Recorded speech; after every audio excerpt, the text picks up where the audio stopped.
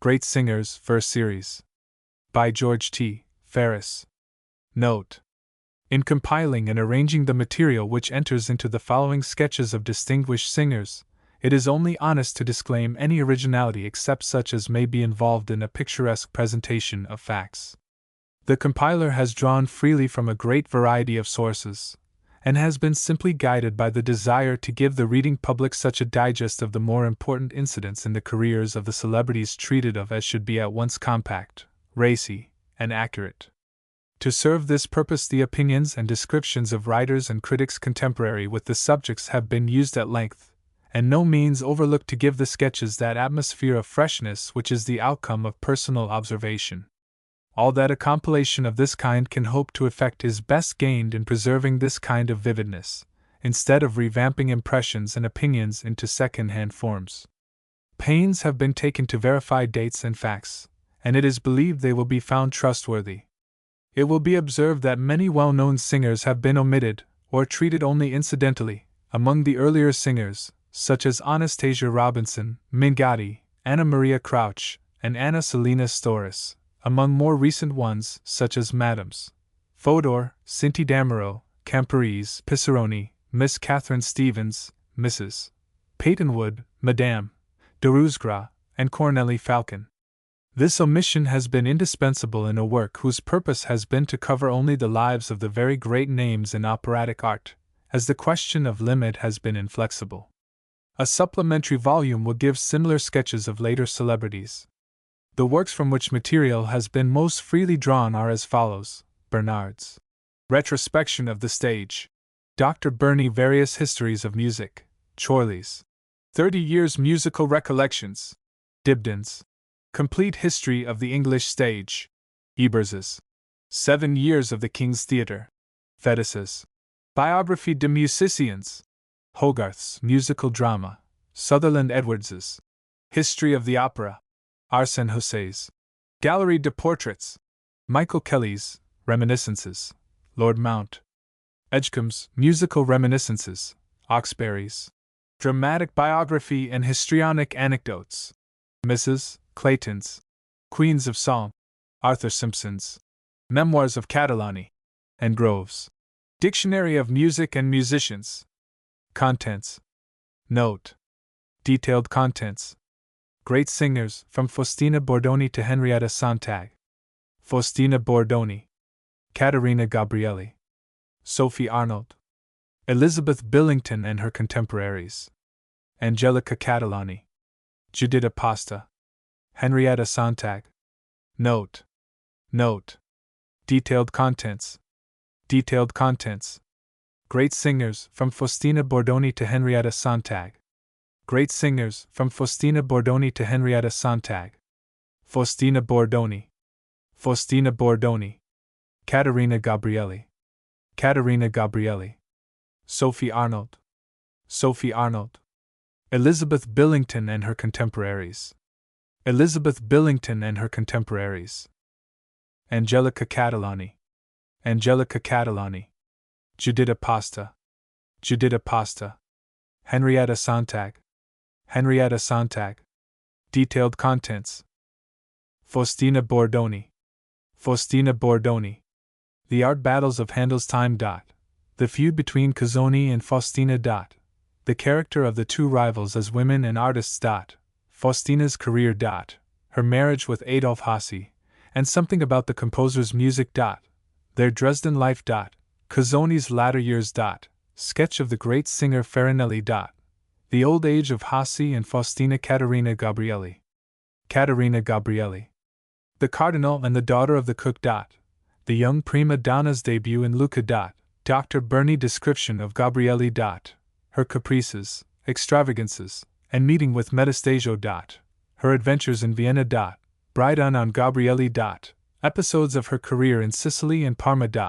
She sings at the court of Catherine of Russia. Sketches O.L. Caffarelli and Pacchiarati. Gabrielli in London, and her final retirement from art. Sophie Arnold, Sophie Arnold. The French stage as seen by Rousseau. Intellectual ferment of the period. Sophie Arnold, the queen of the most brilliant of Paris salons. Her early life and connection with Comte de l'Uruguay's. Her reputation as the wittiest woman of the age. Art association with the great German composer, Gluck. The rivalries and dissensions of the period. Sophie's rivals and contemporaries. Madame St. Huberty, de Vestris's father and son, Madeleine Guimard. Opera during the Revolution. The closing days of Sophie Arnold's life. Lord Mount Edgecombe's opinion of her as an artist. Elizabeth Billington and her contemporaries. Elizabeth Billington and her contemporaries. Elizabeth Weichsel's runaway marriage. __ debut _ at Covent Garden. Lord Mount Edgecombe's opinion of her singing. Her rivalry with Madame Mara. Mrs. Billington's greatness in English opera. She sings in Italy in 1794–99. Her great power on the Italian stage. Marriage with Felican. Reappearance in London in Italian and English opera. Sketch of Madame Mara's early life. Her great triumphs on the English stage. Anecdotes of her career and her retirement from England.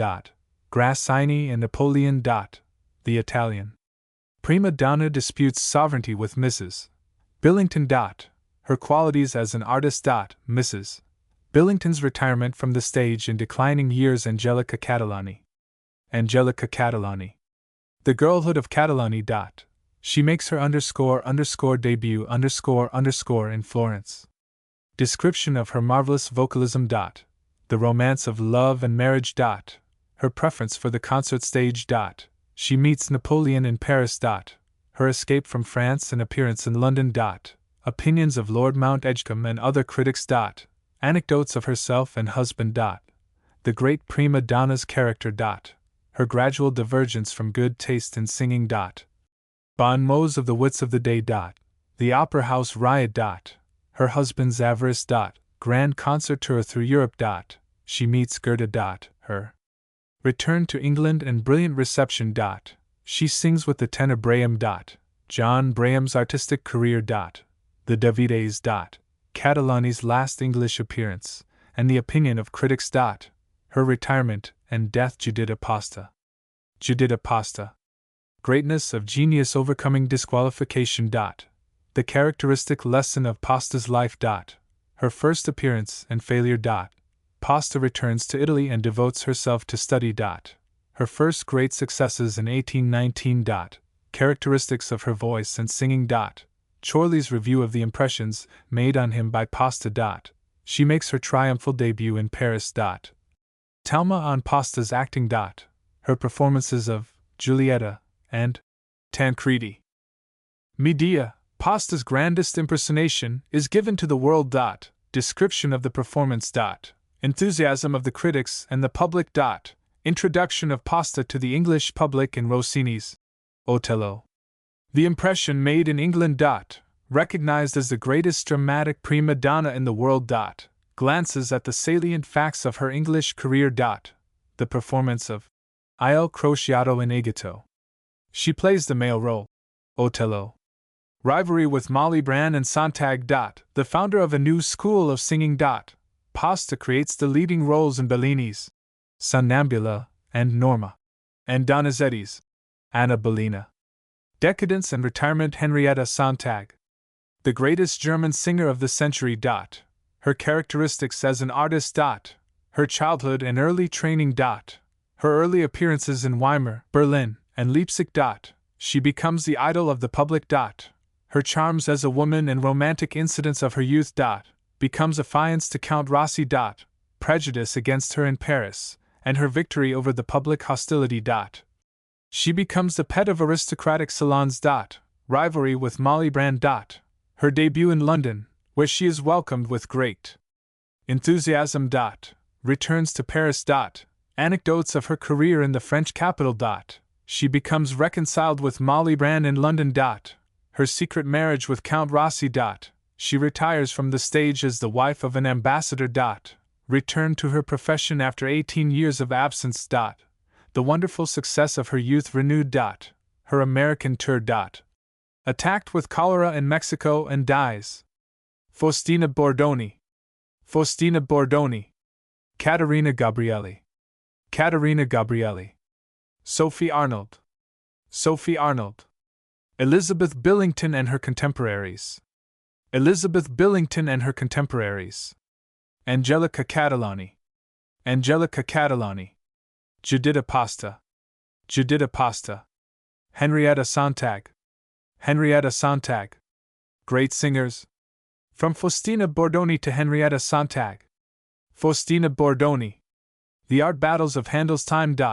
The feud between Cuzzoni and Faustina. The character of the two rivals as women and artists. Faustina's career. Her marriage with Adolf Hasse, and something about the composer's music. Their Dresden life. Cuzzoni's latter years. Sketch of the great singer Farinelli. The old age of Hasse and Faustina. During the early portion of the 18th century, the art of the stage excited the interests and passions of the English public to a degree never equaled since. Politics and religion hardly surpassed it in the power of creating cabals and sects and in stirring up animosities. This was specially marked in music. The great Handel, who had not then found his true vocation as an oratorio composer, was in the culmination of his power as manager of the opera, though he was irritated by hostile factions. The musical quarrels of the time were almost as interesting as the Gluck-Piccinni war in Paris in the latter part of the same century, and the literati took part in it with a zest and were not less piquant and noticeable. Handel, serenely grand in his musical conceptions, was personally passionate and fretful, and the contest of satire, scandal, and witticism raged without intermission between him and his rivals, supported on each hand by princes and nobles, and also by the great dignitaries of the Republic of Letters. In this tumult the singers, always a genus irritabile, like the race of poets, who belonged to the opera companies, took an active part. Not the least noteworthy episode of this conflict was the feud between two foremost sirens of the lyric stage, Francesca Cuzzoni and Faustina Bordoni. When the brilliant Faustina appeared in London, as a fresh importation of Handel, who was as indefatigable in purveying novelties as any modern Mapleson or Strakisch, Cuzzoni was the idol of the public, having succeeded to that honor after Anastasia Robinson retired from the stage as Countess of Peterborough. Handel some years before had introduced Cuzzoni to the English stage, and though kept in constant turmoil by her insolence and caprice, had taken great pains to display her fine voice by the composition of airs specially suited to her. It is recorded that one morning, after she had refused at rehearsal to sing a song written for her by the master, such rage took possession of Handel that he seized her fiercely, and threatened to hurl her from the window unless she succumbed. One of the arias composed for this singer extorted from Mainwaring, a musician bitterly at odds with Handel, the remark, "The great bear was certainly inspired when he wrote that song." Cuzzoni's popularity with the public had so augmented her native conceit and insolence as to make a rival unbearable. Though she was ugly and ill-made, of a turbulent and obstinate temper, ungrateful and capricious, she deported herself as if she possessed all the graces of beauty, art, and genius, and regarded the allegiance of the public as her native right. London had indeed given her some claim to this arrogance, as from the first it had treated her with brilliant distinction, so that fashionable ladies had adopted the style of her stage dresses, and duels were fought by the young bucks and swells of the time over the right to escort her to her carriage. The bitterness with which Cuzzoni hated Faustina was aggravated by the fact that the latter, in addition to her great ability as a singer, was younger, far more beautiful, and of most fascinating and amiable manner. Handel and the directors of the King's Theatre were in ecstasies that they had secured two such exquisite singers, but their joy was destined to receive a sudden check in the bitter squabbles which speedily arose. Indeed, the two singers did not meet in battle for the first time, for 7 years before they had been rival candidates for favor in Italy. Faustina Bordoni possessed remarkable beauty of figure and face, an expression full of fire and intelligence, to which she united tact, amiability, and prudence. As singers the rivals were nearly equal, for Faustina, while surpassing the Cuzzoni in power of execution, had not the command of expression which made the latter's art so pathetic and touching. Dr. Barney, the musical historian, and father of Madame D'Arblay, describes Cuzzoni in these words: "A native warble enabled her to execute divisions with such facility as to conceal every appearance of difficulty, and so soft and touching was the natural tone of her voice, that she rendered pathetic whatever she sang, in which she had leisure to unfold its whole volume. The art of conducting, sustaining, increasing, and diminishing her tones by minute degrees acquired for her among professors the title of complete mistress of her art. In a cantabile air, though the notes she added were few, she never lost a favorable opportunity of enriching the cantilena with all the refinements and embellishments of the time. Her shake was perfect, she had a creative fancy, and the power of occasionally accelerating and retarding the measure in the most artificial manner by what the Italians call tempo rubato.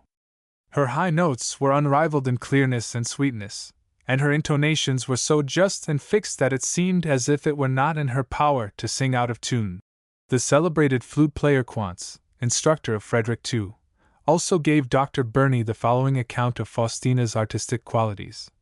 Faustina had a mezzo-soprano voice that was less clear than penetrating. Her compass now was only from B-flat to G in alt, but after this time she extended its limits downward. She possessed what the Italians call un cantagranito. Her execution was articulate and brilliant. She had a fluent tongue for pronouncing words rapidly and distinctly, and a flexible throat for divisions, with so beautiful a shake that she put it in motion upon short notice, just when she would. The passages might be smooth, or by leaps, or consisting of iterations of the same note. Their execution was equally easy to her as to any instrument whatever. She was, doubtless, the first who introduced with success a swift repetition of the same note. She sang adagios with great passion and expression, but was not equally successful if such deep sorrow were to be impressed on the hearer as might require dragging, sliding, or notes of syncopation and tempo rubato. She had a very happy memory in arbitrary changes and embellishments, and a clear and quick judgment in giving to words their full value and expression. In her action she was very happy, and as her performance possessed that flexibility of muscles and face-play which constitute expression, she succeeded equally well in furious, tender, and amorous parts. In short, she was born for singing and acting. Faustina's amiability would have kept her on good terms with a rival, but Cuzzoni's malice and envy ignored the fact that their respective qualities were rather adapted to complement than to vie with each other. Handel, who had a world of trouble with his singers, strove to keep them on amicable terms, but without success. The town was divided into two parties. The Cuzzoni faction was headed by the Countess of Pembroke, and that of Faustina by the Countess of Burlington and Lady Delaware, while the men most loudly declared for the Venetian beauty. At last the feud came to a climax. On the 20th of June 1727, a brilliant gathering of rank and fashion filled the opera house to hear the two prime donne, who were to sing together. On their appearance they were received with a storm of mingled hissing and clapping of hands, which soon augmented into a hurricane of catcalls, shrieking, and stamping. Even the presence of royalty could not restrain the wild uproar, and accomplished women of the world took part in these discordant sounds. Dr. Arbuthnot, in alluding to the disgraceful scene, wrote in the London Journal this stinging rebuke. Aesop's story of the cat, who, at the petition of her lover, was changed into a fine woman, is pretty well known, notwithstanding which alteration, we find that upon the appearance of a mouse she could not resist the temptation of springing out of his arms, though it was on the very wedding night. Our English audience have been for some time returning to their cattish nature, of which some particular sounds from the gallery have given us sufficient warning. And since they have so openly declared themselves, I must only desire that they must not think they can put on the fine woman again just when they please, but content themselves with their skill in caterwauling. The following epigram was called out by the proceedings of the evening, which were mostly stimulated by the Pembroke party, who supported Cuzzoni. The two fair cantatrices even forgot themselves so far as to come to blows on several occasions, and the scandalous chronicle of the times was enlivened with epigrams, lampoons, libels, and duels in rapid succession. This amusing but disgraceful feud was burlesqued in a farce called Contretemps, or the Rival Queens, which was performed at Heidegger's theatre. Faustina as the Queen of Bologna and Cuzzoni as Princess of Modena were made to seize each other by the hair, and lacerate each other's faces. Handel looks on with cynical attention, and calmly orders that the antagonists be left to fight it out, inasmuch as the only way to calm their fury is to let them satisfy it. The directors of the opera finally solved the difficulty in the following manner. Cuzzoni had solemnly sworn never to accept a guinea less than her rival. As Faustina was far more attractive and manageable, she was offered just 1 guinea more than Cuzzoni, who, learning the fact, broke her contract in a fury of indignation, and accepted a Viennese engagement. The well-known Ambrose Phillips addressed the following farewell lines to the wrathful singer. Faustina Bordoni, who from the time of her radiant debut was known as the New Siren, was the daughter of a noble Venetian family, formerly one of the governing families of the Republic. Born in the year 1700, she began to study her art at an early age under Gasparoni, who developed a beautiful and flexible voice to the greatest advantage. She made her first appearance at the age of 16 in Pallarolo's Ariadne, and her beauty, which was ravishing, her exquisite voice, dramatic power, and artistic skill, gave her an immediate place as one of the greatest ornaments of the lyric stage. She came into rivalry with Cuzzoni even at this early period, but carried off the palm of victory as she did in after years. Venice, Naples, Florence, and Vienna were successively the scenes of her triumphant reign as an artist, and she became acknowledged as the most brilliant singer in Europe. At Vienna she was appointed court singer at a salary of 15,000 thalers. Here she was found by Handel, who carried her to London, where she made her debut May 5, 1726, in that great composer's Alessandro, very appropriately singing Statira to the Roxana of Cuzzoni. Faustina's amiable and unobtrusive character seems to have made her an unwilling participant in the quarrels into which circumstances forced her, and to have always deserved the eulogium pronounced by Apostolo Zeno on her departure from Vienna. But whatever good fortune she meets with, she merits it all by her courteous and polite manners, as well as talents, with which she has enchanted and gained the esteem and affection of the whole court. Throughout life a sweet temper and unspotted purity of character made her the idol of her friends as well as of the general public. Faustina seems to have left London gladly, though her short career of 2 years there was a brilliant artistic success. The scandalous bickerings and feuds through which she passed made her departure more of a pleasure to herself than to the lovers of music in turbulent London. She returned to Venice in 1728, where she met Adolphe Hasse, who was leader of the orchestra at the theatre in which she was engaged. Faustina, in the full bloom of her loveliness, was more than ever the object of popular adulation, and many of the wealthy young nobles of Venice laid their names and fortunes at her feet. But the charming singer had found her fate. She and Hasse had fallen in love with each other at first sight, and Faustina was proof against the blandishments of the gilded youth of Italy. Hasse was the most popular dramatic composer of the age, and had so endeared himself to the Italian public that he was known as Il Caro Sassoni, a title which had also been previously given to Handel. Hasse had commenced life as a tenor singer, but his talent for composition soon lifted him into a higher field of effort. His first opera was produced at Brunswick, but its reception showed that he must yet master more of the heights and depths of musical science before attaining any deserved success. So he proceeded to Italy, and studied under Porpora and Alessandro Scarlatti. In a few years he became a celebrity, and the opera houses of Italy eagerly vied with each other in procuring new works from his fecund talent. Faustina, then at the zenith of her powers and charms, and Hasse, the most admired composer of the day, were congenial mates, and their marriage was not long delayed. Of this composer a few passing words of summary may be interesting. His career was one long success, and he wrote more than 100 operas, besides a host of other compositions. Few composers have had during their lifetime such worldwide celebrity, and of these few none are so completely forgotten now. The facile powers of Hasse seem to have reflected the most genial, though not the deepest influences of his time. He had nothing in common with the grand German school then rising into notice, or with the simple majesty of the early Italian writers. Himself originally a singer, and living in an age of brilliant singers, he was one of the first representatives of that school of Italian opera which was called into being by the worship of vocal art for its own sake. He had an inexhaustible flow of tunefulness, and the few charming songs of his now extant show great elegance of melodic structure, and such sympathy with the needs of the voice as make them the most perfect vehicle for expression and display on the part of the singer. For 10 years, that most wonderful of male singers, as musical historians unite in calling Farinelli, charmed away the melancholy of Philip V. of Spain by singing to him every evening the same 2 melodies of Hasse, taken from the opera of Artaxerxes.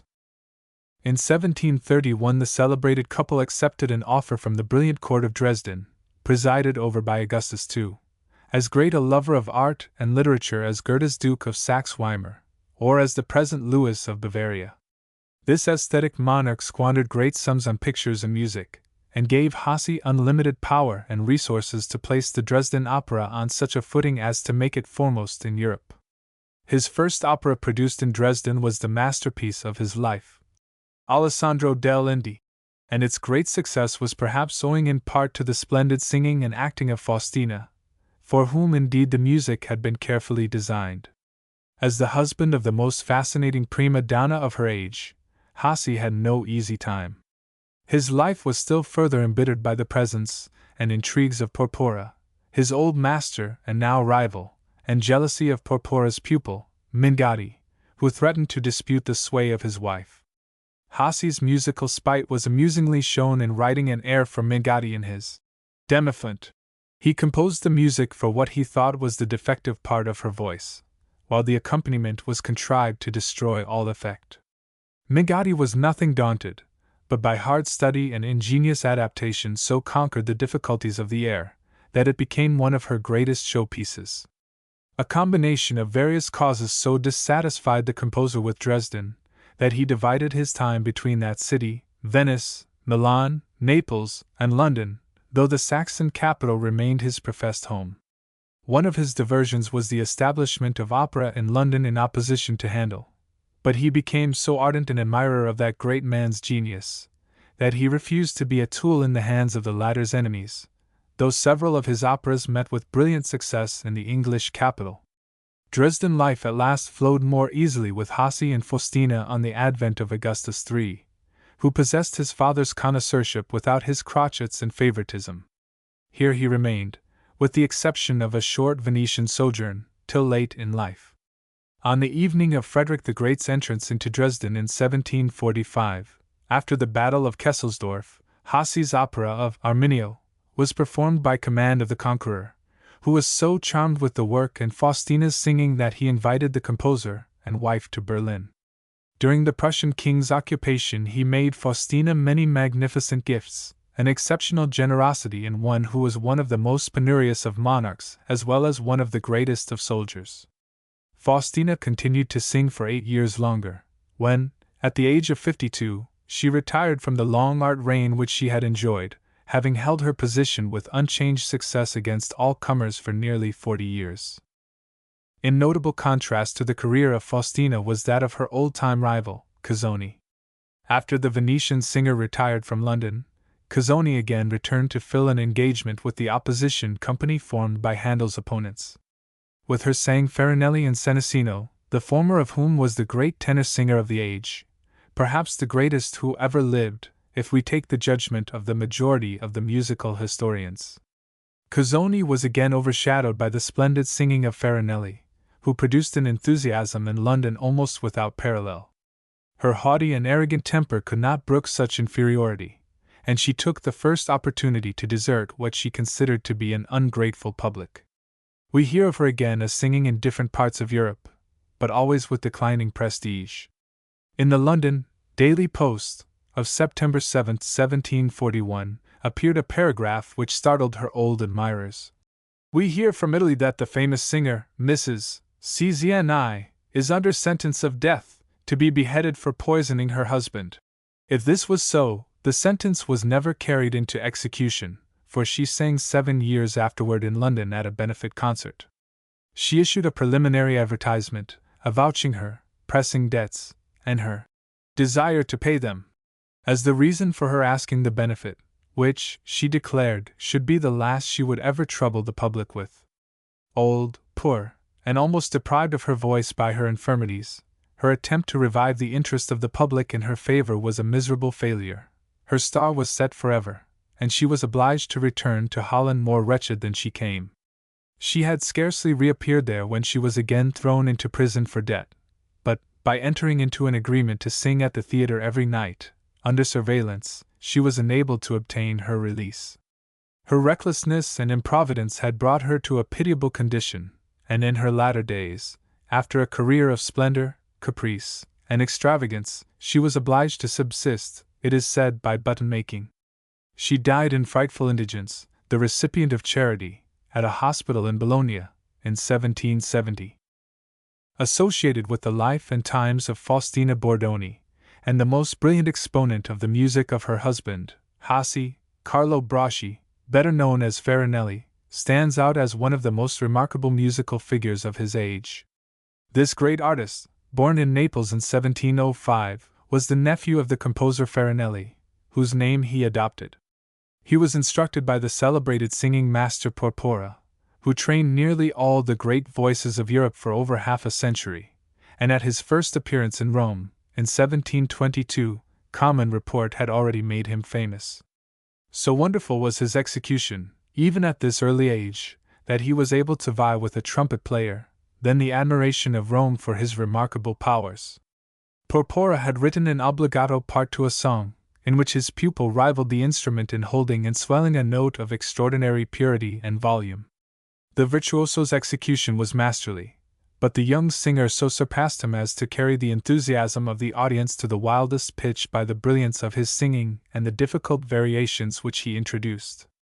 Farinelli left the guidance of Porpora in 1724, and appeared in different European cities with a success which made him in 3 years a European celebrity. In 1727, while singing in Bologna, he met Bernacchi, at that time known as the King of Singers. The rivals were matched against each other one night in a grand duo, and Farinelli, freely admitting that the veteran artist had vanquished him, begged some lessons from him. Bernacchi generously accorded these, and took great pains with his young rival. Thus was perfected the talent of Farinelli, who, to use the words of a modern critic, was as superior to the great singers of his own period as they were to those of more recent times. After brilliant triumphs at Vienna, Rome, Naples, and Parma, where he surpassed the most formidable rivals and was heaped with riches and honors, he appeared before the Emperor Charles VI. of Germany, a momentous occasion in his art career. "You have hitherto excited only astonishment and admiration," said the imperial connoisseur, "but you have never touched the heart. It would be easy for you to create emotion, if you would but be more simple and natural." The singer adopted this counsel, and became the most pathetic as he continued to be the most brilliant of singers. The interest of Farinelli's London career will be augmented for the lovers of music by its connection with the contests carried on between Handel and his rivals, with which we have seen Faustina and Cazzoni also to have been intimately associated. When Handel went on the continent to secure artists for the year 1734, some prejudice operated against his negotiation with Farinelli, and the latter took service with Porpora, who had been secured by the Pembroke faction to lead the rival opera. Farinelli's singing turned the scale in favor of Handel's enemies, who had previously hardly been able to keep the enterprise on its feet, and had run in debt £19,000. He made his first appearance at the Lincolns in opera in Artificers, one of Hassi's operas. Several of the songs, however, were composed by Riccardo Braschi, the singer's brother, especially for him, and these interpolations illustrated the powers of Farinelli in the most effective manner. In one of these the first note was taken with such delicacy, swelled by minute degrees to such an amazing volume, and afterward diminished in the same manner to a mere point, that it was applauded for full 5 minutes. Afterward he set off with such brilliance and rapidity of execution that the violins could not keep pace with him. An incident commemorated in Hogarth's Rake's Progress occurred at this time. A lady of rank, carried beyond herself by admiration of the great singer, leaned out of her box and exclaimed, "One God and one Farinelli!" The great power of this singer's art is also happily set forth in the following anecdote. He was to appear for the first time with Senesino, another great singer, who of course was jealous of Farinelli's unequaled renown. The former had the part of a fierce tyrant, and Farinelli that of a hero in chains. But in the course of the first song by his rival, Senesino forgot his assumed part altogether. He was so moved and delighted that, in front of an immense audience, he rushed forward, clasped Farinelli in his arms, and burst into tears. Never had there been such a ferment among English patrons of opera as was made by Farinelli's singing. The Prince of Wales gave him a gold snuff-box set with diamonds and rubies, in which were enclosed diamond knee-buckles, and a purse of 100 guineas. The courtiers and nobles followed in the wake of the prince, and the costliest offerings were lavished on this spoiled favourite of art. His income during 3 years in London was £5,000 a year, to which must be added quite as much more in gratuities and presents of different kinds. On his return to Italy he built a splendid mansion, which he christened the English Folly. Farinelli's Spanish life was the most important episode in his career, if 25 years of experience may be called an episode. His purpose in visiting Madrid in 1736 was to spend but a few months. But he arrived in the Spanish capital at a critical moment, and fate decreed that he should take up a long residence here, a residence marked by circumstances and honors without parallel in the life of any other singer. Philip V. at this time was such a prey to depression that he neglected all the affairs of his kingdom. When Farinelli arrived, the Queen arranged a concert at which the monarch could hear the great singer without being seen. The effect was remarkable, and Farinelli gained the respect, admiration, and favor of the whole court. When he was asked by the grateful monarch to name his own reward, he answered that his best recompense would be to know that the king was again reconciled to performing the active duties of his state. Philip considered that he owed his cure to the powers of Farinelli. The final result was that the singer separated himself from the world of art forever, and accepted a salary of 50,000 francs to sing for the king, as David harped for the mad King Saul. Farinelli told Dr. Burney that during 10 years he sang 4 songs to the king every night without any change. When Ferdinand VI, who was also a victim to his father's malady, succeeded to the throne, the singer continued to perform his minstrel cure, and acquired such enormous power and influence that all court favor and office depended on his breath. Though never prime minister, Farinelli's political advice had such weight with Ferdinand that generals, secretaries, ambassadors, and other high officials consulted with him and attended his levee, as being the power behind the throne. Farinelli acquired great wealth, but no malicious pen has ever ascribed to him any of the corrupt arts by which royal favorites are wont to accumulate the spoils of office. In his prosperity he never forgot prudence, modesty, and moderation. Hearing one day an old veteran officer complain that the king ignored his 30 years of service while he enriched a miserable actor, Farinelli secured promotion for the grumbler, and giving the commission to the abashed soldier, mildly taxed him for calling the king ungrateful. According to another anecdote, he requested an embassy for one of the courtiers. "Do you not know," said the king, "that this grandee is your deadly enemy?" "True," replied Farinelli, "and this is the way I propose to get revenge." Dr. Burney also relates the following anecdote. A tailor, who brought him a splendid court costume, refused any pay but a single song. After long refusal Farinelli's good nature yielded, and he sang to the enraptured man of the needle and shears, not one, but several songs. After concluding he said, "I too am proud, and that is the reason perhaps of my advantage over other singers. I have yielded to you, it is but just that you should yield to me." Thereupon he forced on the tailor more than double the price of the clothes. Farinelli's influence as a politician was always cast on the side of national honor and territorial integrity. When the new king, Charles III, ascended the throne, being even then committed to the Franco-Neapolitan imbroglio, which was such a dark spot in the Spanish history of that time, Farinelli left Spain at the royal suggestion, which amounted to a command. The remaining 20 years of his life he resided in a splendid palace near Bologna, where he devoted his time and attention to patronage of learning and the arts. He collected a noble gallery of paintings from the hands of the principal Italian and Spanish masters. Among them was one representing himself in a group with Metastasio and Faustina Bordoni, for whose greatness as an artist and beauty of character he always expressed the warmest admiration. Though Farinelli was all his life an idol with the women, his appearance was not prepossessing. Dibdin, speaking of him at the age of 30, says he was tall as a giant and as thin as a shadow. Therefore, if he had grace, it could only be of a sort to be envied by a penguin or a spider. To his supreme merit as an artist we have, however, overwhelming testimony. Out of the many enthusiastic descriptions of his singing, that of Mancini, after Porpora, the greatest singing master of the age, and the fellow pupil with Farinelli under Bernacchi, will serve.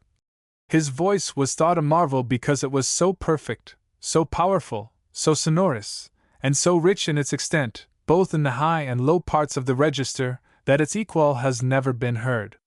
He was, moreover, endowed with a creative genius which inspired him with embellishments so new and so astonishing that no one was able to imitate them. The art of taking and keeping the breath so softly and easily that no one could perceive it, began and died with him. The qualities in which he excelled were the evenness of his voice, the art of swelling its sound, the portamento, the union of the registers, a surprising agility, a graceful and pathetic style, and a shake as admirable as it was rare. There was no branch of the art which he did not carry to the highest pitch of perfection.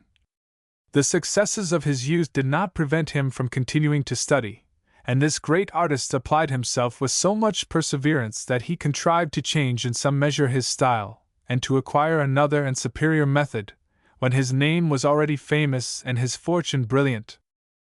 Let us return from the consideration of Faustina's most brilliant contemporary to Hasse and his wife. We have already seen that this great prima donna retired from the stage in 1753, at the age of 52. The life of the distinguished couple during this period is described with much pictorial vividness in a musical novel, published several years since, under the name of Alcestis, which also gives an excellent idea of German art and music generally. In 1760, Hasse suffered greatly from the bombardment of Dresden by the Prussians, losing among other property all his manuscripts in the destruction of the opera house, a fact which may partly account for the oblivion into which this once admired composer has passed. The loss was peculiarly unfortunate, for the publication of Hasse's works was then about to commence at the expense of the king. He and his wife removed to Vienna, where they remained till 1775, when they retired to Venice, Faustina's birthplace. 2 years before this, Dr. Burney visited them at their handsome house in the Landstrasse in Berlin, and found them a humdrum couple, Hasse groaning with the gout, and the once lovely Faustina transformed into a jolly old woman of 72, with 2 charming daughters. As he approached the house with the Abbé Taruffi, Faustina, seeing them, came down to meet them. Says the doctor, I was presented to her by my conductor, and found her a short, brown, sensible, lively old lady, who expressed herself much pleased to meet a cavalier Inglese, as she had been honored with great marks of favor in England. Signor Hasse soon entered the room. He is tall and rather large in size, but it is easy to imagine that in his younger days he must have been a robust and fine figure. Great gentleness and goodness appear in his countenance and manners. Going to see them a second time, the doctor was received by the whole family with much cordiality. He says Faustina was very intelligent, animated, and curious concerning what was going on in the world. She had a wonderful store of musical reminiscences, and showed remains of the splendid beauty for which her youth was celebrated. But her voice was all gone. Dr. Burney asked her to sing. Ah! Non posso, ho perduto tutte le mie facoltà. Alas! I am no longer able, I have lost all my faculty. I was extremely fascinated, said the doctor, with the conversation of Signor Hasse. He was easy, communicative, and rational, equally free from pedantry, pride, and prejudice. He spoke ill of no one, but on the contrary did justice to the talents of several composers, among them Porpora, who, though he was his first master, was afterward his greatest rival. Though his fingers were gouty, he played on the piano for his visitor, and his beautiful daughters sang. One was a sweet soprano, the other a rich and powerful contralto, fit for any church or theater in Europe. Both girls, having good shakes, and such an expression, taste, and steadiness as it is natural to expect in the daughters and scholars of Signor Hasse and Signora Faustina. There are 2 pictures of Faustina Bordoni in existence. One is in Hawkins's History, showing her in youth. Brilliant large black eyes, splendid hair, regular features, and a fascinating sweetness of expression, attest how lovely she must have been in the heyday of her charms. The other represents her as an elderly person, handsomely dressed, with an animated, intelligent countenance. Faustina died in 1793, at the age of 92, and Hasi not long after, at the age of 94. Caterina Gabrielli. The Cardinal and the daughter of the cook. The young prima donna's debut in Lucca. Dr. Barney's description of Gabrielli. Her caprices, extravagances, and meeting with Metastasio. Her adventures in Vienna. Bride on Gabrielli. Episodes of her career in Sicily and Parma. She sings at the court of Catherine of Russia. Sketches of Caffarelli and Paicicrati. Gabrielli in London, and her final retirement from art. One of the great dignitaries of the papal court during the middle of the 18th century was the celebrated Cardinal Gabrielli. He was one day walking in his garden, when a flood of delicious, untutored notes burst on his ear, resolving itself finally into a brilliant arietta by Gialuppi. The pretty little nymph who had poured out these wildwood notes proved to be the daughter of his favorite cook. Caterina's beauty of person and voice had already excited the hopes of her father, and he frequently took her to the Argentina theater, where her quick ear caught all the tunes she heard, but the humble cook could not put the child in the way of further instruction and training. When Cardinal Gabrielli heard that enchanting but uncultivated voice, he called the little Caterina and made her sing her whole stock of arias, a mandate she willingly obeyed. He was delighted with her talent, and took on himself the care of her musical education. She was first placed under the charge of Garcia, Lo Spagnoletto, and afterward of Porpora. The Cardinal kept a keen oversight of her instruction, and frequently organized concerts, where her growing talents were shown, to the great delight of the brilliant Roman society. Caterina's training was completed in the Conservatory of l'Ospitaletto at Venice, while it was under the direction of Cecchini, who succeeded Galuppi. La Cuccitina, as she was called from her father's profession, made her first appearance in Galuppi's Sofonisba, in Lucca, after 5 years of severe training. She was beautiful, intelligent, witty, full of liveliness and grace, with an expression full of coquettish charm and espieglerie. Her acting was excellent, and her singing already that of a brilliant and finished vocalist. It is not a marvel that the excitable Italian audience received her with the most passionate plaudits of admiration. Her stature was low, but Dr. Burney describes her in the following terms. There was such grace and dignity in her gestures and deportment as caught every unprejudiced eye. Indeed, she filled the stage, and occupied the attention of the spectators so much, that they could look at nothing else while she was in view.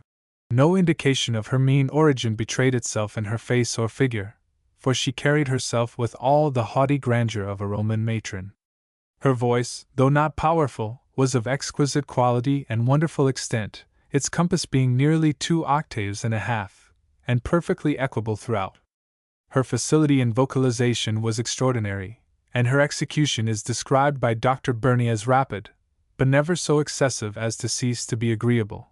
But in slow movements her pathetic tones, as is often the case with performers renowned for dexterity, were not sufficiently touching. The young chevaliers of Lucca were wild over the new operatic star, for her talent, beauty, and fascination made her a paragon of attraction, and her capricious whims and coquetries riveted the chains in which she held her admirers. Caterina, however she may have felt pleased at lordly tributes of devotion, and willing to accept substantial proofs of their sincerity, lavished her friendship for the most part on her own comrades, and became specially devoted to the singer Gardagni, whose rare artistic excellence made him a valuable mentor to the young prima donna. 3 years after her debut her reputation had become national, and we find her singing at Naples in the San Carlo.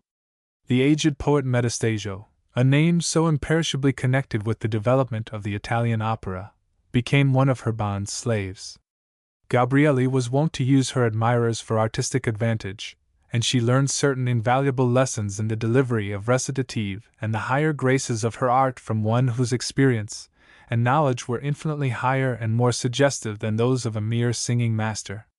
The courtly poet, the pet of rank and beauty for nearly 50 years, sighed in vain at the feet of this inexorable coquette, and shared his disappointment with a host of other distinguished suitors, who showered costly gifts at the shrine of beauty, and were compelled to content themselves with kissing her hand as a reward. Metastasio's interest, unchecked by the disdain of the capricious beauty, succeeded in obtaining for her the position of court singer at Vienna, where the Emperor, Francis I, was one of her admirers. She soon created as great a furor among the gallants of the Austrian capital as she had in Italy. Swords were drawn freely in the quarrels which she delighted to foster, and dueling became a mania with those who aspired to her favor. The passions she instigated sometimes took eccentric courses. The French ambassador, who loved her madly, suspected the Portuguese minister of being more successful than himself with the lovely Gabrielle.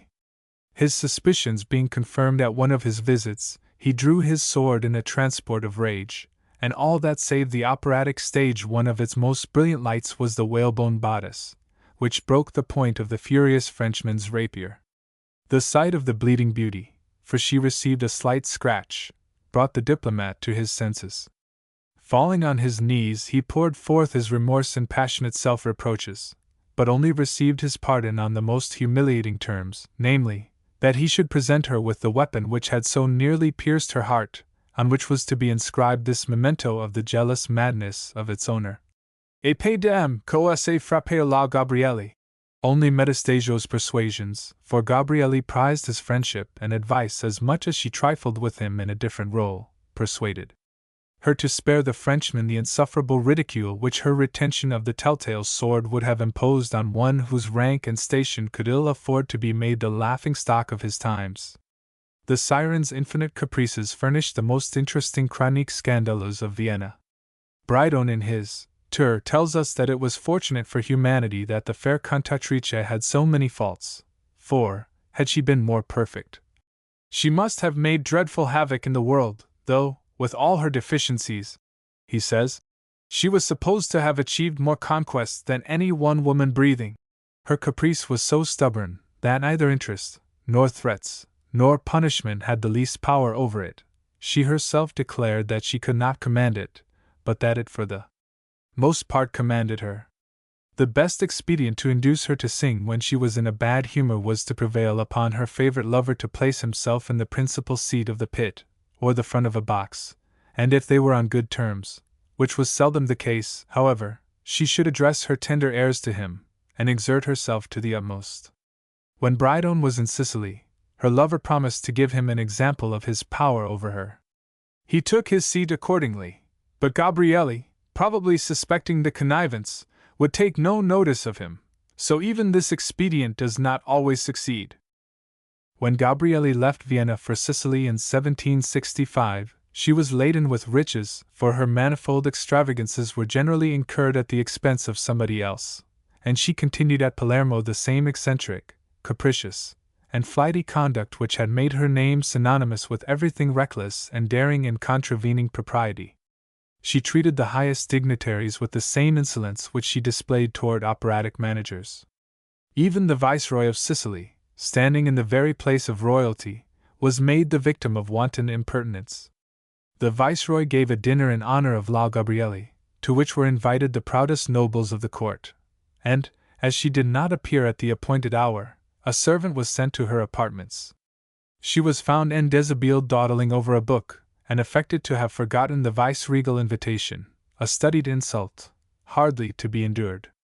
This insolence, however, was overlooked by the representative of royal authority, and it was not till the proud beauty's caprices caused her to seriously neglect her artistic duties that she felt the weight of his displeasure. When he sent a remonstrance against her singing sotto voce on the stage, she said she might be forced to cry, but not to sing. The exasperated ruler ordered her to prison for 12 days.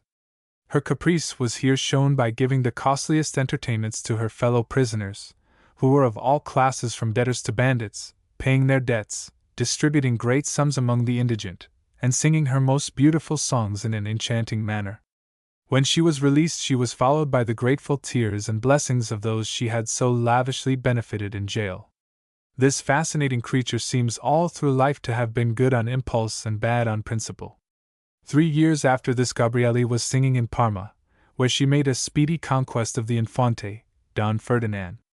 His boundless wealth condoned the ugliness of his person in the eyes of the singer, and the lavish income he placed at her disposal gratified her boundless extravagances, while it did not prevent her from being gracious to the Infante's many rivals and would-be successors. Bitter quarrels and recriminations ensued, and the jealous ravings of Caterina's princely admirer were more than matched by the fierce sarcasms and shrill clamor of the beautiful virago.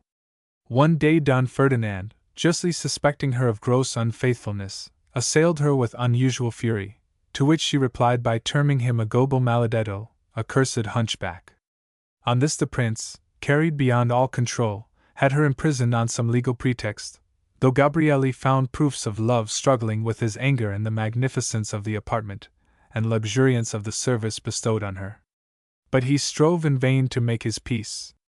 The offended coquette was implacable, and disdained alike his excuses and protestations of devotion.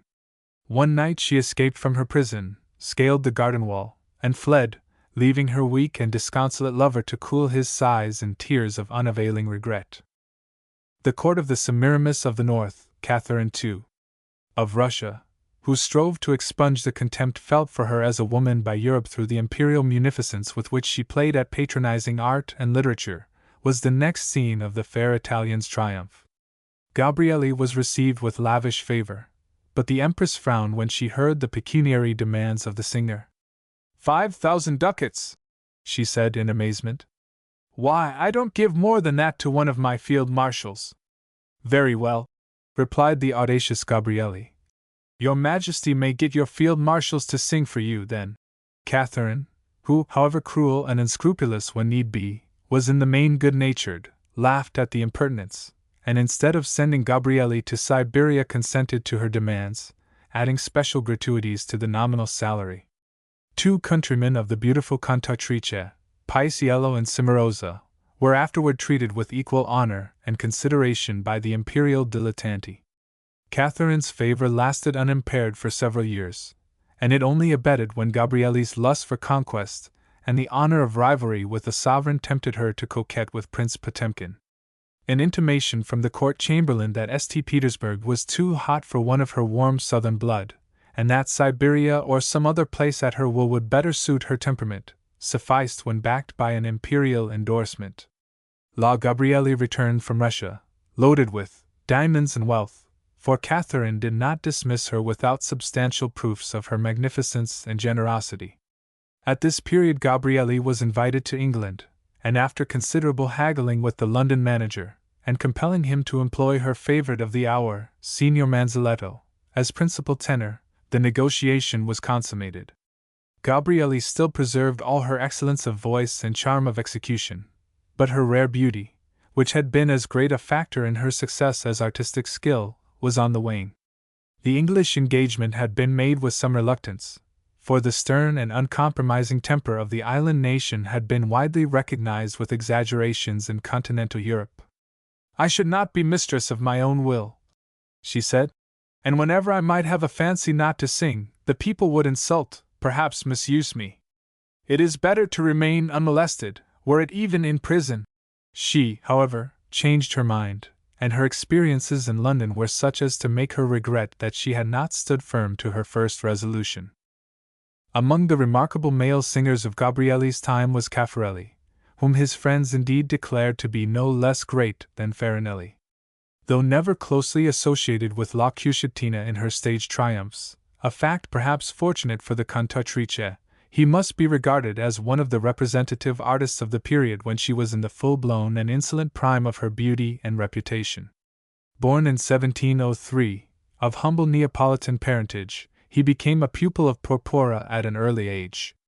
The great singing master is said to have taught him in a peculiar fashion. For 5 years he permitted him to sing nothing but scales and exercises. In the 6th year Porpora instructed him in declamation, pronunciation, and articulation. Caffarelli, at the end of the 6th year, supposing he had just mastered the rudiments, began to murmur, when he was amazed by Porpora's answer. Young man, you may now leave me. You are the greatest singer in the world, and you have nothing more to learn from me. Hogarth discredits this story, on the ground that None but a plodding drudge without a spark of genius could have submitted to a process which would have been too much for the patient endurance even of a Russian serf, or if a single spark had existed at first, it must have been extinguished by so barbarous a treatment. Caffarelli did not rise to the height of his fame rapidly, and when he went to London to supply the place of Farinelli in 1738, he entirely failed to please the English public, who had gone wild with enthusiasm over his predecessor. Farinelli's retirement from the artistic world about this period removed from Caffarelli's way the only rival who could have snatched from him the laurels he soon acquired as the leading male singer of the age. After Caffarelli's return from England, his engagements in Turin, Genoa, Milan, and Florence were a triumphal progress. At Turin he sang before the Prince and Princess of Sardinia, the latter of whom had been a pupil of Farinelli, as she was a Spanish princess.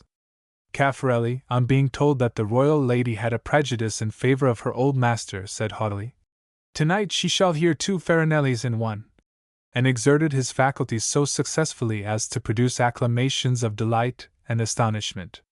He always seems to have had great jealousy of the fame of Farinelli, and the latter entertained much curiosity about his successor in public esteem. Metastasio, the friend of the retired artist, wrote to him in 1749 from Vienna about Caffarelli's reception. "You will be curious to know how Caffarelli has been received. The wonders related of him by his adherents had excited expectations of something above humanity." After summing up the judgments of the critics who were severe on Caffarelli's faults, that his voice was false, screaming, and disobedient, that his singing was full of antique and stale flourishes, that in his recitative he was an old nun, and that in all that he sang there was a whimsical tone of lamentation sufficient to sour the gayest allegro, Metastasio says that in his happy moments he could please excessively, but the caprices of his voice and temper made these happy moments very uncertain. Caffarelli's arrogant, vain, and turbulent nature seems to have been the principal cause of his troubles. The numerous anecdotes current of him turn mainly on this characteristic, so different from the modesty and reticence of Farinelli. Metastasio, in a lively letter to the Princess di Belmonte, describes an amusing fracas at the Viennese Opera House.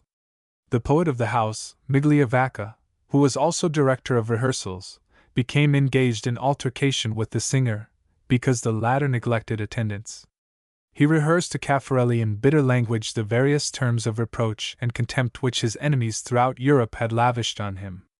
But the hero of the panegyric, cutting the thread of his own praise, called out to his eulogist, "Follow me if thou hast courage to a place where there is none to assist thee," and moving toward the door, beckoned him to come out. The poet hesitated a moment, then said with a smile, "Truly, such an antagonist makes me blush, but come along, since it is a Christian act to chastise a madman or a fool, and advance to take the field." Suddenly the belligerents drew blades on the very stage itself, and while the bystanders were expecting to see poetical or vocal blood besprinkle the harpsichords and double basses, the Signora Tessie advanced toward the duelists. "O sovereign power of beauty!" writes Metastasio with sly sarcasm. The frantic Caffarelli, even in the fiercest paroxysms of his wrath, captivated and appeased by this unexpected tenderness, runs with rapture to meet her, lays his sword at her feet, begs pardon for his errors, and generously sacrificing to her his vengeance, seals, with 1,000 kisses on her hand, his protestations of obedience, respect, and humility. The nymph signifies her forgiveness with a nod, the poet sheathes his sword, the spectators begin to breathe again, and the tumultuous assembly breaks up amid sounds of laughter. In collecting the numbers of the wounded and slain, none was found but the poor copyist, who, in trying to part the combatants, had received a small contusion in the clavicula of the foot from an involuntary kick of the poet's Pegasus. Once, while Caffarelli was singing at Naples, he was told of the arrival of Gazzillo, a possible rival, at Rome. Unable to check his anxiety, he threw himself into a post-chaise and hastened to Rome, arriving in time to hear his young rival sing the aria di entrata. Delighted with Gazzillo's singing, and giving vent to his emotion, he cried in a loud voice, "Bravo, bravissimo, Gazzillo! I Caffarelli che ti lo dice." So saying, he rushed out and posted back to Naples, arriving barely in time to dress for the opera. By invitation of the Dauphin, he went to Paris in 1750, and sang at several concerts, where he pleased and astonished the court by his splendid vocalism.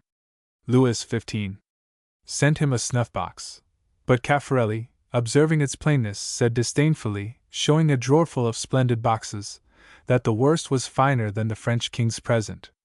"If he had only sent me his portrait in it," said the vain artist. "That is only given to ambassadors and princes," was the reply of the king's gentleman. "Well," was the reply, "all the ambassadors and princes in the world would not make one Caffarelli." The king laughed heartily at this, but the Dauphin sent for the singer and presented him with a passport, saying, "It is signed by the king himself, for you a great honor, but lose no time in using it, for it is only good for 10 days. Caffarelli left in high dudgeon, saying he had not made his expenses in France.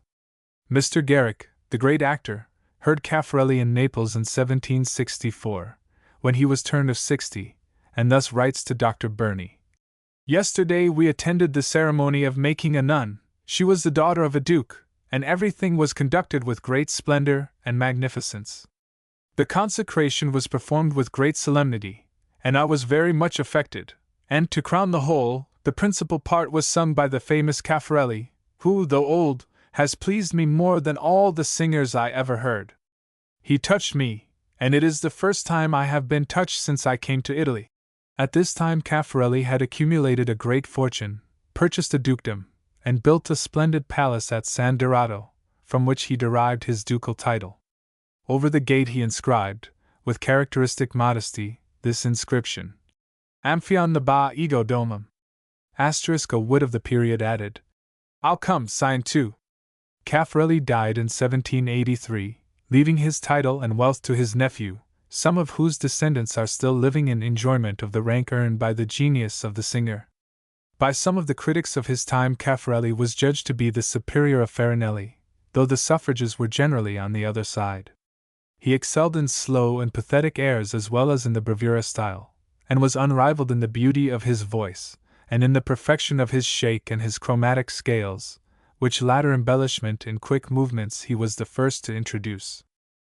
When Gabrielli was on her way to England in 1765, she sang for a few nights in Venice with the celebrated Pacchiarati, a male soprano singer who took the place of Caffarelli, even as the latter filled that vacated by Farinelli. Gabrielli was inspired by the association to do her utmost, and when she sang her first aria di bravura, Pacchiarati gave himself up for lost.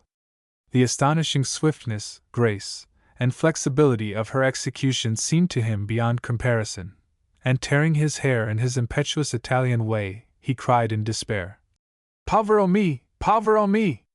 Vuesto e un portento! Unfortunate man that I am, here indeed is a prodigy!" It was some time before he could be persuaded to sing, but when he did, he excited as much admiration in Gabrielli's breast as that fair cantatrice had done in his own. Pacchiarati is the third in the great triad of the male soprano singers of the 18th century, and the luster of his reputation does not shine dimly as compared with the other two. He commenced his musical career at Palermo in 1770, at the age of 20, and when he went to England in 1778 expectations were raised to the highest pitch by the accounts given of him by Brydone in his tour through Sicily and Malta. His first English season was very successful, and he returned again in 1780, to remain for 4 years and become one of the greatest favorites the London public had ever known, his last appearance being at the great Handel commemoration. The details of Pacchiarati's life are rather scanty, for he was singularly modest and retiring, and shrank from rather than courted public notice. We know more of him from his various critics as an artist than as a man. Pacchiarati's voice, says Lord Mount Edgecombe, who contributed so richly to the literature of music, was an extensive soprano, full and sweet in the highest degree. His powers of execution were great, but he had far too good taste and good sense to make a display of them where it would have been misapplied, confining it to one bravura song in each opera, conscious that the chief delight of singing and his own supreme excellence lay in touching expression and exquisite pathos. Yet he was so thorough a musician that nothing came amiss to him. Every style was to him equally easy, and he could sing at first sight all songs of the most opposite characters, not merely with the facility and correctness which a complete knowledge of music must give, but entering at once into the views of the composer and giving them all the spirit and expression he had designed. Such was his genius in his embellishments and cadences that their variety was inexhaustible. As an actor, with many disadvantages of person, for he was tall and awkward in his figure, and his features were plain, he was nevertheless forcible and impressive, for he felt warmly, had excellent judgment, and was an enthusiast in his profession. His recitative was inimitable fine, so that even those who did not understand the language could not fail to comprehend from his countenance, voice, and action every sentiment he expressed. An anecdote illustrating Pacchieratti's pathos is given by the best-informed musical authorities. When Metastasio's Artaxerxes was given at Rome with the music of Bertoni, Pacchieratti performed the part of Arbaces. In one place a touching song is followed by a short instrumental symphony. When Pacchieratti had finished the air, he turned to the orchestra, which remained silent, saying, "What are you about?" The leader, awakened from a trance, answered with much simplicity in a sobbing voice, "We are all crying." Not one of the band had thought of the symphony, but sat with eyes full of tears, gazing at the great singer. Gabrielli's career, which will now be resumed, had been full of romantic adventures, affairs d'amour, and curious episodes, and her vanity looked forward to the continuance in England of similar social excitements. She had accepted the London engagement with some scruple and hesitation, but her anticipation of brilliant conquests among the jeunesse dorée of Britain overcame her fear that she would find audiences less tolerant than those to which she had been accustomed in her imperious course through Europe.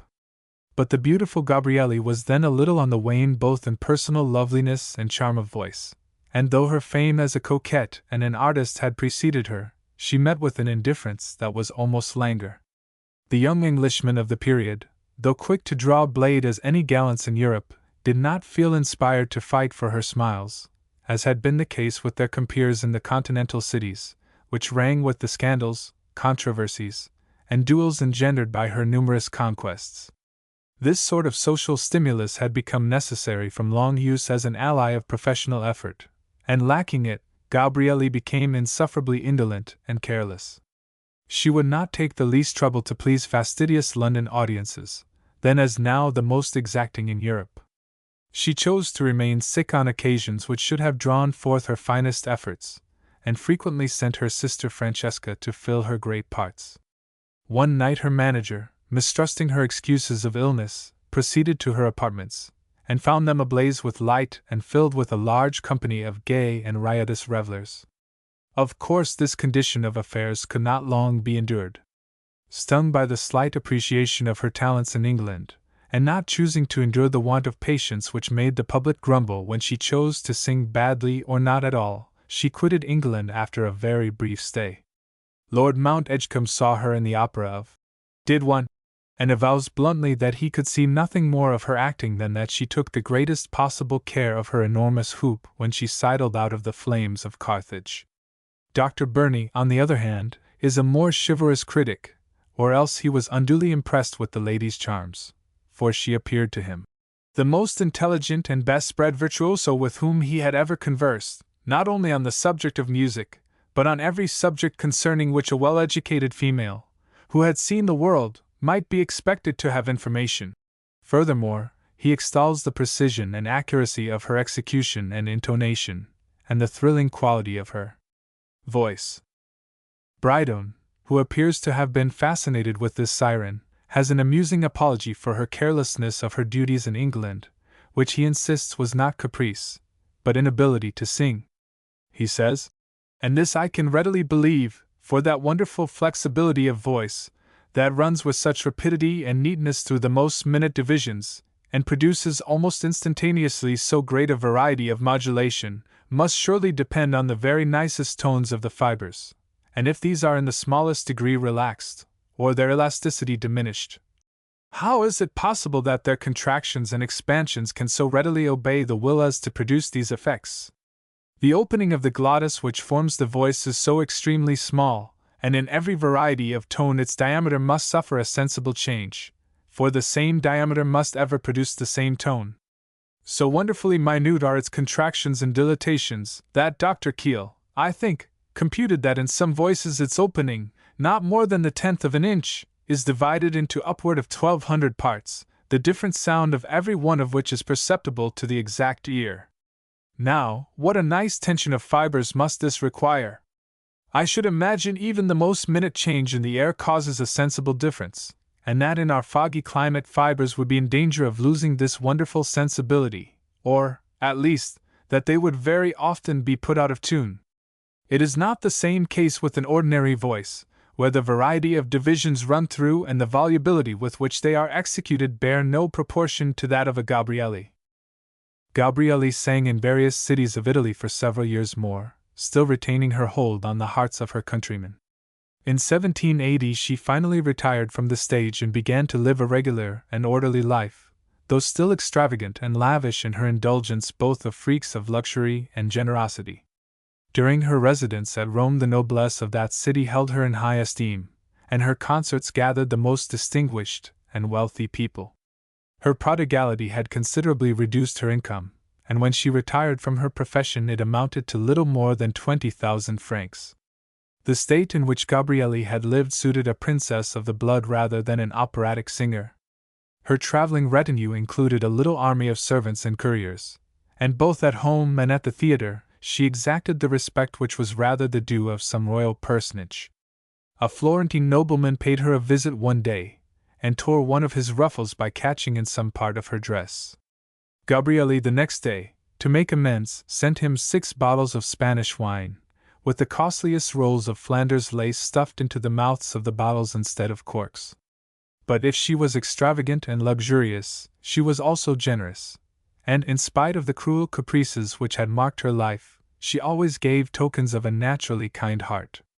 She gave largely to charity, and provided liberally for her parents, as also for her brother's education. Of this brother, who appeared at the Teatro Argentina in Rome as a tenor, but who sang as wretchedly as his sister did exquisitely, an amusing anecdote is narrated. The audience began to hoot and hiss, and yells of "Get out, you raven!" sounded through the house. With great sang-froid the unlucky singer said, "You fancy you are mortifying me by hooting me. You are grossly deceived. On the contrary, I applaud your judgment, for I solemnly declare that I never appear on any stage without receiving the same treatment, and sometimes worse." Gabrielli's closing years were spent at Bologna, where she won the esteem and admiration of all by her charities and steadiness of life, a notable contrast to the license and extravagance of her earlier career. She died in 1796, at the age of 66. Sophie Arnold. The French stage as seen by Rousseau. Intellectual ferment of the period. Sophie Arnold, the queen of the most brilliant of Paris salons. Her early life and connection with Comte de l'Uruguay's. Her reputation as the wittiest woman of the age. Art association with the great German composer, Gluck. The rivalries and dissensions of the period. Sophie's rivals and contemporaries. Madame St. Huberty, the Vestreises' father and son, Madeleine Guimard. Opera during the Revolution. The closing days of Sophie Arnold's life. Lord Mount Edgecombe's opinion of her as an artist. Rousseau, a man of decidedly musical organization, and who wrote so brilliantly on the subject of the art he loved, but who cared more for music than he did for truth and honor, as he showed by stealing the music of 2 operas, Pygmalion and Le Devin du Village, and passing it off for his own, has given us some very racy descriptions of French opera in the latter part of the 18th century in his Dictionnaire musical, in his Lettres sur la musique française, and, above all, in the Nouvelle Heloise. In the mouth of Saint-Preux, the hero of the latter novel, he puts some very animated sketches. The opera at Paris passes for the most pompous, the most voluptuous, the most admirable spectacle that human art has ever invented. It is, say its admirers, the most superb monument of the magnificence of Louis XIV. Here you may dispute about anything except music and the opera. On these topics alone it is dangerous not to dissemble. French music, too, is defended by a very vigorous inquisition, and the first thing indicated is a warning to strangers who visit this country that all foreigners admit there is nothing so fine as the Grand Opera at Paris. The fact is, discreet people hold their tongues and laugh in their sleeves. It must, however, be conceded that not only all the marvels of nature, but many other marvels much greater, which no one has ever seen, are represented at great cost at this theatre, and certainly Pope must have alluded to it when he describes a stage on which were seen gods, hobgoblins, monsters, kings, shepherds, fairies, fury, joy, fire, a jig, a battle, and a ball. Having told you what others say of this brilliant spectacle, I will now tell you what I have seen myself. Imagine an enclosure 15 feet broad and long in proportion. This enclosure is the theatre. On its two sides are placed at intervals screens, on which are grossly painted the objects which the scene is about to represent. At the back of the enclosure hangs a great curtain painted in like manner, and nearly always pierced and torn, that it may represent at a little distance gulfs on the earth or holes in the sky. Every one who passes behind this stage or touches the curtain produces a sort of earthquake, which has a double effect. The sky is made from certain bluish rags suspended from poles or from cords, as linen may be seen hung out to dry in any washerwoman's yard. The sun, for it is seen here sometimes, is a lighted torch in a lantern. The cars of the gods and goddesses are composed of 4 rafters, squared and hung on a thick rope in the form of a swing or seesaw. Between the rafters is a cross plank on which the god sits down, and in front hangs a piece of coarse cloth well dirted, which acts the part of clouds for the magnificent car. One may see toward the bottom of the machine 2 or 3 stinking candles, badly snuffed, which, while the great personage dementedly presents himself, swinging in his seesaw, fumigate him with an incense worthy of his dignity. The agitated sea is composed of long lanterns of cloth and blue pasteboard, strung on parallel spits which are turned by little blackguard boys. The thunder is a heavy cart, rolled over an arch, and is not the least agreeable instrument one hears. The flashes of lightning are made of pinches of rosin thrown on a flame, and the thunder is a cracker at the end of a fusee. The theatre is furnished, moreover, with little square trapdoors, through which the demons issue from their cave. When they have to rise into the air, little devils of stuffed brown cloth are substituted, or perhaps live chimney sweeps, who swing suspended and smothered in rags. The accidents which happen are sometimes tragical, sometimes farcical. When the ropes break, then infernal spirits and immortal deities fall together, laming and sometimes killing each other. Add to all this the monsters which render some scenes very pathetic, such as dragons, lizards, tortoises, and large toads, which promenade the theatre with a menacing air, and display at the opera all the temptations of St. Anthony. Each of these figures is animated by a lout of a Savoyard, who has not even intelligence enough to play the beast. St. Purr is also made to say of the singers. One sees actresses nearly in convulsions, tearing yelps and howls violently out of their lungs, closed hands pressed on their breasts, heads thrown back, faces inflamed, veins swollen, and stomach panting. I know not which of the two, eye or ear, is more agreeably affected by this display. For my part, I am certain that people applaud the outcries of an actress at the opera as they would the feats of a tumbler or rope dancer at a fair. Imagine this style of singing employed to express the delicate gallantry and tenderness of Quinault. Imagine the Muses, the Graces, the Loves, Venus herself, expressing themselves this way, and judge the effect. As for devils, it might pass, for this music has something infernal in it, and is not ill adapted to such beings. From this and similar accounts it will be seen that opera in France during the latter part of the 18th century had, notwithstanding Jean-Jacques garrulous sarcasms, advanced a considerable way toward that artificial perfection which characterizes it now. Music was a topic of discussion, which absorbed the interest of the polite world far more than the mutterings in the political horizon, which portended so fierce a convulsion of the social regime. Wits, philosophers, courtiers, and fine ladies joined in the acrimonious controversy, first between the adherents of Lully and Rameau, then between those of Gluck and Piccini. The young gallants of the day were wont to occupy part of the stage itself and criticize the performance of the opera, and often they adjourned from the theatre to the dueling ground to settle a difficulty too hard for their wits to unravel. The intense interest appertaining to all things connected with music and the theatre noticeable in the French of today was tenfold as eager a century ago. Passionate curiosity, even extending to enthusiasm, with which that worn-out and utterly corrupt society, by some subtle contradiction, threw itself into all questions concerning philosophy, science, literature, and art, found its most characteristic expression in its relation to the music of the stage. It was at this strange and picturesque period, when everything in politics, society, literature, and art was fermenting for the terrible Hecate's brew which the French world was soon to drink to the dregs, that there appeared on the stage one of the most remarkable figures in its history, a woman of great beauty and brilliancy, as well as an artist of unique genius, Sophie Arnold. Her name is lustrous in French memoirs for the splendor of her wit and conversational talent, and Arsène Houssaye has thought it worthy to preserve her bon mots in a volume of table talk called Arnoldiana, which will compare with anything of its kind in the French language. For a dozen years prior to the Revolution, Sophie Arnold was a queen of society as well as of art, and in her elegant salon, which was a museum of art curios and bric-a-brac, she held a brilliant court, where men of the highest distinction, both native and foreign, were proud to pay their homage at the shrine of beauty and genius. There might be seen D'Alembert, the learned and scholarly, rough and independent in manner, who deserted the drawing-rooms of the great for saloons where he could move at his ease.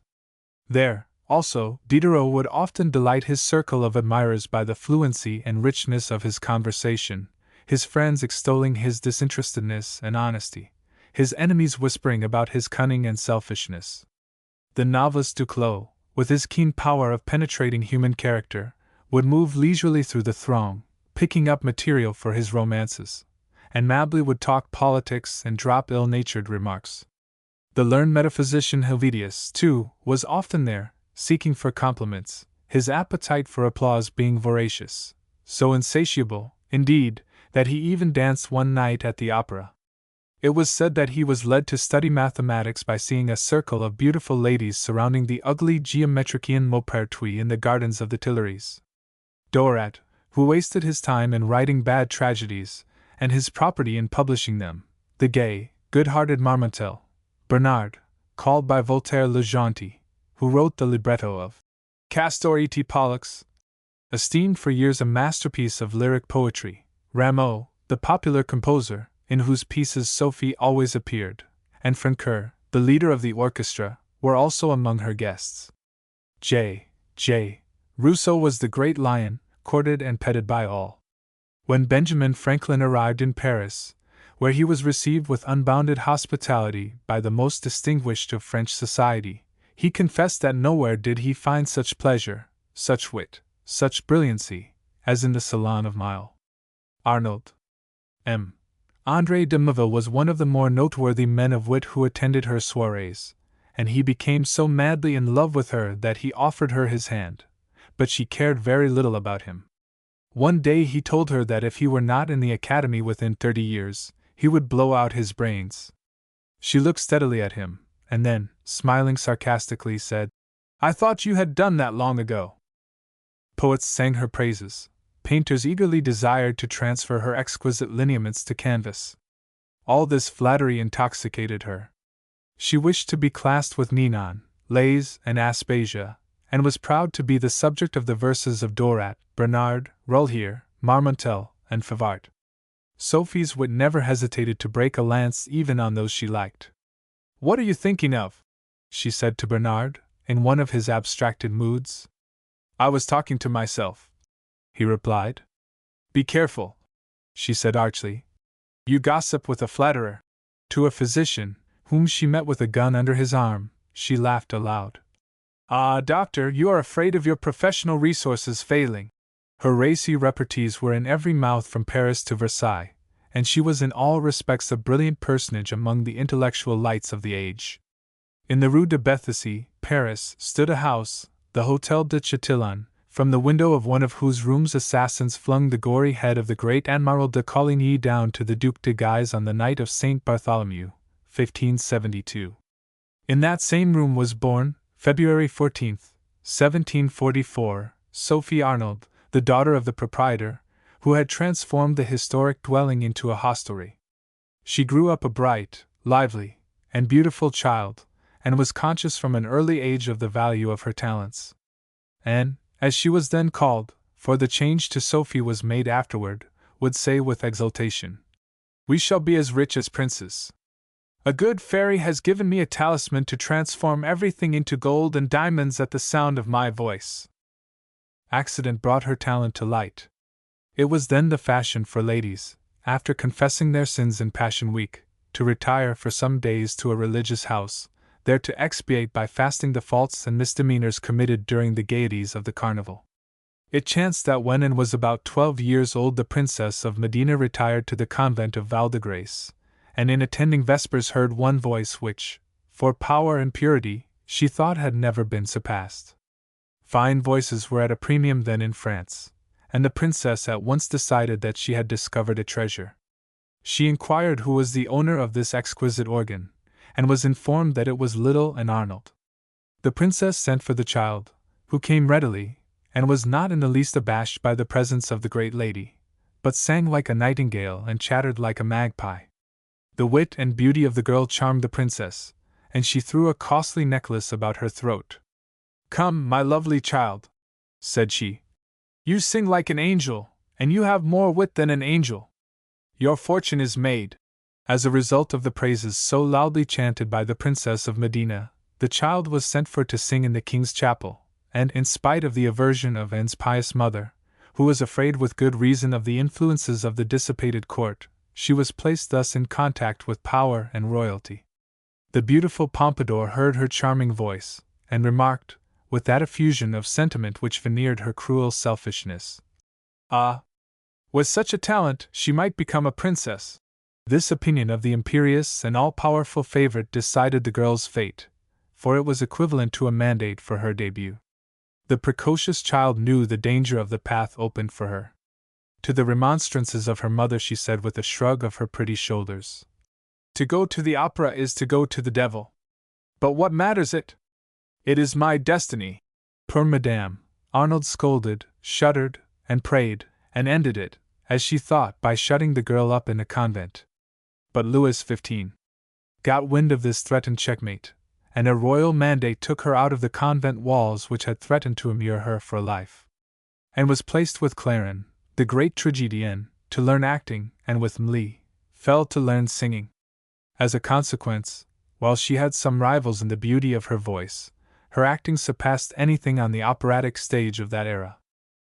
When Anne Arnold made her first appearance, she assumed the name of Sophie on account of the softer sound of its syllables. Her debut, September 15, 1757, was one of most brilliant success, and in a night Paris was at her feet. Her genius, her beauty, her voice, her magnificent eyes, her incomparable grace and fascinating witchery of manner, were the talk of the city, and the opera was besieged every night she sang. Frerin, in speaking of the waiting crowds, said, "I doubt if they would take such trouble to get into paradise."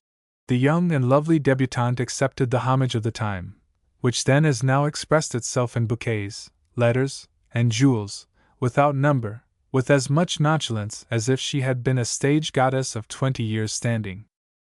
Hosts of admirers fluttered around this new and brilliant light. Madame Arnold fretted and scolded, and watched her precious charge as well as she could, for when the opera received a singer, either father nor mother could longer claim her. One of the besieging rays said that Sophie walked on roses. "Yes," was the mother's keen retort. "But see to it that you do not plant thorns amid the roses." Sophie's fascinations were the theme of universal talk among the gay and licentious idlers of the court, and heavy bets were made as to who should be the victor in his suit. Among the most distinguished of the court rufflers of the period was the Comte de l'Uruguays, noted for his personal beauty, wit, and daring, and for having written some very bad plays, which were instantly damned by the audience. He had run through a great fortune, and the good-humored gaiety with which he won money from his friends was only equaled by the nonchalance with which he had squandered his own. He was a member of the Academy of Sciences, and enjoyed lounging in fashionable saloons and behind the scenes at the opera.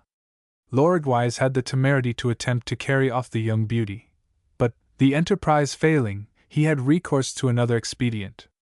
One evening, supping with some friends, the conversation turned naturally on the star which had just risen, and there was much jesting over the maternal anxiety of Arnold Mayer. Loriguise, laughing, instantly offered to lay an immense wager that within 15 days Madame Arnold would no longer attend Sophie to the opera. The bet was taken, and the next day a handsome but modest-looking young man, professing to be from the country, applied at the Hôtel de Chatillon for lodgings. The fascinating tongue of young Duval, for he represented that he was a poet of that name, who hoped to get a play taken by the managers, soon beguiled both mother and daughter, and he began to make love to Sophie under the very maternal eyes. The romantic girl listened with delight to the protestations and vows of the young provincial poet, though she had disdained the flatteries of the troops of court gallants who besieged the opera-house stage when she sang. The finale of this pretty pastoral was a moonlight flitting one night. The couple eloped, and the Comte de Loriguise won his wager that Madame Arnold would not longer accompany her daughter to the opera, and with the wager the most beautiful and fascinating woman of the time. Sophie, finding herself freed from all conventional shackles, gave full play to her tastes, both for luxury and intellectual society. Her house, the Hôtel Rambouillet, was transformed into a palace, and both at home and in the green room of the opera she was surrounded by a throng of noblemen, diplomats, soldiers, poets, artists, in a word, all the most brilliant men of Paris, who crowded her receptions and besieged her footsteps. The attentions paid the brilliant Sophie caused terrible fits of jealousy on the part of Loriguise, and their life for several years, though there appears to have been sincere attachment on both sides, was embittered by quarrels and recriminations. Sophie seems to have been faithful to her relation with Loriguise, though she never took pains to deprecate his anger or avert his suspicions. Discovering that he was intriguing with an operatic fair one, she contrived that Loriguise should come on her tête-à-tête with a knight of Malta. To his reproaches she answered, "This gentleman is only fulfilling his vows as Knight of Malta and waging war upon an infidel." At last she tired of leading such a fretful existence, and took the occasion of the Count's absence to break the bond. She filled her carriage with all of his valuable gifts to herself, jewelry, laces, and 2 children, and sent them to his hotel. The message was received by the Countess, who gladly accepted the charge of the little ones, but returned the carriage and its other contents. On Loriguise's return he was thrown into the deepest misery by Sophie's resolve, but although she was touched by his pleading and reproaches, she remained inflexible. She accepted, however, a pension of 2,000 crowns which his generosity settled on her. We are told that the sentimental Countess joined with her husband in urging Sophie, who at first refused to receive Loriguise's bounty, to yield, saying that her admiration of the lovely singer made her excuse his fault in being unfaithful to herself, and that the children should be always treated as her own. Such a scene as this would be impossible out of the France of the 18th century. The number of Sophie Arnold's bon mots is almost legion, and her good nature could rarely resist the temptation of uttering a brilliant epigram or a pungent repartee. Someone showed her a snuff-box, on which were portraits of Sully and the Duc de Choiseul. She said with a wicked smile, "Debit and credit." A Capuchin monk was reported to have been eaten by wolves. "Poor beasts! Hunger must be a dreadful thing," ejaculated she. A beautiful but silly woman complained to her of the persistence of her lovers. "You have only to open your mouth and speak, to get rid of their importunities," was the pungent answer. She effectually silenced a coxcomb, who aimed to annoy her by saying, "Oh, wit runs in the street nowadays," by the retort, "Too fast for fools to catch it," however.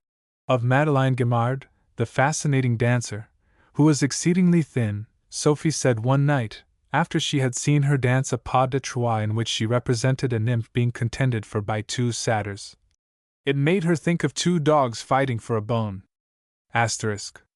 One day Voltaire said to her, "Ah, mademoiselle, I am 84 years old, and I have committed 84 follies." "A mere trifle," responded Sophie. "I am not yet 40, and I have committed more than 1,000. For a time Arnold suffered under a loss of court favor, owing to her having made Madame do bury the butt of her pointed sarcasms. A lettre de cachet would have been the fate of another, but Sophie was too much of a popular idol to be so summarily treated. She, however, retired for a time from the theatre with a pension of 2,000 francs, having already accumulated a splendid fortune. Instantly that it was known she was under a cloud, there were plenty to urge that she never had any voice, and that her only good points were beauty and fine acting.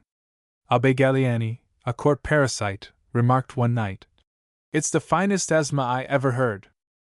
In 1774 the great composer Gluck, whose genius was destined to have such a profound influence on French music, came to Paris with his Iphigenie and Aulide, by invitation of the Dauphiness Marie Antoinette, who had formerly been his musical pupil.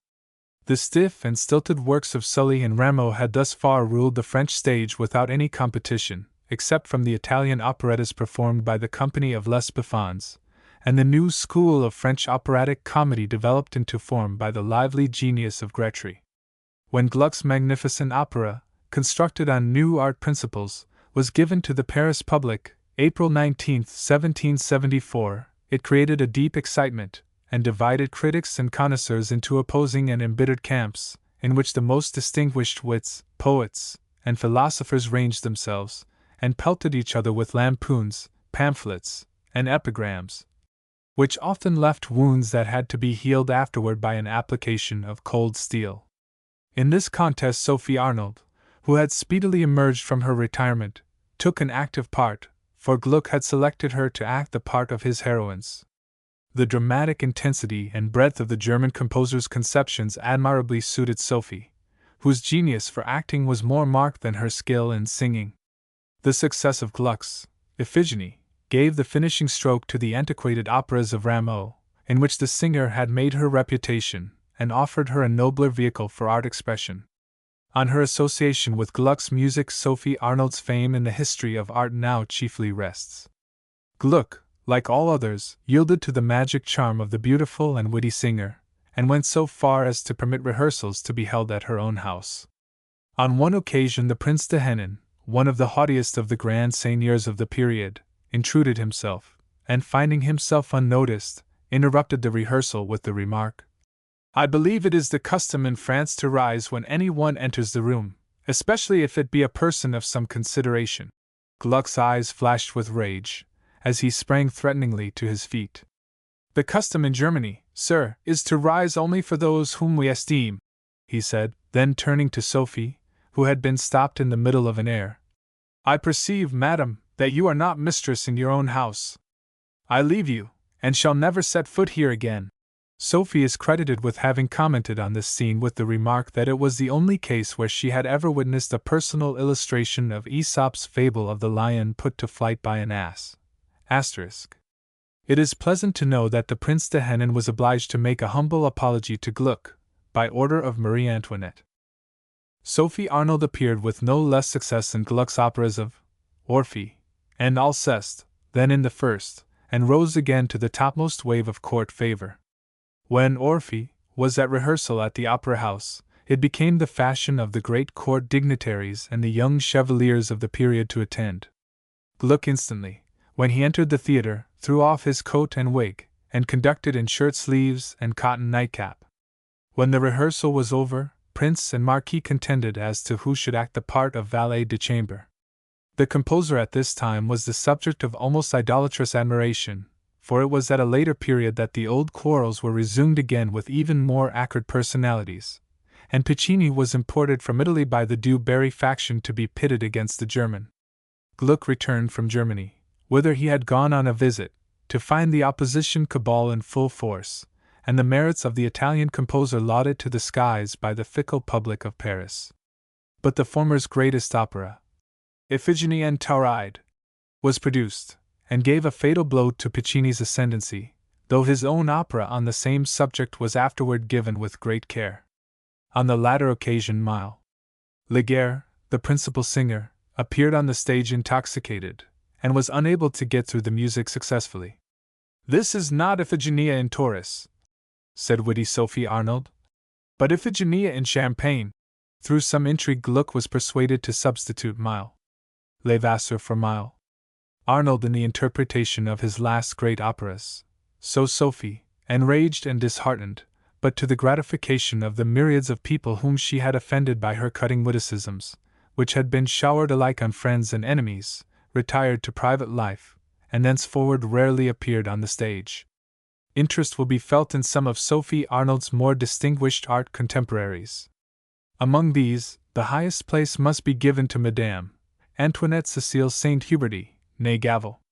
Born in Germany of French descent, she made her first appearance in Paris in a small part in Gluck's Armide. Small, thin, and unprepossessing in person, her power of expression and artistic vocalism won more and more on the public, till the retirement of Sophie Arnold and Mile Levasseur, and the death of Laguerre, left her in undisputed possession of the stage. When Piccini's Dido, his greatest opera, was produced, she sang the part of the Queen of Carthage. Marmontel, the poet of the opera, had already said at rehearsal, "She expressed it so well that I imagined myself at the theatre," and Piccini congratulated her on having been largely instrumental in its success. As Dido, she made one of her greatest successes. "Never," says Grimm, "has there been united acting more captivating, a sensibility more perfect, singing more exquisite, happier byplay, and more noble abandon." She was crowned on the stage, an honor hitherto unknown, and since so much abused. The secret of her marvelous gift lay in her extreme sensibility. Others might sing an air better, but no one could give to either airs or recitatives accentuation more pure or more impassioned, action more dramatic, and byplay more eloquent. Someone complimenting her on the vivid truth with which she embodied her part. "I really experience it," she said. "In a death scene I actually feel as if I were dead." It has been said that Talma was the first to discard the absurd costumes of the theatre, but this credit really belongs to Madame Saint-Huberty. She studied the Greek and Roman statues, and wore robes in keeping with the antique characters, especially suppressing hoops and powder. This singer remained queen of the French stage until 1790, when she retired. During the time of her art reign she appeared in many of the principal operas of Piccini, Salieri, Cecchini, and Gretry, showing but little less talent for comedy than for tragedy. She retired from public life to become the wife of the Count d'Entraines. Her tragic fate many years afterward is one of the celebrated political assassinations of the age. Count d'Entraines at this time was residing at Barnes, England, having recently left the diplomatic service of Russia, in which he had shown himself one of the most dangerous enemies of the Napoleonic government in France. The Count's Piedmontese valet had been bribed by a spy of Fouché, the French Minister of Police, to purloin certain papers. The valet was discovered by his master, and instantly stabbed him, and, as the Countess entered the room a moment afterward, he also pierced her heart with the stiletto, wrecking with her husband's blood, finishing the shocking tragedy by blowing out his own brains. Thus died, in 1812, one who had been among the most brilliant ornaments of the French stage. No record of Sophie Arnold's artistic associates is complete without some allusion to the celebrated dancers Gaëtan, Vestris and Auguste, his son. Gaëtan was accustomed to say that there were three great men in Europe: Voltaire, Frederick the Great, and himself. In his old age he preserved all his skill, and M. Castel Blaze, who saw him at the Academy 50 years after his debut in 1748, declares that he still danced with inimitable grace. It is of Gaëtan that the story is told in connection with Gluck, when the opera of Orphée was put in rehearsal. The dancer wished for a ballet in the opera. "Write me the music of a chaconne, Monsieur Gluck," said the god of dancing. "A chaconne!" ejaculated the astonished composer. "Do you think the Greeks, whose manners we are endeavoring to depict, knew what a chaconne was? Did they not?" said Vestris, amazed at the information. Then, in a tone of compassion, "How much they are to be pitied!" Gaëtan retired from the stage at the successful debut of Auguste, but appeared again from time to time to show his invulnerability to time. On the occasion of his son's first appearance, the veteran, in full court dress, sword, and ruffles, and hat in hand, stepped to the front by the side of the debutante. After a short address to the public on the importance of the choreographic art and his hopes of his son, he turned to Auguste and said, Now, my son, exhibit your talent. Your father is looking at you. He was accustomed to say, Auguste is a better dancer than I am. He had Gaëtan Vestris for a father, an advantage which nature refused me. If, said Gaëtan, on another occasion, le dieu de la danse, a title which he had given himself, touches the ground from time to time, he does so in order not to humiliate his comrades. The son inherited the paternal arrogance. To the director of the Opera de Visums, who, enraged at some want of respect, said to him, Do you know who I am? He drawled, Yes.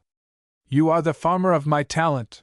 On one occasion Auguste refused to obey the royal mandate, and Gaëtan said to him with some reproof in his tones, What?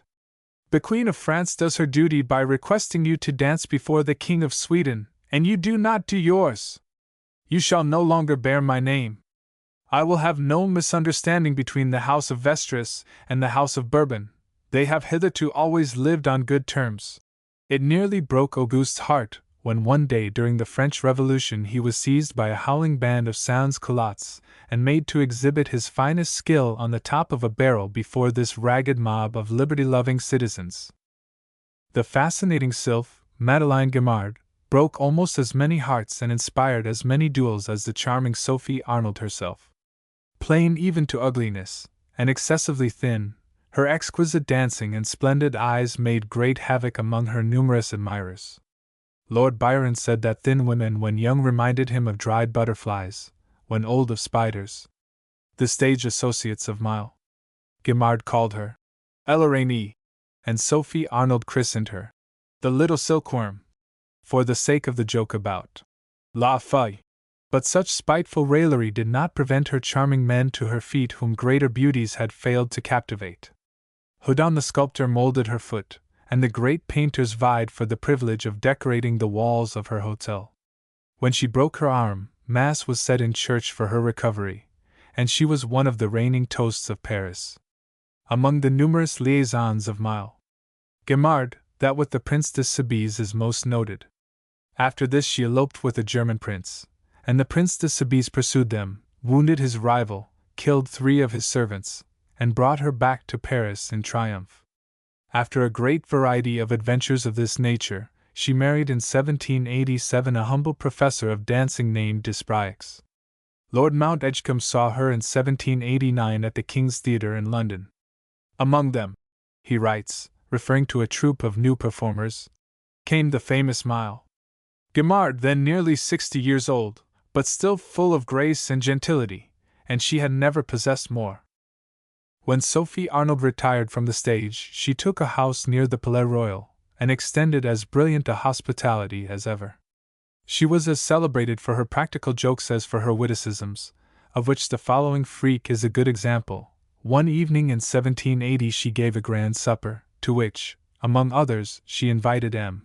Barth, author of Les Fosses Infidelites, and many similar pieces. He was inflated with vanity, though he was totally ignorant of everything away from the theatre, and was, in fact, one of those individuals who actually seem to court mystification and practical jokes. Lee Arnold instructed her servant Jeanette, and had him announced pompously under the title of the Chevalier de Médicis, giving M. Barth to understand that the young man was an illegitimate son of the house of Medici. The pretended nobleman appeared to be treated with respect and distinction by the company, and he spoke to the poet with much affability, professing great admiration for his works. M. Barth was enchanted. He was in a flutter of gratified vanity, and to show his delight at the condescension of the Chevalier, he proposed to write an epic poem in honor of his house. This farce lasted during the evening. The assembled company were in convulsions of suppressed laughter, which broke out when, at the moment of M. Barth's most ecstatic admiration and respect for his new patron, Sophie Arnold lifted her glass, and, looking at the Chevalier, said in a clear voice, "Your health, Jeanette!" The sensations of poor M. Barth may readily be imagined. The incident became the story of the day in all circles, and the unlucky poet could not go anywhere for fear of being tormented about Jeanette.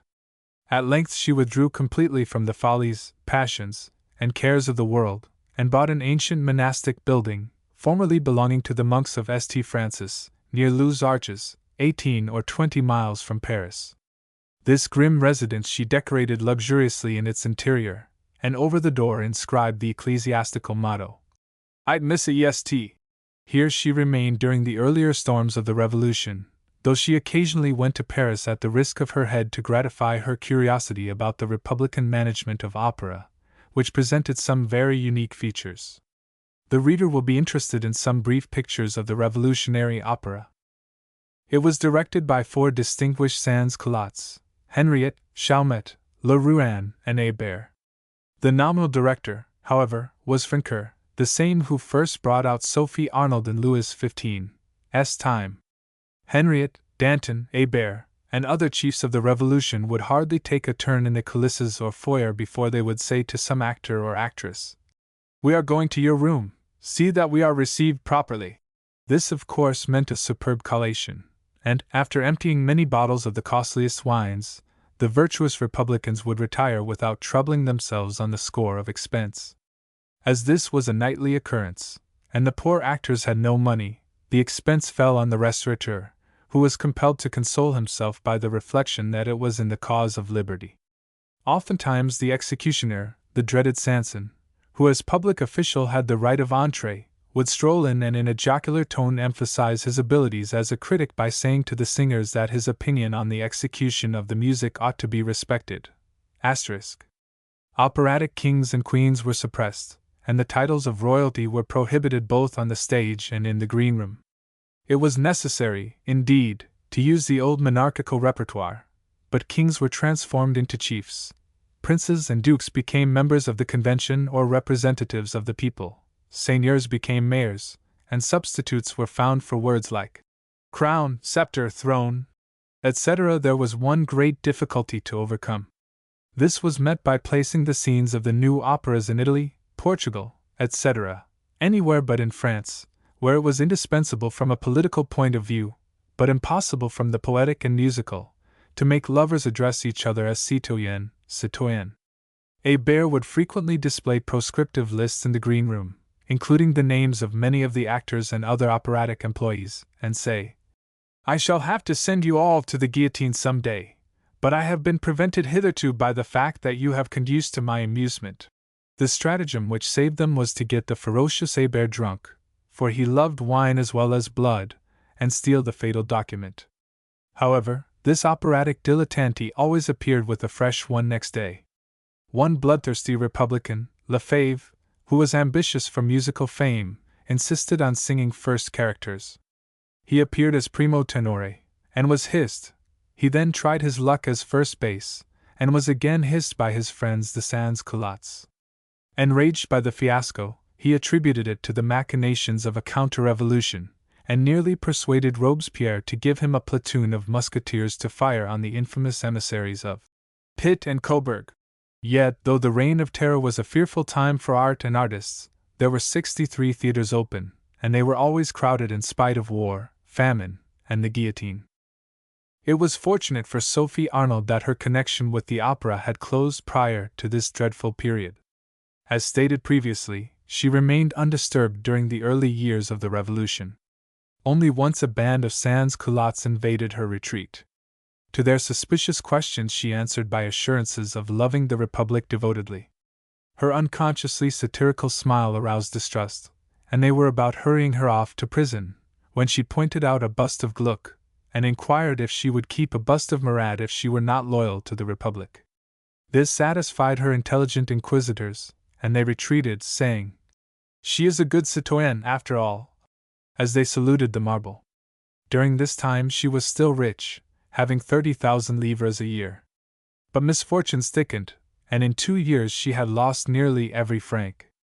Obliged to go to Paris to try to save the wreck of her estate, she found her hosts of friends dissipated like the dew, all guillotined, shot, exiled, or imprisoned. A gleam of sunshine came, however, in the kindness of Fouché, the minister of police, an old lover. One morning the minister received the message of an unknown lady visitor. On receiving her he instantly recognized the still beautiful and sparkling lineaments of the woman he had once adored. Fouché, touched, heard her story, and by his powerful intercession secured for her a pension of 2,400 livres and handsome apartments in the Hôtel d'Angevillers. Here she speedily drew around her again the philosophers and fashionables, the poets and the artists of the age, and the Sophie Arnold of the golden days of old seemed resurrected in the vivacity and brilliancy of the talk from which time and misfortune had taken nothing of its pungent salt. In 1803 she died obscurely, and the same year there also passed out of the world two other celebrated women, the great actress Clarin and the singer de Bomsnil, once Sophie's rival.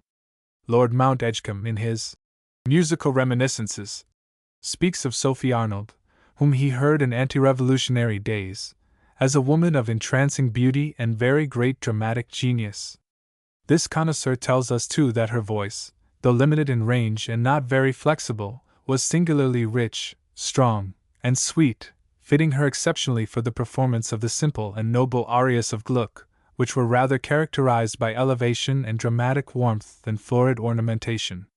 Her place in art is, therefore, as the finest contemporary interpreter of Wagner's greater predecessor. Elizabeth Billington and her contemporaries. Elizabeth Weichsel's runaway marriage. Debut at Covent Garden. Lord Mount Edgecombe's opinion of her singing. Her rivalry with Madame Mara. Mrs. Billington's greatness in English opera. She sings in Italy in 1794–99. Her great power on the Italian stage. Marriage with Felican. Reappearance in London in Italian and English opera. Sketch of Madame Mara's early light. Her great triumphs on the English stage. Anecdotes of her career and her retirement from England. Grassini and Napoleon. The Italian prima donna disputes sovereignty with Mrs. Billington. Her qualities as an artist. Mrs. Billington's retirement from the stage and declining years. Among the comparatively few great vocalists born in England, the traditions of Mrs. Elizabeth Billington's singing rank her as by far the greatest. Brought into competition with many brilliant artists from other countries, she held her position unshaken by their rivalry. She came of musical stock. Her father, Charles Weichsel, was Saxon by birth, but spent most of his life as an orchestral player in London, and her mother was a charming vocalist of considerable repute. Born in 1770 in the English capital, she was most carefully trained in music from an early age, and her gifts displayed themselves so manifestly as to give assurance of that brilliant future which made her the admiration of her times. Both she and her brother Charles were regarded as prodigies of youthful talent, the latter having attained some distinction on the violin at the age of 6, though he failed in after years, unlike his brilliant sister, to fulfill his juvenile promise. Elizabeth Weichsel, when only 11, composed original pieces for the piano, and at the age of 14 appeared in concert at Oxford. Her career was so long and eventful that we must hurry over its youthful stages. The young cantatrice at the age of 15 was sought in marriage by Mr. Thomas Billington, who had been her music master, and, as her father was bitterly opposed to the connection, the enamored couple eloped, and were married at Lambeth Church with great secrecy. They soon found themselves at their wits' end. With no money, and without the established reputation which commands the attention of managers, Mrs. Billington found that in taking a husband she had assumed a fresh responsibility. Finally she secured an engagement at the Smock Alley Theatre in Dublin, when she appeared in Gluck's opera of Orpheus and Eurydice, with the well-known tenor Tenducci, whose exquisite singing of the air "Water parted from the sea," in the opera of Artaxerxes, had chiefly contributed to his celebrity. It was a propos of this that the well-known Irish street song of the day was composed. For about a year the young singer played provincial engagements, but it was good training for her. Her powers were becoming matured, and she was learning self-reliance in the bitter school of experience, which more and more assured her of coming triumph. At last she persuaded Lewis, the manager of Covent Garden, to give her a metropolitan hearing. Though her voice at this time had not attained the volume and power of after years, its qualities were exceptional. Its compass was in the upper notes extraordinary, though in the lower register rather limited. She was well aware of this defect, and tried to remedy it by substituting one octave for another, a license which passed unnoticed by the undiscriminating multitude, while it was easily excused by cultivated ears, being, as one connoisseur remarked, like the wild luxuriance of poetical imagery, which, though against the cold rules of the critic, constitutes the true value of poetry. She had not the full tones of Banti, but rather resembled those of Allegranti, whom she closely imitated. Her voice, in its very high tones, was something of the quality of a flute or flageolet, or resembled a commixture of the finest sounds of the flute and violin, if such could be imagined. It was then wild and wandering, but of singular sweetness. Its agility, says Mount Edgecombe, was very great, and everything she sang was executed in the neatest manner and with the utmost precision. Her knowledge of music enabled her to give great variety to her embellishments, which, as her taste was always good, were always judicious. In her cadenzas, however, she was obliged to trust to her memory, for she never could improvise an ornament. Her ear was so delicate that she could instantly detect any instrument out of tune in a large orchestra, and her intonation was perfect. In manner she was peculiarly bewitching, and her attitudes generally were good, with the exception of an ugly habit of pressing her hands against her bosom when executing difficult passages. Her face and figure were beautiful, and her countenance was full of good humor, though not susceptible of varied expression. Indeed, as an actress, she had comparatively little talent, depending chiefly on her voice for producing effect on the stage. Mrs. Billington's debut in London was on February 13, 1786, in the presence of royalty and a great throng of nobility and fashion, in the character of Rosetta in Love in a Village. Her success was beyond the most sanguine hopes, and her brilliant style, then an innovation in English singing, bewildered the pit and delighted the musical connoisseurs. The leader of the orchestra was so much absorbed in one of her beautiful cadenzas that he forgot to give the chord at its close. So much science, taste, bird-like sweetness, and brilliancy had never before been united in an English singer. So Mrs. Billington assumed undisputed sovereignty in the realm of song, for one night made her famous.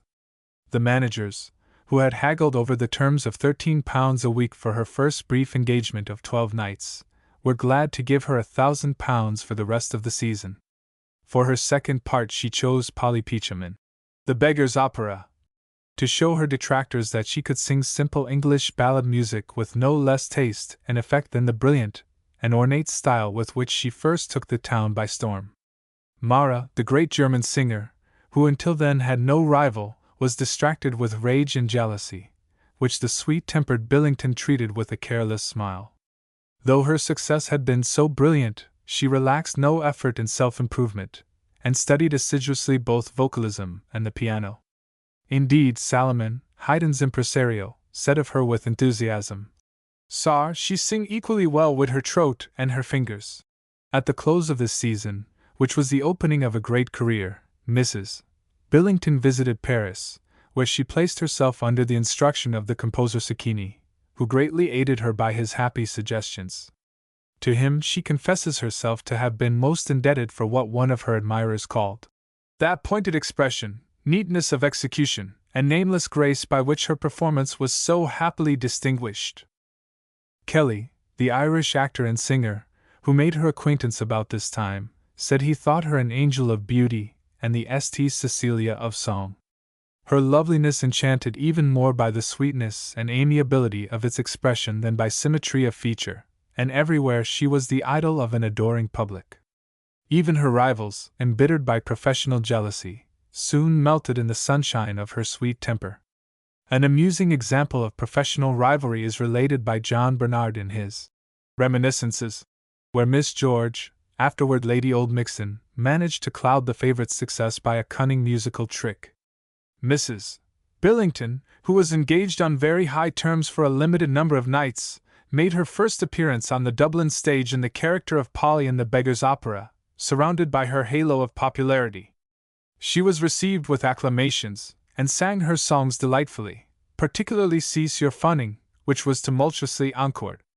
Miss George, who performed the part of Lucy, an uphill singing part, perceiving that she had little chance of dividing the applause with the great magnate of the night, had recourse to the following stratagem: when the dialogue duet in the second act, Why, how now, Madame Flirt, came on, Mrs.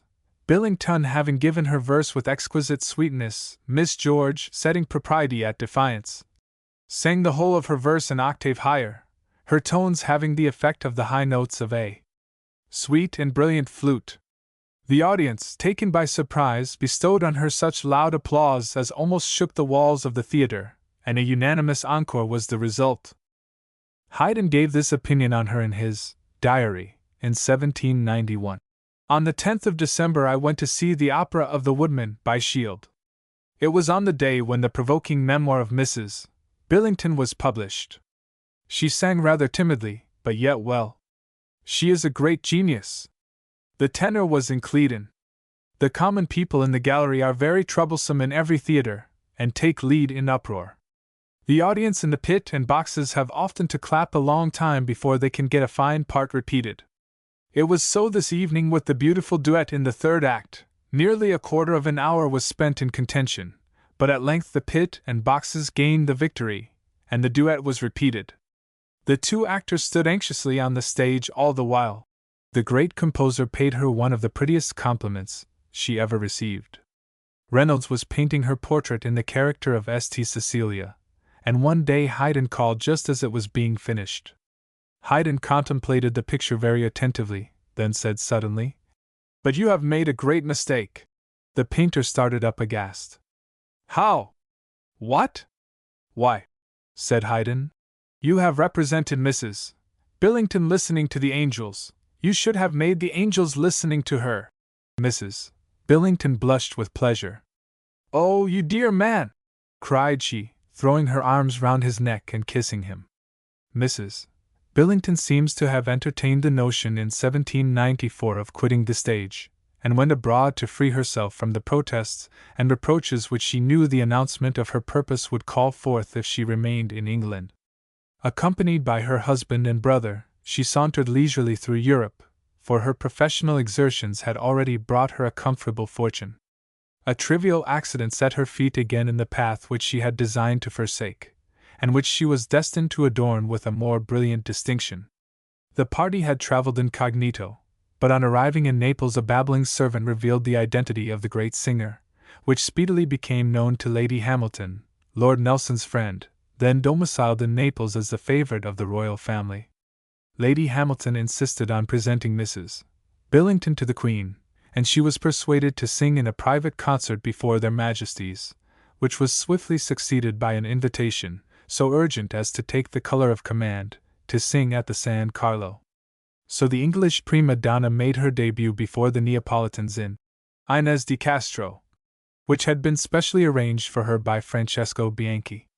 The fervid Naples audience received her with passionate acclamations, to which she had never been accustomed from the more impassive English.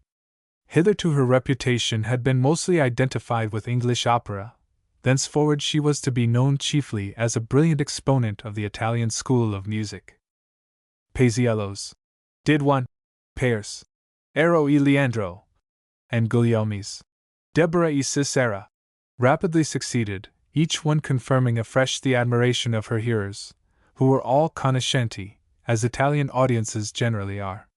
It became the vogue to patronize the beautiful cantatrice and the large English colony, who were led by some of the noblest gentlewomen of England, such as Lady Templeton, Lady Palmerston, Lady Gertrude Villiers, Lady Grandison, and others, made it a matter of national pride to give the singer an enthusiastic support.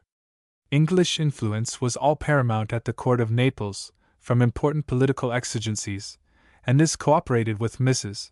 Billington's extraordinary merits to raise her to a degree of consideration which had been rarely attained by any singer in that beautiful Italian capital, prone as its people are to indulge in exaggerated admiration of musical celebrities. She sang for nearly 2 years at the San Carlo, and in 1796 we find her at Bologna before French military audiences, whom Napoleon's Italian victories had brought across the Alps. The conqueror confessed himself vanquished by the lovely Billington, and made her the guest of himself and Josephine, who admired the art no less than she dreaded the beauty of a possible rival. The English singer passed from city to city of Italy, everywhere arousing the liveliest admiration. Her debut in Venice was to be in Semiramis, written expressly for her by Nassellini, a young composer of great promise. Illness, however, confined her to her bed for 6 months, in spite of which the impresario paid her salary in full.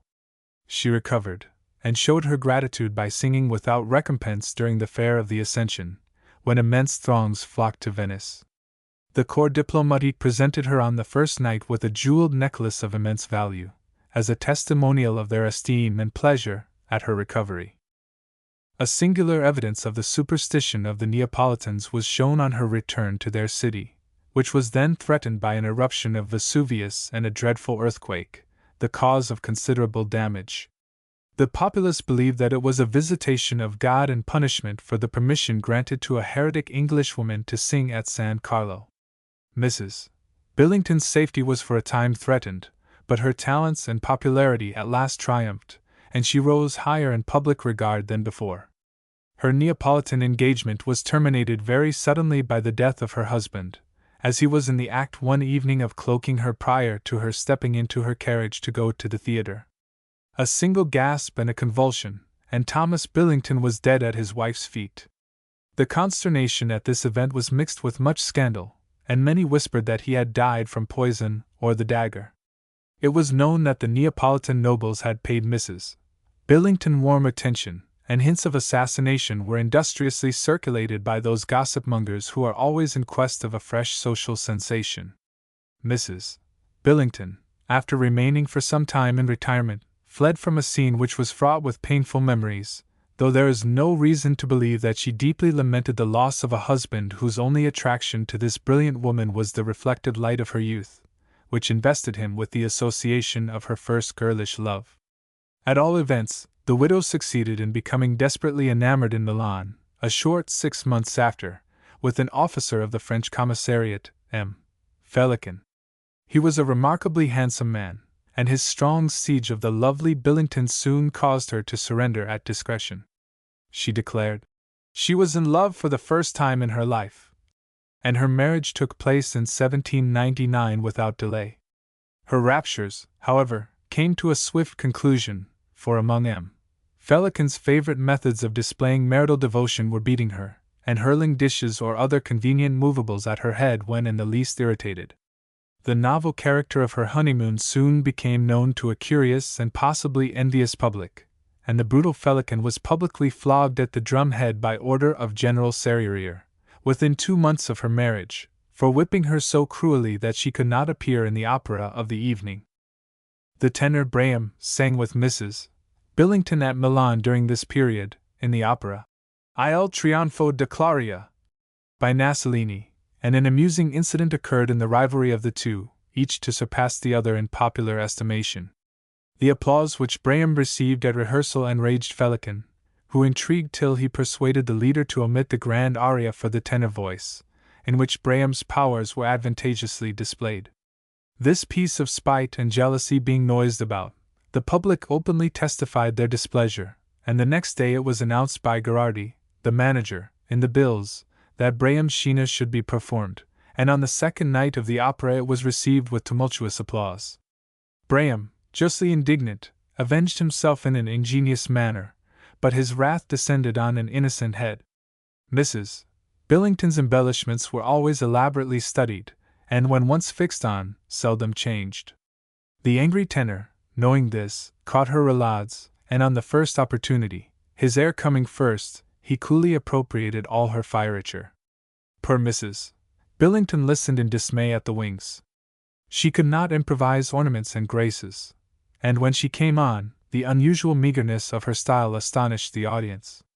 She refused, in the next opera, to sing a duet with Braham, but, as she was good-natured, she forgave him, and they always remain excellent friends. With that perverse devotion which characterizes the love of so many women, Mrs. Billington clung to her brutal husband in spite of his cruelty and callousness, and she did not separate from him till she feared for her life. Many times he threatened to kill her, and extorted from her by fear all the valuable jewels in her possession, as well as the larger share of the money received from professional exertion. Despairing at last of any change, she fled with great secrecy to England, where she arrived in 1801, after an absence of 7 years, during which time her name had become one of the most popular in Europe. There was instantly a battle between Harris and Sheridan, the rival managers, as to which should secure this peerless attraction. She finally signed a contract with her old friend Harris, for 3,000 guineas the season from October to April, and the guarantee of a free benefit of 500 guineas. It was likewise arranged that she should sing for Sheridan at similar terms on alternate nights, as there was a bitter dispute between the managers over the priority of the offer accepted by the prima donna. Her reappearance before an English audience was made in Dr. Arne's Artaxerxes, which the critics of the day praised as possessing the beautiful melody of Hossi, the mellifluous richness of Pergolese, the easy flow of Piccini, and the finished cantabile of Sacchini, with his own true and native simplicity. It is not only the criticism of today which has concealed the real form and quality of works of merely temporary interest under flowery phrases that mean nothing. It was speedily observed how greatly Mrs. Billington's style had improved in her absence. Lord Mount Edgecombe says she resembled Mara so much that the same observations would apply to both equally well. Both were excellent musicians, thoroughly skilled in their profession. Both had voices of uncommon sweetness and agility, particularly suited to the bravura style, and executed to perfection and with good taste everything they sang. But neither was Italian, and consequently both were deficient in recitative. Neither had much feeling, both were deficient in theatrical talents, and they were absolutely null as actresses. Therefore they were more calculated to give pleasure in the concert room than on the stage. It was noticed that her pronunciation of the English language was not quite free from impurities, arising principally from the introduction of vowels before consonants, a habit probably acquired from the Italian custom.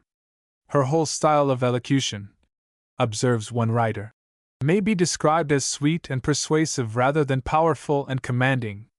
It naturally assumed the character of her mind and voice. She was considered the most accomplished singer that had ever been born in England. Mrs.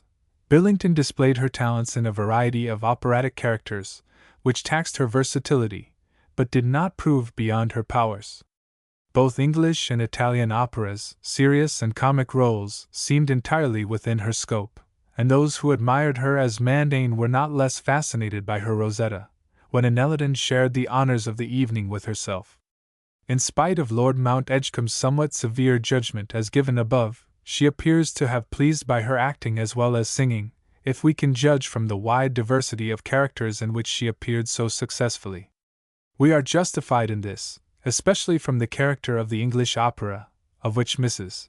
Billington was so brilliant an exponent, for this was rather musical drama than opera, and made strong demands on histrionic faculty. As Rosetta in Love in a Village, a performance in which Mrs. Billington was peculiarly charming, she drew such throngs that the price of admission was raised for the nights on which it was offered. The witticism of Jekyll, the great barrister, made the town laugh on one of these occasions. Being present with a country friend in the pit, the latter asked him, as Mrs. Billington appeared in the garden scene, "Is that Rosetta?" The singer's portly form, which had increased largely in bulk during her Italian absence, made the answer peculiarly appropriate. "No, sir, it is not Rosetta, it is Grand Cairo." Life was running smoothly for Mrs. Billington. Never had her popularity reached so high a pitch, never had fortune favored her with such lavish returns for her professional abilities. One night she was horrified with fear and disgust on returning home to see her brutal husband, Felican, lolling on the sofa. He had been heartbroken at separation from his beloved wife, and could endure it no longer. It was only left for her to bribe him to depart with a large sum of money, which she fortunately could afford. "I never," says Kelly, "saw a woman so much in awe of a man as poor Mrs. Billington was of him whom she had married for love." On the 3d of July, 1802, she sang with Madame Mara at the farewell benefit of that distinguished singer. Both rose to the utmost pitch of their skill, and in their attempts to surpass each other, the theatre rang with thunders of applause. In our sketches of some of Mrs. Billington's rivals and contemporaries, Madame Mara demands precedence. Frederick the Great loved war and music with equal fervor, and possessed talents for the one little inferior to his genius for the other. He played with remarkable skill on the flute, of which instrument he possessed a large collection, and composed original music with both science and facility. This royal connoisseur carried his despotism into his love of art, and ruled with an iron hand over those who catered for the amusement of himself and the good people of Berlin. Though the creator of that policy which, in the hands of Bismarck and the modern German nationalists, has wrought such wonderful results, and which has extended itself even to matters of aesthetic culture as a gospel of patriotic bigotry, the great Fritz thoroughly despised everything German except in matters of state, and was completely wedded to the literature of France and the art of Italy. When the talents of a young German vocalist, Lee Schmaling, were recommended to him, it was enough for him to hear the report, "She sings like a German," to make him sniff with disdain. "A German singer," he said. "I should as soon expect to get pleasure from the neighing of my horse." Curiosity, however, at last so far overcame prejudice as to make him send for Lee Schmaling, who was enthusiastically praised by many of those whose opinions the king could not ignore, to come to Potsdam and sing for him. Her pride, which was high, had been wounded by the royal criticism, and she carried herself with as much hauteur as could go with respect.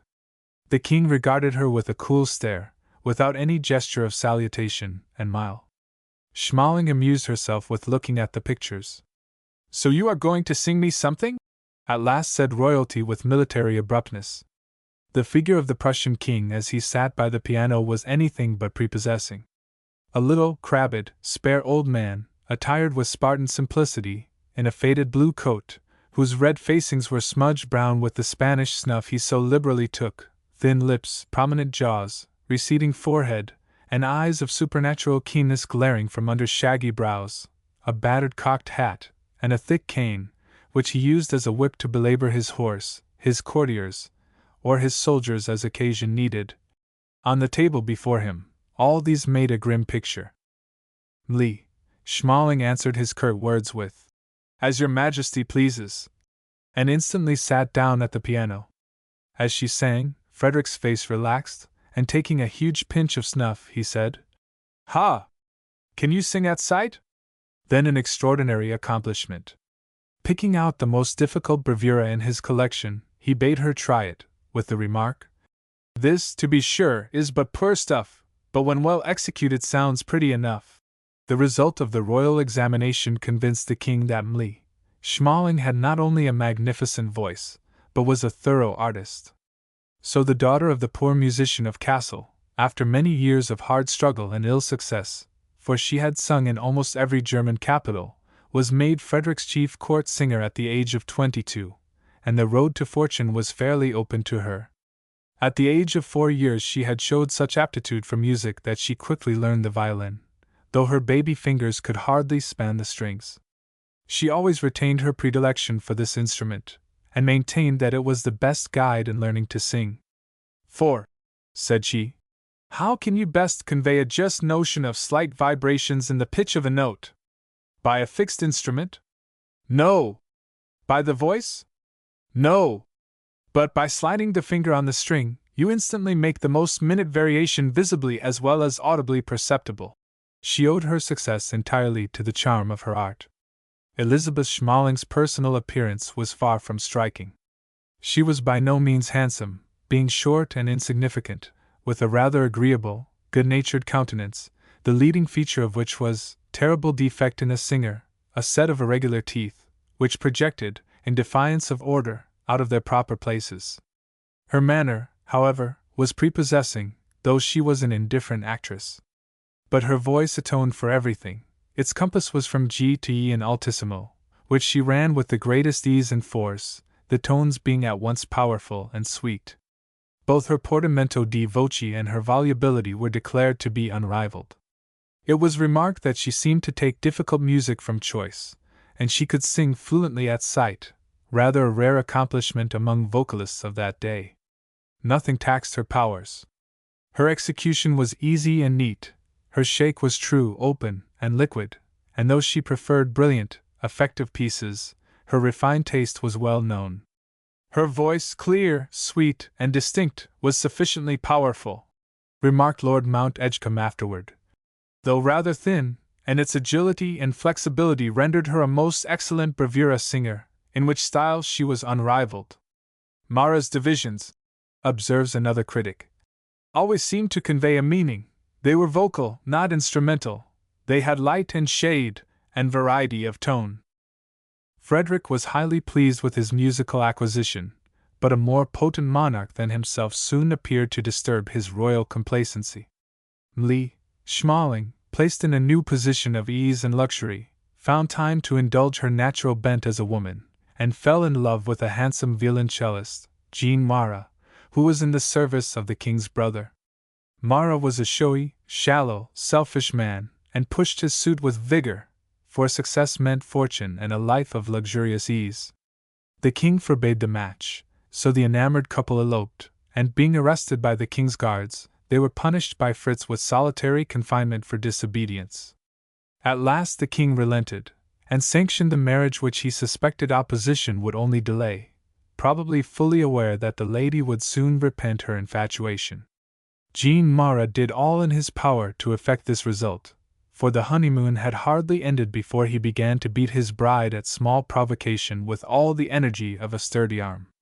Poor Madame Mara had a hard life of it thenceforward, but she never ceased to love Mara to the last, and many years afterward, when a friend was severely reprobating his brutality, she said, with a sigh of loving regret, "Ah, but you must confess he was the handsomest man you ever saw."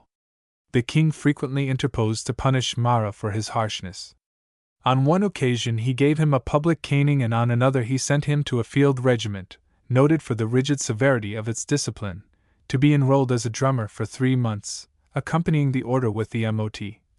His propensity for beating shall have the fullest exercise on the drum. A ludicrous sentence of the royal despot was that which consigned him to the tender mercies of the bodyguard, with strict orders for his correction. No particular mode of punishment was prescribed, so each soldier inflicted such chastisement as he considered most fitting. They began by rigging him out in an old uniform and a large pair of whiskers, loading him with the heaviest firelock they could find, and forced him to go through the manual exercise for 2 hours, accompanying their drill with the usual discipline of the cane. They then made him dance and sing for 2 hours longer, and ended this persecution by compelling the surgeon to take from him a large quantity of blood. In a miserable condition they restored him to his disconsolate wife, who had been essaying all her arts to persuade the officer of the guard to mitigate the poor wretch's punishment. The king's method of carrying on the opera was characteristic. Performances were free, and commenced precisely at 6 p.m., when, prompt to the minute, the king appeared and took his seat just behind the conductor, where he could see the score, and notice every mistake, either instrumental or vocal. A royal caning often repaid any unlucky artist who made a blunder, much to the gratification of the audience.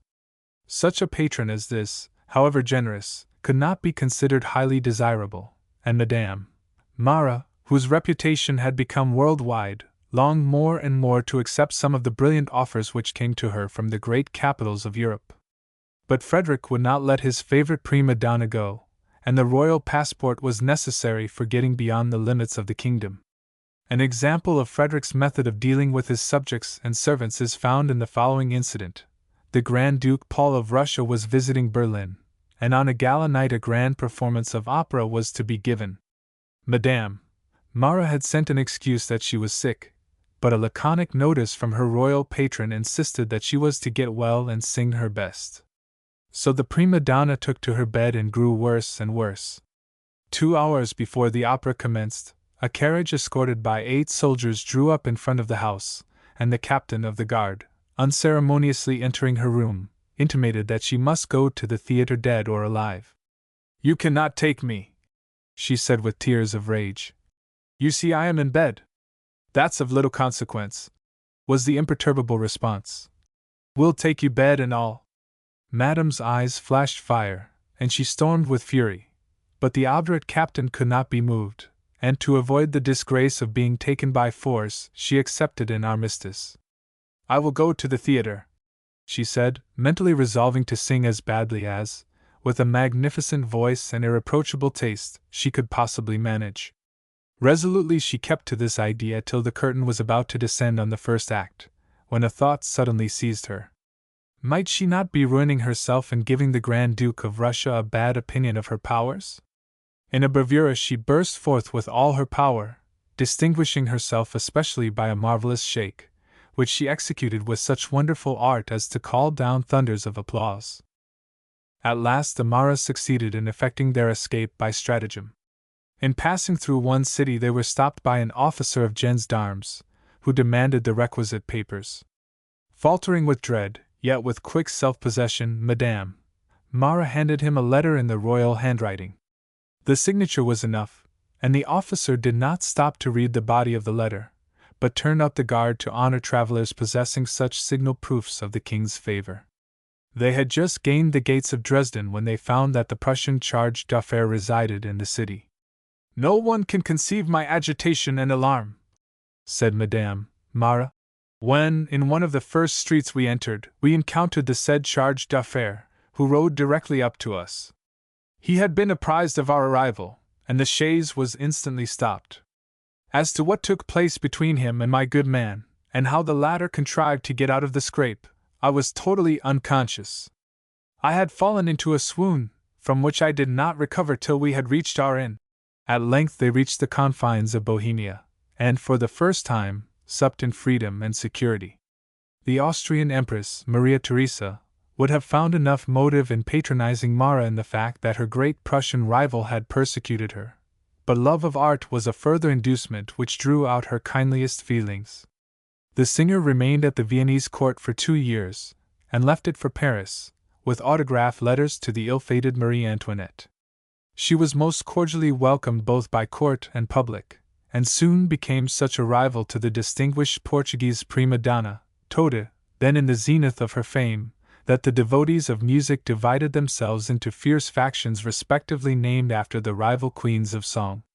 Mara was honored with the title of Première Cantatrice de la Reine, and left Paris with regret, to begin her English career under singularly favorable auspices, as she was invited to share a partnership with Linley and Dr. Arnold for the production of oratorios at Drury Lane.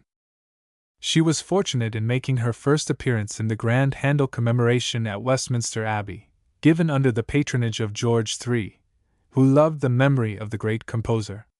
Even in this day of magnificent musical festivals, that Westminster assemblage of musicians would have been a remarkable occasion. The following is an account of it from a contemporary source.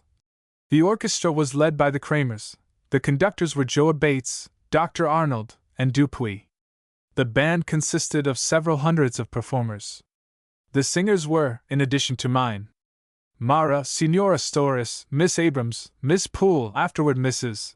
Dickens, Rubinelli, Harrison, Bartleman, Sale, Perry, Norris, Kelly, etc., and the chorus, collected from all parts of the kingdom, amounted to hundreds of voices. The abbey was arranged for the accommodation of the public in a superb and commodious manner, and the tickets of admission were 1 guinea each. The first performance took place on May 20th, 1784, and such was the anxiety to be in time, that ladies and gentlemen had their hair dressed overnight, and slept in armchairs. The weather being very fine, eager crowds presented themselves at the several doors of the abbey at 9 o'clock, although the doorkeepers were not at their posts, and the orchestra was not finished. At 10 o'clock the scene became almost terrifying to the visitors, who, being in full dress, were every moment more incommoded and alarmed by the violence of the crowds pressing forward to get near the doors. Several of the ladies screamed, others fainted, and the general dismay increased to such an extent that fatal consequences were anticipated. Some of the more irascible among the gentlemen threatened to burst open the doors, a measure, says Dr. Burney, which, if adopted, would probably have cost many of the more feeble and helpless their lives, as they must, in falling, have been thrown down and trampled on by the robust and impatient part of the crowd. However, except that some went in with disheveled hair and torn garments, no real mischief seems to have been done. The spectacle was gorgeous. The king, queen, and all the royal family were ushered to a superb box, opposite the orchestra, by the directors, wearing full court suits, the medal of Handel struck for the occasion, suspended by white satin rosettes to their breasts, and having white wands in their hands. The body of the cathedral, the galleries, and every corner were crowded with beauty, rank, and fashion, listening with almost devout silence to the grand creations of the great composer, not the faintest token of applause disturbing the impressive ceremony. The splendid and solemn tones of Mara's voice enraptured every heart, and her style was the theme of universal admiration. A few, however, resisted the charm of her singing. Miss Seward was breakfasting one morning with Mr. Joa Bates, one of the conductors, and delicately flattered his wife's singing of the Handelian music by saying that Mara put too much gold and fringe upon that solemn robe of melody. "I know that my Redeemer liveth." "Do not say gold, madame," answered the tart musician. "It was despicable tinsel." At one of these Westminster Abbey performances a striking coincidence occurred. The morning had been threatening a storm, but instantly the grand chorus, "Let there be light, and light was over all," commenced. The sun burst forth and gilded every dark nook of the solemn old abbey with a flood of splendor. On another occasion, while a chorus descriptive of a storm was being sung, a hurricane burst over the abbey, and the fierce rattling of hailstones, accompanied by peals of thunder, kept time to the grand music of Handel.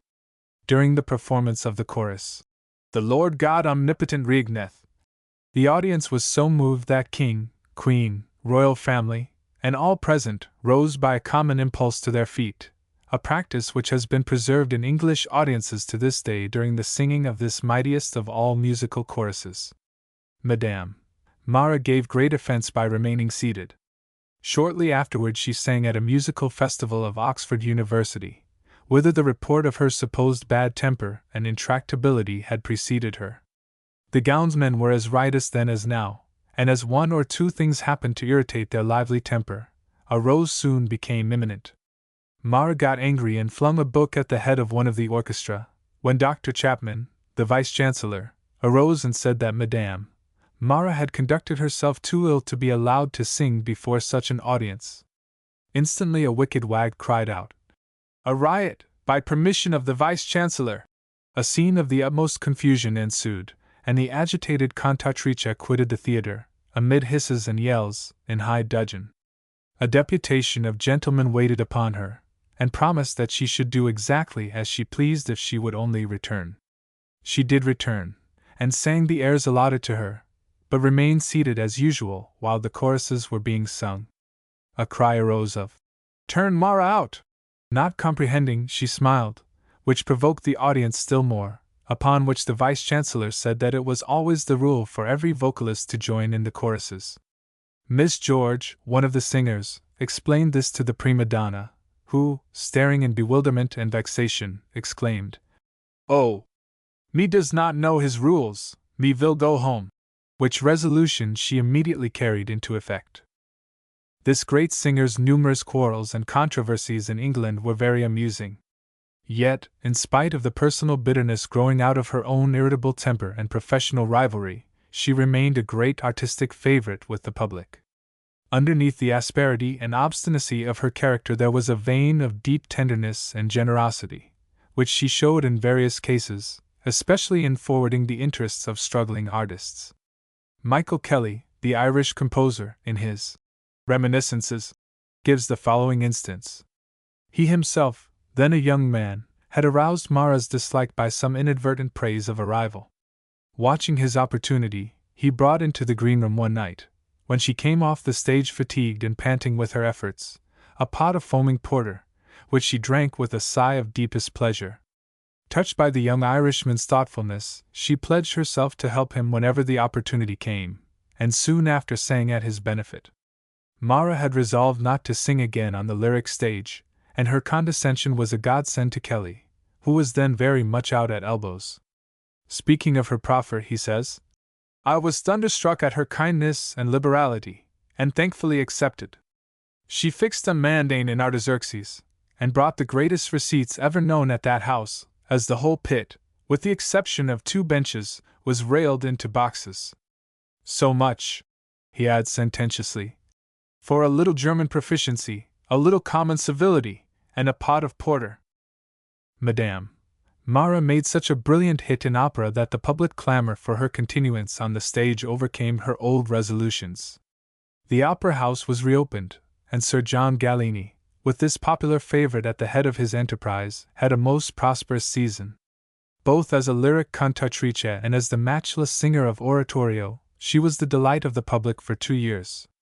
In 1788 she went to Turin to sing at the Carnival, where it was the custom to open the gala season with a fresh artist, who supplied the place of the departing vocalist, whether a soprano or tenor. Her predecessor, a tenor, was piqued at his dismissal, and tried to prejudice the public against her by representing her as alike ugly in person and faulty in art. Mara's shrewdness of resource turned the tables on the Italian. On her first appearance her manner was purposely full of gaucherie, her costume badly considered and all awry, her singing careless and out of time. The maligner was triumphant, and said to all, "Didn't I say so? See how ugly she is, and as for singing, did you ever hear such a vile jargon of sounds?"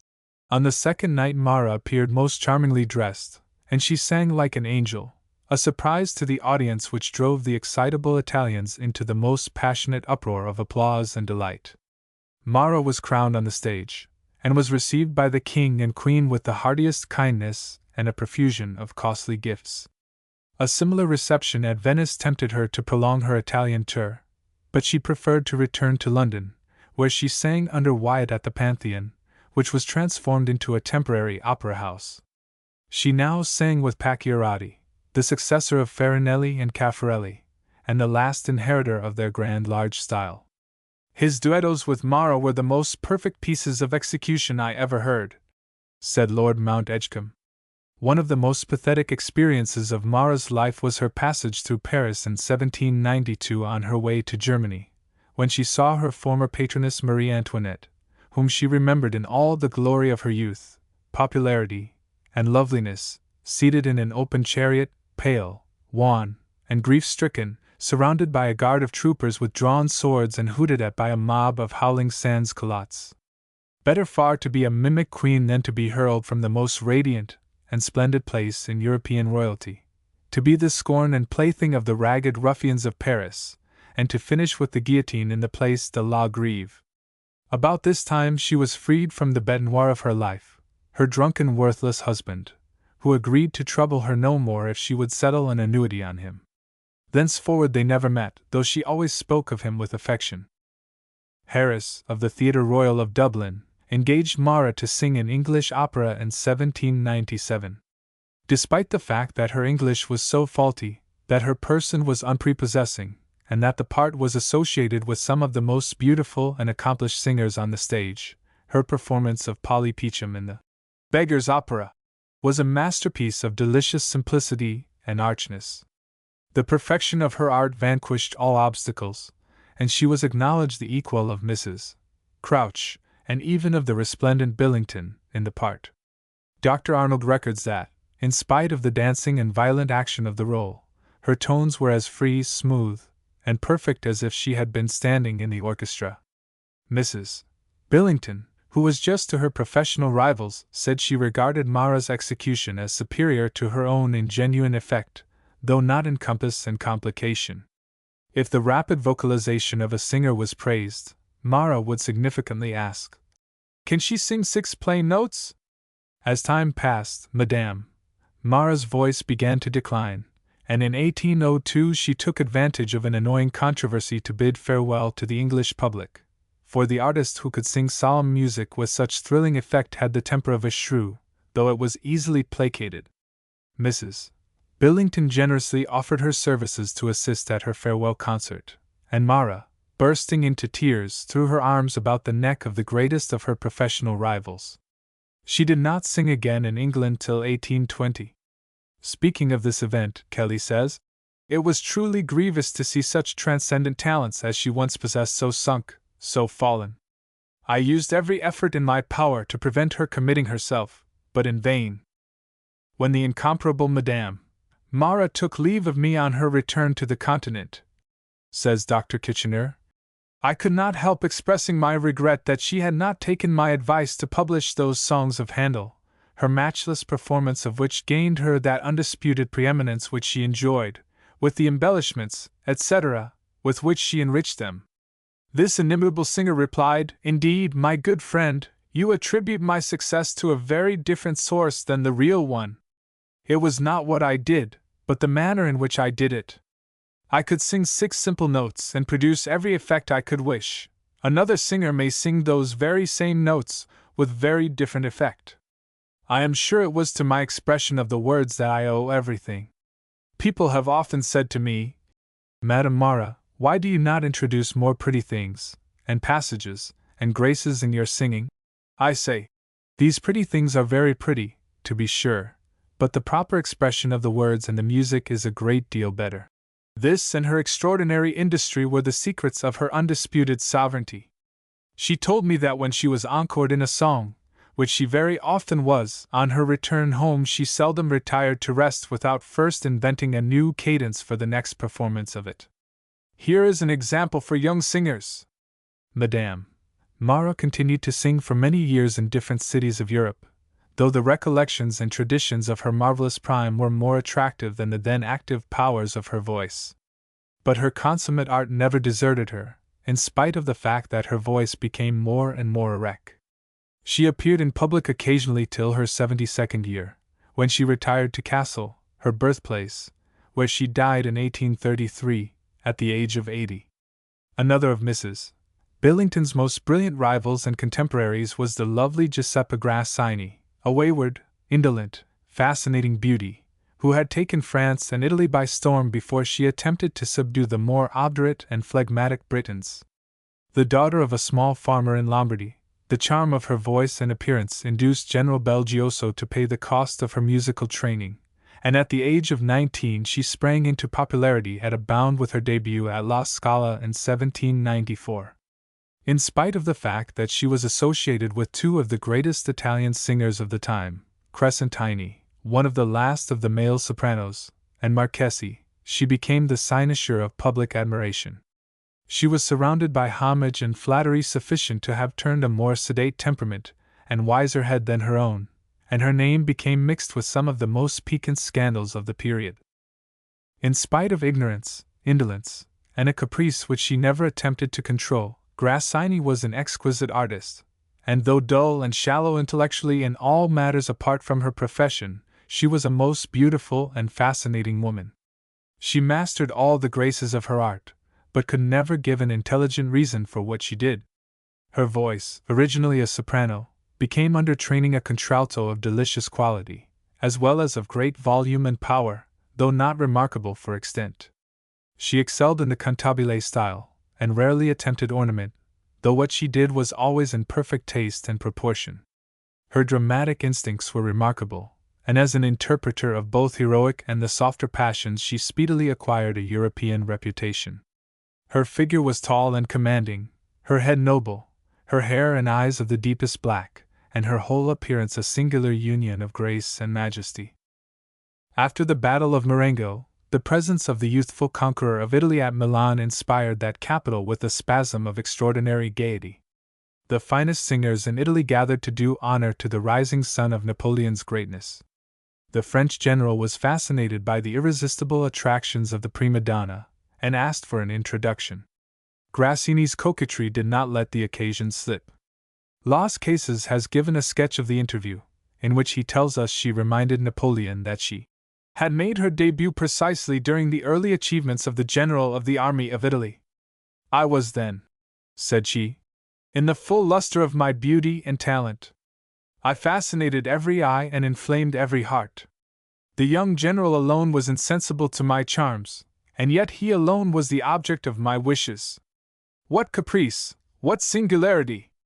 When I possessed some value, when all Italy was at my feet, and I heroically disdained its admiration for one glance from you, I was unable to obtain it, and now, how strange an alteration! You condescend to notice me now when I am not worth the trouble, and am no longer worthy of you. Las Casas has not proved himself the most veracious of chroniclers in more important matters, and we may be permitted to doubt the truth of this speech as coming from the mouth of a woman extraordinarily beautiful, and not less vain. But at all events Grassini accompanied the French general to Paris, ambitious to play the role of Cleopatra to this modern Caesar. Josephine's jealousy and dislike proved an obstacle difficult to meet, and this, in connection with the fact that the French opera did not prove suited to her style, made her first residence in Paris a short one, in spite of the brilliant success of her concerts. One of these was the crowning feature of the grand fête given at the Invalids' Church in honor of the Battle of Marengo, and as Grassini sang before the bronzed veterans of the Italian campaign she seemed inspired. Circumstances, however, obliged her to leave France, laden with magnificent presents from Napoleon. In November 1801, the Italian prima donna was in Berlin, where she announced concerts which seem never to have taken place. In 1802 she returned to France, and Napoleon made her directress of the opera in 1804. At first Josephine had permitted her to appear at her private concerts at the Tuileries, but she did not detest the beautiful singer less cordially than heretofore. It was whispered that the cantatrice did in reality seek to attract the attention of Napoleon, and that she turned her eyes fixedly toward the throne of the dictator. "I hear, madam, that our Grassini is a favorite with the great Napoleon," said Count Samaglia to Josephine one morning. "Yes," answered the irate wife of the first consul, hardly able to disguise her spite. "The ridiculous vanity of the creature amuses us amazingly. Since she has been made directress of the Italian opera, there is more intriguing going on among these gentry than there is with the diplomats. In the midst of a serious conversation, she will break out into a hoarse laugh, throw herself on a sofa, and fancying herself Semiramis on the throne of Nineveh, burst forth in a great style with Son Regina, e Son Amata. I am a queen, and I am beloved.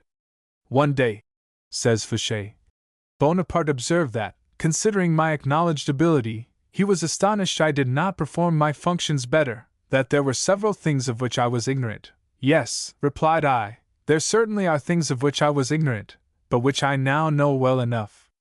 For instance, a little man, muffled in a grey cloak, and accompanied by a single servant, often steals out on a dark evening from a secret door of the Tuileries, enters a closed carriage, and drives off to Signora G. This little man is yourself, and yet this fanciful songstress jilts you continually for Rode the fiddler. The consul answered not a word. He turned his back, rang, and immediately withdrew. In 1804 Grassini was engaged to sing in London alternately with Mrs. Billington. At her first benefit she sang in conjunction with the English diva in Winter's new opera, Il Ratto di Proserpina, Billington as Ceres, and Grassini as Proserpina. The respective voices of the two singers were admirably fitted for the music of the roles, each exquisite of its sort, and inspired by the ambition of rivalry. The deep tones of the one combined with the bird-like notes of the other to produce a most thrilling effect.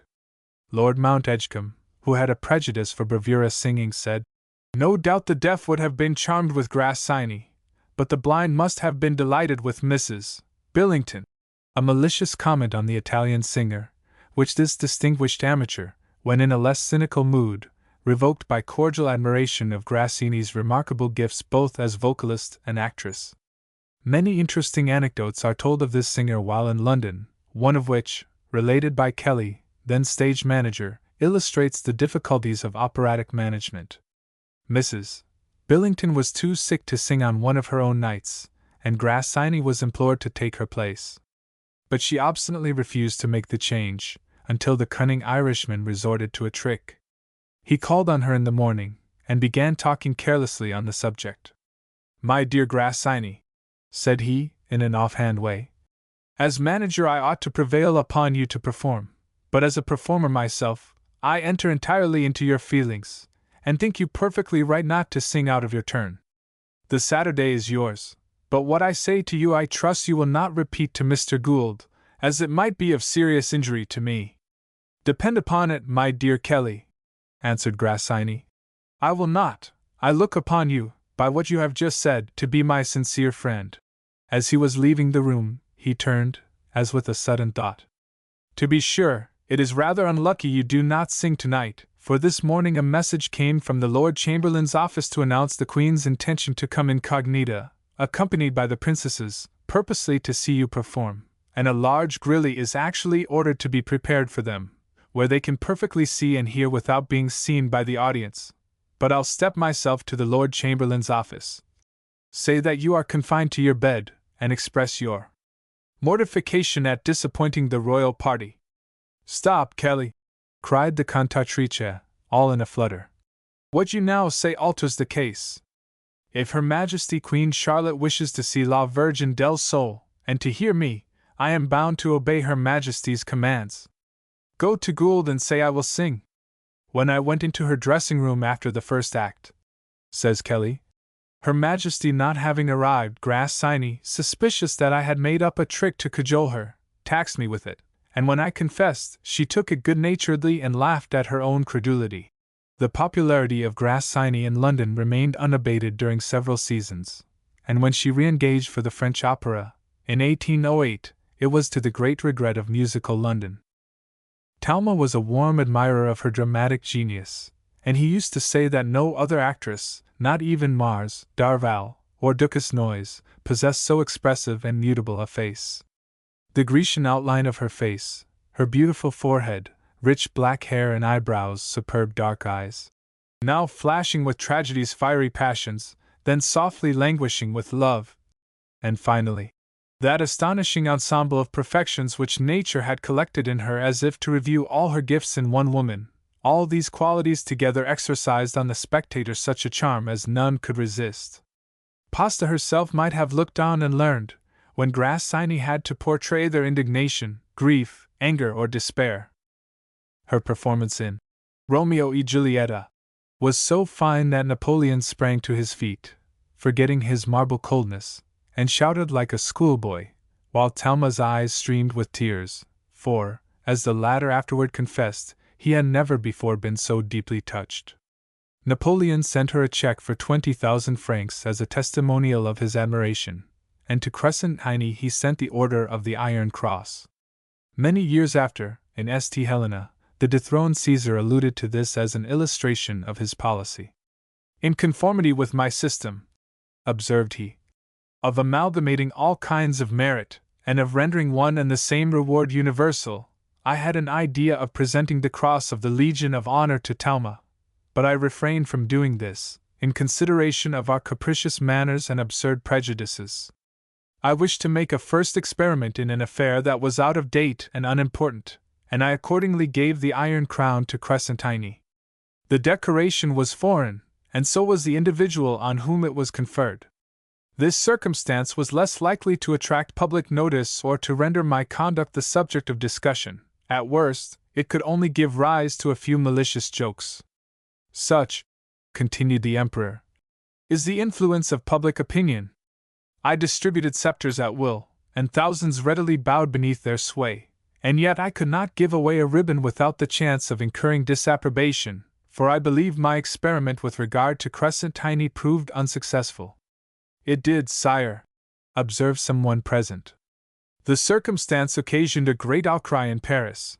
It drew forth a general anathema in all the drawing-rooms of the metropolis, and afforded full scope for the expression of malignant feeling. However, at one of the evening parties of the Faubourg St. Germain, a bon mot had the effect of completely stemming the current of indignation. A pompous orator was holding forth in an eloquent strain on the subject of the honor that had been conferred on Crescentini.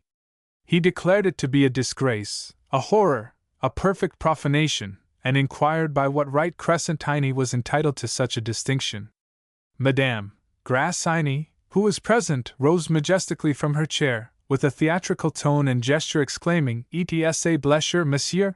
This produced a general burst of laughter, amid which Grassini sat down, embarrassed by her own success. Madame Grassini remained on the stage till about 1823 when, having lost the beauty of her voice, she retired to private life with a comfortable fortune, spending her last years in Paris.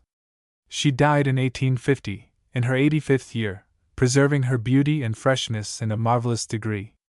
The effect of Grassini's singing on people of refined taste was even greater than the impression made on regular musicians. Thomas de Quincey speaks of her in his autobiographical sketches as having a voice delightful beyond all that he had ever heard. Sir Charles Bell thought it was only Grassini who conveyed the idea of the united power of music and action. She did not act only without being ridiculous, but with an effect equal to Mrs. Siddons. The Ode Dio of Mrs. Billington was a bar of music, But in the strange, almost unnatural voice of Grassini, it went to the soul. Elsewhere he speaks of her dignity, truth, and affecting simplicity. About the time of Mara's departure from England, Mrs. Billington was wonderfully popular. No fashionable concert was complete without her, and the constant demand for her services enabled her to fix her own price. Her income averaged £15,000 a year, and at one time she was reckoned as worth nearly £100,000.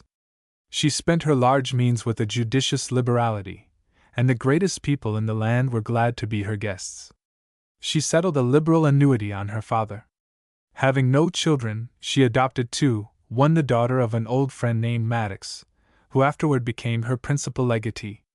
Her hospitality crowded her house with the most brilliant men in art, literature, and politics, and it was said that the stranger who would see all the great people of the London world brought together should get a card to one of Billington's receptions.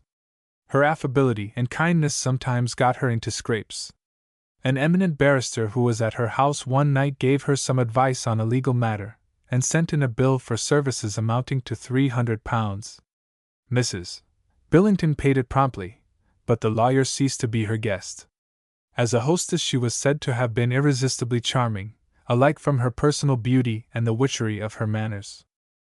Her kindness and good nature in dealing with her sister artists are proverbial. When Grassini, who at first was unpopular in England, was in despair as to how she should make an impression, Mrs.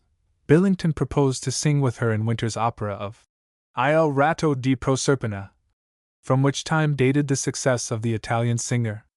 Toward Mara she had exerted similar goodwill, ignoring all professional jealousies. Miss Park, a concert singer, was once angry because Billington's name was in bigger type. The latter ordered her name to be printed in the smallest letters used. And much Miss Park gained by her corpulent type, says the narrator. Lord Mount Edgecombe tells us that the operas in which she specially excelled were La Clemenza di Scipione, composed for her by John Christian Bach, Paisiello's Elfrida, Armida, Castori Polus, and others by Winter, and Mozart's Clemenza di Tito. For her farewell benefit, when she quitted the stage, March 30, 1806, she selected the last-named opera, which had never been given in England, and existed only in manuscript form. The Prince of Wales had the only copy, and she played through the whole score on the pianoforte at rehearsal, to give the orchestra an idea of the music. The final performance was immensely successful, and the departing diva sang so splendidly as to prove that it was not on account of failing powers that she withdrew from professional life. It is true that Mrs. Billington continued to appear frequently in concert for 3 years longer, but her dramatic career was ended. A curious instance of woman's infatuation was Mrs. Billington's longing to be reunited to her brutal husband, and so in 1817 she invited him to join her in England. Felican was too glad to gain fresh control over the victim of his conjugal tyranny, and persuaded her to leave England for a permanent residence in Italy. Mrs. Billington realized all her property, and with her jewels and plate, of which she possessed a great quantity, departed for the land of song, taking with her Miss Maddox. She paid a bitter penalty for her revived tenderness toward Felican, for the ruffian subjected her to such treatment that she died from the effects of it, August 25, 1818. In such an ignoble fashion one of the most brilliant and beautiful women in the history of song departed from this life. Angelica Catalani. The Girlhood of Catalani. She makes her debut in Florence. Description of her marvelous vocalism. The romance of love and marriage. Her preference for the concert stage.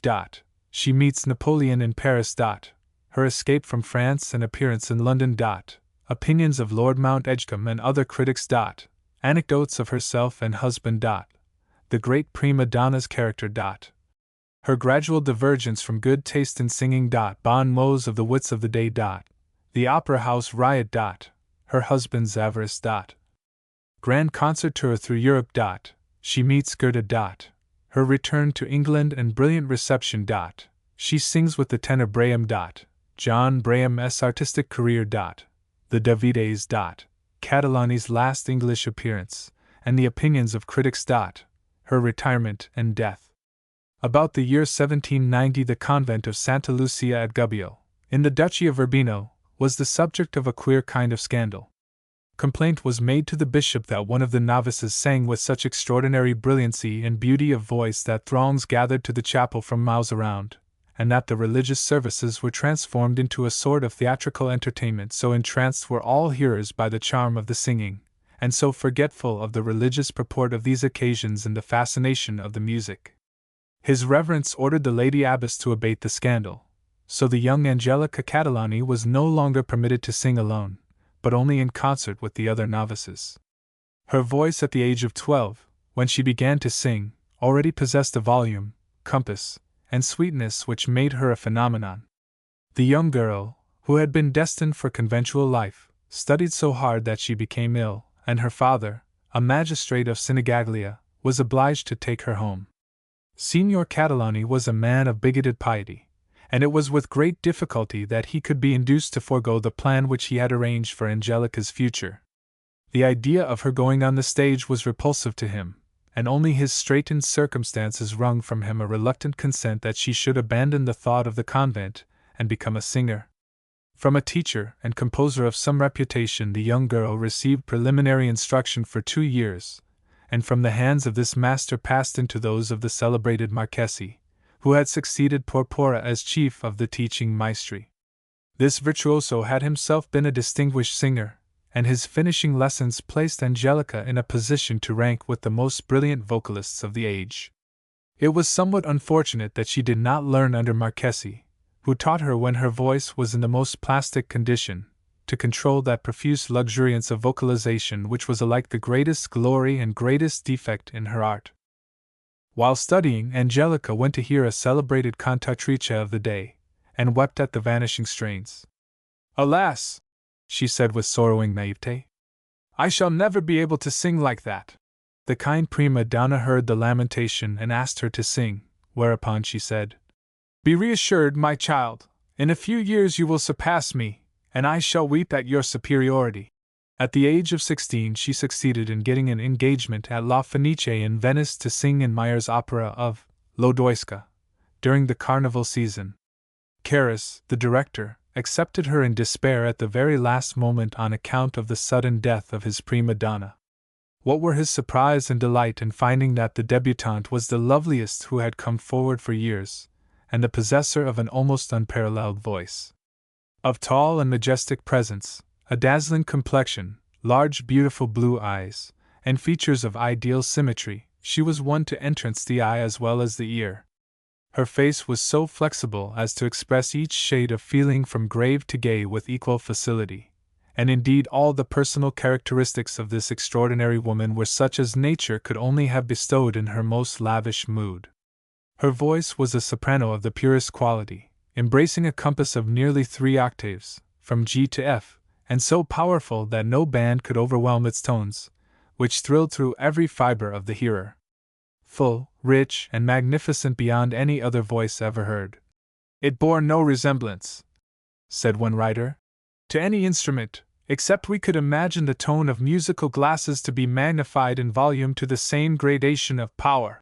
She could ascend at will, though she was ignorant of the rules of art, from the smallest perceptible sound to the loudest and most magnificent crescendo, exactly as she pleased. One of her favorite caprices of ornament was to imitate the swell and fall of a bell, making her tones sweep through the air with the most delicious undulation, and using her voice at pleasure, she would shower her graces in an absolutely wasteful profusion. Her greatest defect was that, while the ear was bewildered with the beauty and tremendous power of her voice, the feelings were untouched. She never touched the heart. She could not, like Mara, thrill, nor, like Billington, captivate her hearers by a bird-like softness and brilliancy. She simply astonished. She was a florid singer, and nothing but a florid singer, whether grave or airy, in the church, orchestra, or upon the stage. With a prodigious volume and richness of tone, and a marvelous rapidity of vocalization, she could execute brilliantly the most florid notation, leaving her audience in breathless amazement. But her intonation was very uncertain. However, this did not trouble her much. In the season of 1798 she sang at Leghorn with Crivelli, Marchesi, and Mrs. Billington, and then she made a triumphal tour through Italy. From the first she had met with an unequaled success. Her full, powerful, clear tones, her delivery so pure and true, her instinctive execution of the most difficult music, carried all before her. Without much art or method, that superb voice, capable by nature of all the things which the most of even gifted singers are obliged to learn by hard work and long experience, was sufficient for the most daring feats. The Prince Regent of Portugal, attracted by her fame, engaged her, with Crescentini and Madame Gafferini, for the Italian opera at Lisbon, where she arrived in the year 1804. The romance of Catalani's life connects itself, not with those escapades which furnish the most piquant tidbits for the gossip monger, but with her marriage, which occurred at Lisbon. Throughout her long career no breath of scandal touched the character of this extraordinary artist. Her private and domestic life was as exemplary as her public career was dazzling. One night, as Angelica was singing on the stage, her eyes met those of a handsome man in full French uniform, and especially distinguished by the diamond aigrette in his cap, who sat in full sight in one of the boxes. When she went off the stage she found the military stranger in the green room, waiting for an introduction. This was M. de Vallebregue, captain in the 8th Hussars and attaché of the French embassy, who in after years received his highest recognition of distinction as the husband of the chief of living singers. They were both in the full flush of youth and beauty, and they fell passionately in love with each other at first sight. When the lover asked Signor Catalani's consent, the latter frowned on the scheme, for the golden harvest was too rich to be yielded up lightly for the asking. He coldly refused, and bade the suitor think of his love as hopeless, though he found no objection to M. Vallebregue personally. Poor Angelica was thoroughly wretched, and day after day pined for her young soldier lover, who had been forbidden the house by the father. For several days she was in such dejection that she could not sing, and the romance became the talk of Lisbon. One day an anonymous letter was received by Papa Catalani charging M. Vallebregue with being a proscribed man, who had committed some mysterious crime vaguely hinted at. Armed with this, her father sought to reason Angelica out of her passion, but she clung to her lover with more eagerness, and was rewarded, to her great joy, by learning that the crime was only having fought a duel with and severely wounded his superior officer, an offense against discipline, which had been punished by temporary relief from military duty and a pleasant exile to Lisbon. The young beauty wept, sighed, pouted, and could be persuaded to sing only with much difficulty. All day long she said with deep mournfulness, "Ma che bella faziale," and pined with genuine heart-sickness. At last Vallebregue smuggled a letter to his discouraged mistress, in which he said in ardent words that no one had a right to separate them, and urged her to lend all her energies to her professional work, so that, being a favorite at court, she might induce the prince to intercede in the matter.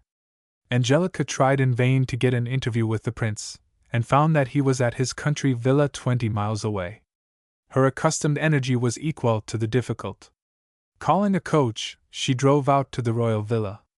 Trembling with emotion and fatigue, she threw herself at the feet of the good-natured prince, whom she found in the garden, and told her story as soon as her timidity could find words. He could hardly resist the temptation to badinage which the lively Angelica had hitherto been so ready to meet with brilliant repartee, but the anxious girl could only weep and plead. It was such a genuine love romance that the prince's heart was touched, and, after some argument, and advice to return to her father, he yielded and gave his sanction to the match. He accompanied the now radiant Angelica back to Lisbon, and in an hour's time a ceremony in the court chapel made her Madame de Vallebregue, in presence of General Lannes, the French envoy, and himself. Signor Catalani was enraged at the turn which things had taken, but he could only acquiesce in the inevitable, especially as his daughter and her husband settled on him a country estate in Italy and a comfortable annuity for life. Madame Catalani returned to Italy with a reputation which made her name the first in everybody's mouth. Yet at this time her appearance on the dramatic stage always occasioned a feeling of pain. Her excessive timidity and nervousness made her actions spasmodic, and deprived her of that easy dignity which must be united with passion and sentiment to produce a good artistic personation. It was in concert that her grand voice at this period shone at its best. Her intimate friends were wont to say that it was as disagreeable and agitating for her to sing in opera as it was delightful in the concert room, for here she poured forth her notes with such a genuine ecstasy in her own performance as that which seems to thrill the skylark or the nightingale. Though the circumstances of her marriage were of such a romantic kind, and she seems to have been deeply attached to her husband through life, M. Valle-Breg appears to have been a stupid, ignorant soldier, and, as is common with those who make similar matrimonial speculations, to have had no eyes beyond helping his talented wife to make all the money possible and spend it with the utmost freedom afterward. Madame Catalani made a brief visit to Paris in the spring of 1806, sang twice at St. Cloud, and gave 3 public concerts, each of which produced 24,000 francs, the price being doubled for these occasions. Napoleon was always anxious to make Paris the center of European art, and to assemble within its borders all the attractions of the civilized world. He spared no temptation to induce the Italian cantatrice to remain. When she attended his commands at the Tuileries, she trembled like a leaf before the stern tyrant, under whose gracious demeanor she detected the workings of an unbending purpose. "Oh, allez-vous, madame?" said he, smilingly. "To London, sire," was the reply.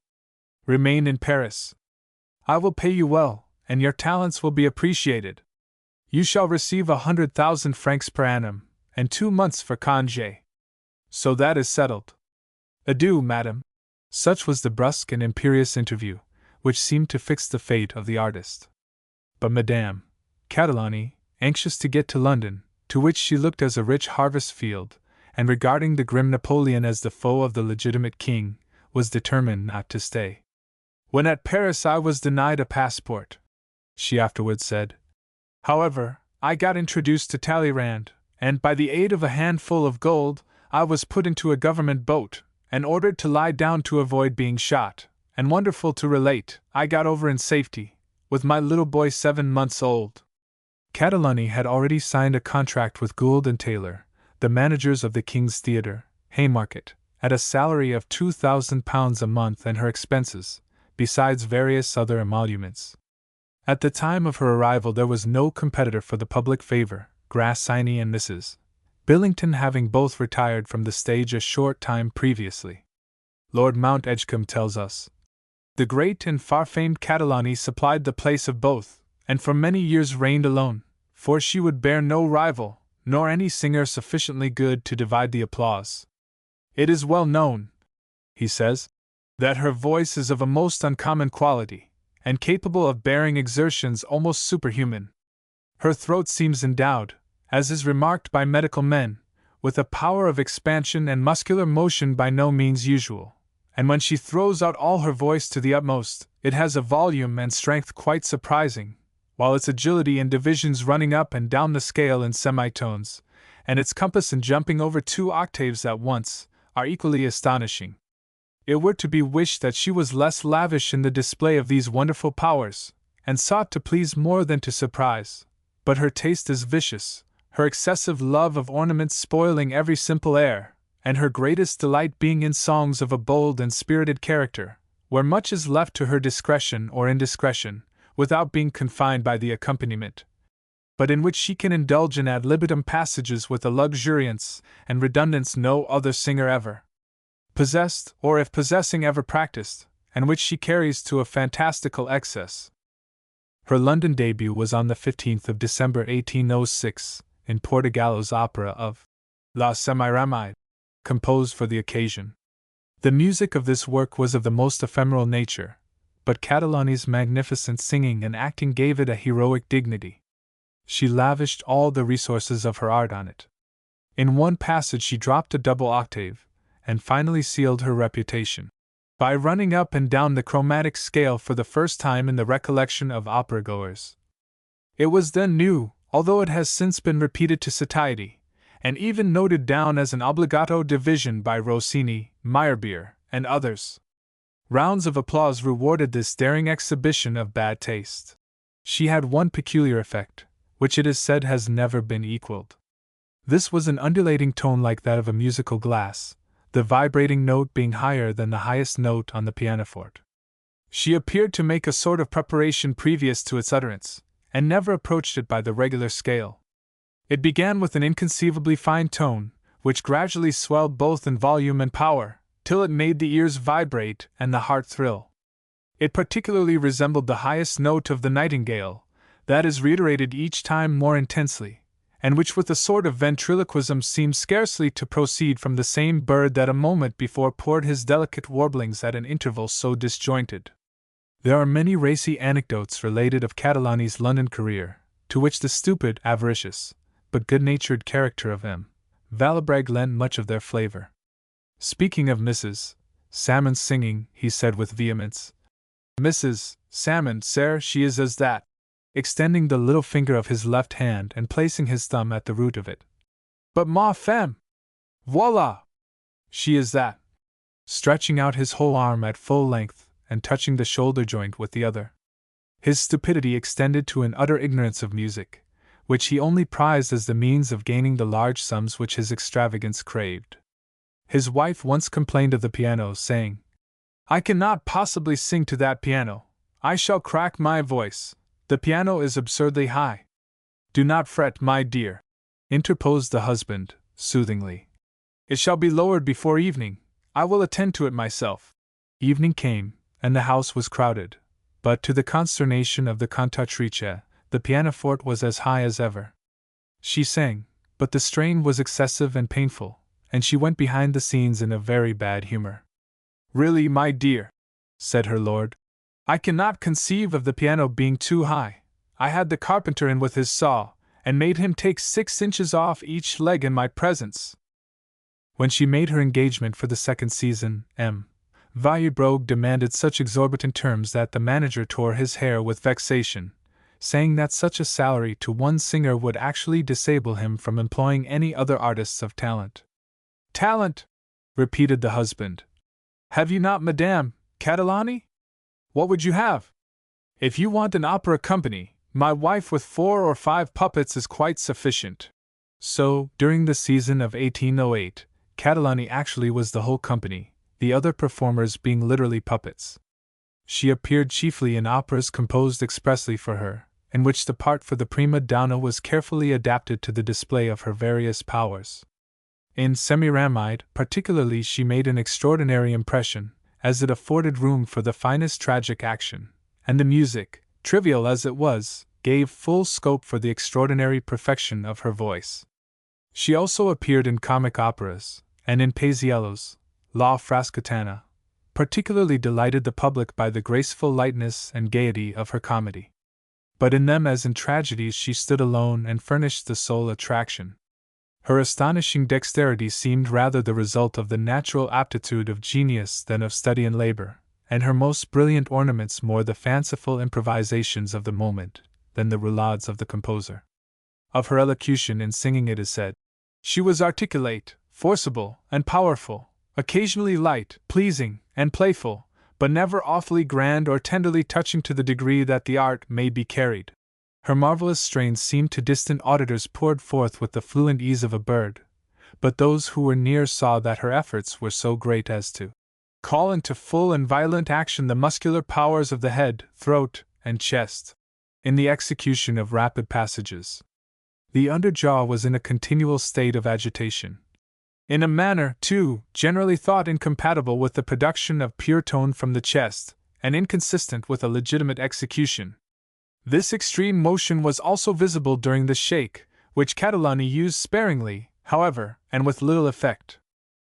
In spite of the reputation for rapacity which the avarice and arrogance of her husband helped to create, Catalani won golden opinions by her sweet temper, liberality, and benevolence. Her purse strings were always open to relieve want or encourage struggling merit. Her gaiety and light-heartedness were proverbial. It is recorded that at Bangor once she heard for the first time the strains of a Welsh harp, the player being a poor blind itinerant. The music sounding in the kitchen of the inn filled the world-renowned singer with an almost infantile glee, and rushing in among the pots and pans, she danced as madly as if she had been bitten by the tarantula, till, all panting and breathless, she threw the harper 2 guineas, and said she had never heard anything which gave her more delight. The claims on her purse kept pace with the enormous gains which seemed to increase from year to year. To her large charities and her extravagant habits of living, her husband added the heavy losses to which his passion for the gaming table led him. It was said in after years that Madame Catalani should have been worth not less than £500,000, so immense had been her gains. Mr. Waters, in a pamphlet published in 1807, says that her receipts from all sources for that year had been nearly £17,000. She frequently was paid £200 for singing Rule Britannia, a song in which she became celebrated, and £1,000 was the usual honorarium given for her services at a festival. Madame Catalani, in addition to her operatic performances, frequently sang at the ancient concerts and in oratorio, but she lacked the devotional pathos and tenderness which had given Mara and Mrs. Billington their power in sacred music. Yet she possessed strong religious sentiments, and always prayed before entering a theatre. Her somewhat ostentatious piety provoked the following scandalous anecdote. She was observed reading a prayer from her missal prior to going before the audience one night, and someone, taking the book from the attendant, found it to be a copy of Metastasio. This story is probably apocryphal, however, like many of the most amusing incidents related of artists and authors. Certain it is that Catalani never shone in oratorio, or even in the rendering of dramatic pathos, but in bold and brilliant music the world has probably never seen her peer. To some the immense volume of her voice was not pleasant. Queen Charlotte criticized it by wishing for a little cotton to put in her ears. Somewhat, being asked if he would go to York to hear her, replied he could hear better where he was. "Whenever I hear such an outrageous display of execution," said Lord Mount Edgecombe in his Musical Reminiscences, "I never fail to recollect and cordially join in the opinion of a late noble statesman, more famous for his wit than for his love of music, who, hearing a remark on the extreme difficulty of some performance, observed that he wished it was impossible." It was this same nobleman, Lord North, who perpetrated the following mot, being asked why he did not subscribe to the ancient concerts, and reminded that his brother, the Bishop of Winchester, had done so, he said, "Oh, if I was as deaf as the good bishop, I would subscribe too." During the period of her operatic career in England, Catalani illustrated the works of a wide variety of composers, both serious and comic, for her dramatic talents were equal to both, and there was no music which she did not master as if by inspiration, though she was such a bad reader that to learn a part perfectly she was obliged to hear it played on the piano. It was with great unwillingness that she essayed the music of Mozart, however, who had just become a great favorite in England. The strict time, the severe form, and the importance of the accompaniments were not suited to her splendid and luxuriant style, which disdained all trammels and rules. Yet she was the first singer who introduced Le Nasse di Figaro to the English stage. Besides Susanna in Le Nasse, she appeared as Vitellia in La Clemenza di Tito, a serious role, and both in acting and singing these interpretations were praised by the most intelligent connoisseurs, who had previously attacked the vicious redundancy of her style severely, as nearly matchless. Arch and piquant as the waiting woman, lofty, impassioned, and haughty as the patrician dame of old Rome, she rendered each as if her sole talent were in the one direction. Tremezzani, a delightful tenor, who had just arrived in England, and possessed a voice of that rich, touching Cremona tone so rare even in Italy, it may be remarked in passing, refused the part of Count Almaviva as lacking sufficient importance, and because he regarded it as beneath his dignity to appear in comic opera. The year 1813 was the last season of Catalani's regular engagement on the operatic stage. She continued to sing in Tito and Figaro, but her principal pleasure was in the most extravagant and bizarre showpieces, such, for example, as variations composed for the violin on popular airs like God Save the King, Rule Britannia, Cease Your Funning. She carried her departure from the true limits of art to such an outrageous degree as to draw on her head the severest reprobation of all good judges, though the public listened to her wonderful execution with unbounded delight and astonishment. Toward the latter part of the season an extraordinary riot took place in consequence of Catalani's failure to appear 2 successive evenings. The managers were in arrears, and the diva by the advice of her husband adopted this plan to force payment. There were mutterings of the thunder on the first non-appearance, but when on the following night Catalani was still absent, the storm broke. The opera which had been substituted was half finished when the clamor drowned all the artistic noise behind the footlights. A military guard who had been called in to protect the stage from invasion were overpowered by a throng of gentlemen who leaped on from the auditorium, many of them men of high rank, and the guns and bayonets wrested from the soldiers' hands. Bloodshed seemed imminent, and had it not been for the moderation of the soldiers, who permitted themselves to be disarmed rather than fire, the result would have been very serious. The chandeliers and mirrors were all broken into 1,000 pieces, and the musical instruments hurled around in the wildest confusion.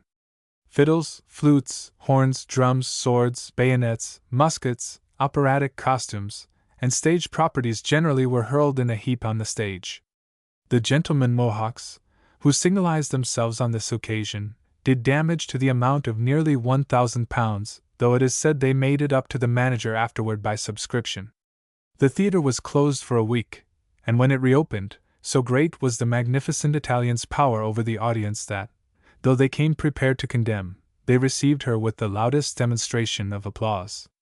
But still such conduct toward audiences, if followed up, could not but beget dissatisfaction and wrangling, and the growing impatience of her managers as well as the more judicious public could not be mistaken. In spite of the fact that several brilliant singers were in England, and of the desire of the public that the splendid talents of Catalani should be appropriately supported, her jealousy and her exorbitant claims prevented such a desirable combination. She offered to buy the theatre and thus become sole proprietor, sole manager, and sole performer. But of course, the proposition was refused, luckily for the enraged cantatrice, who would certainly have paid dearly for her experiment. Catalani, on closing her English engagement, proceeded to Paris. She had been known as an ardent friend of the Bourbon exiles, and so, during the occupation of Paris by the Allies in 1814, she found herself in great favor.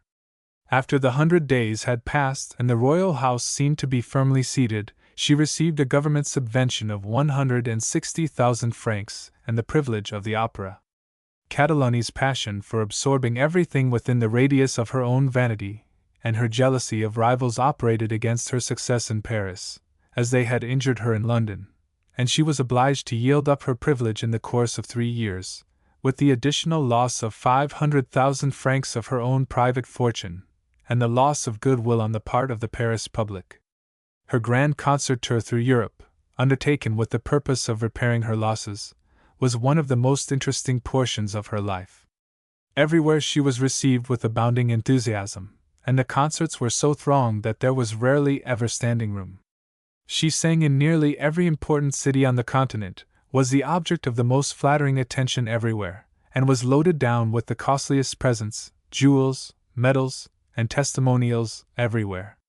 Sovereigns vied with each other in showing their admiration by gorgeous offerings, and her arrival in a city was looked on as a gala day.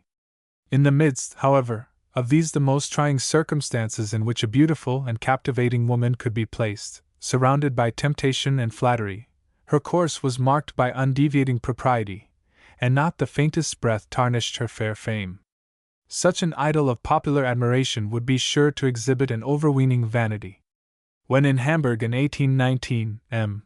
Chevenck, a great musician, criticized her vocal feats with severity, Madame Catalani shrugged her beautiful shoulders and called him an impious man.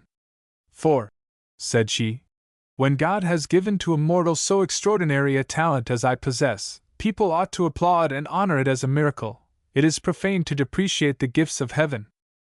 It was during this tour that she met the poet Goethe at the court of Weimar, where she was made an honored guest, as she had been treated everywhere in royal and princely circles.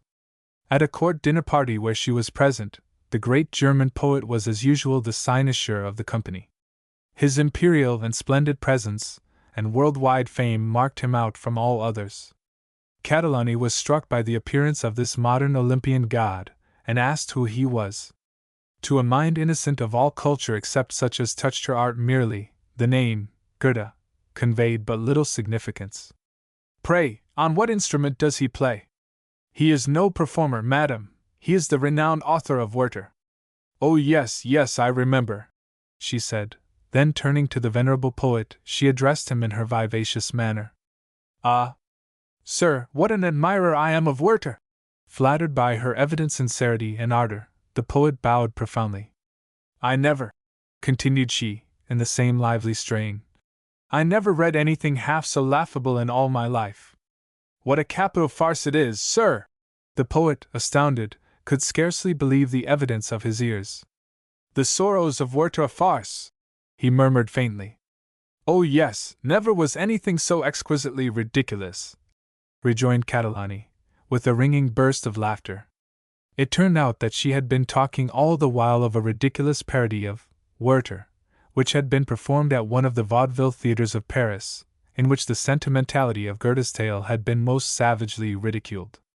We can fancy what Goethe's mortification was, and how the fair diva's credit was impaired at the court of Weimar by her ignorance of the illustrious poet and of the novel whose fame had rung through all Europe. Madame Catalani returned to England in 1821, and found herself the subject of an enthusiasm little less than that which had greeted her in her earlier prime. Her concert tour extended through all the cities of the British kingdom.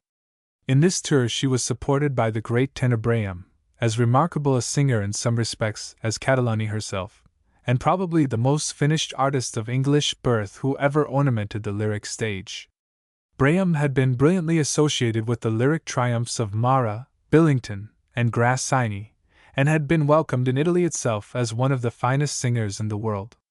When Catalani's dramatic career in England commenced, Braham had supported her, though her jealousy soon rid her of so brilliant a competitor for the public plaudits. Braham's part in Catalani's English concert tour was a very important one, and some cynical wags professed to believe that as many went to hear the great tenor as to listen to Catalani. The electrical effect of her singing was very well shown at one of these concerts. She introduced a song, Delia Superba Roma, declamatory in its nature, written for her by Marquis Sampieri.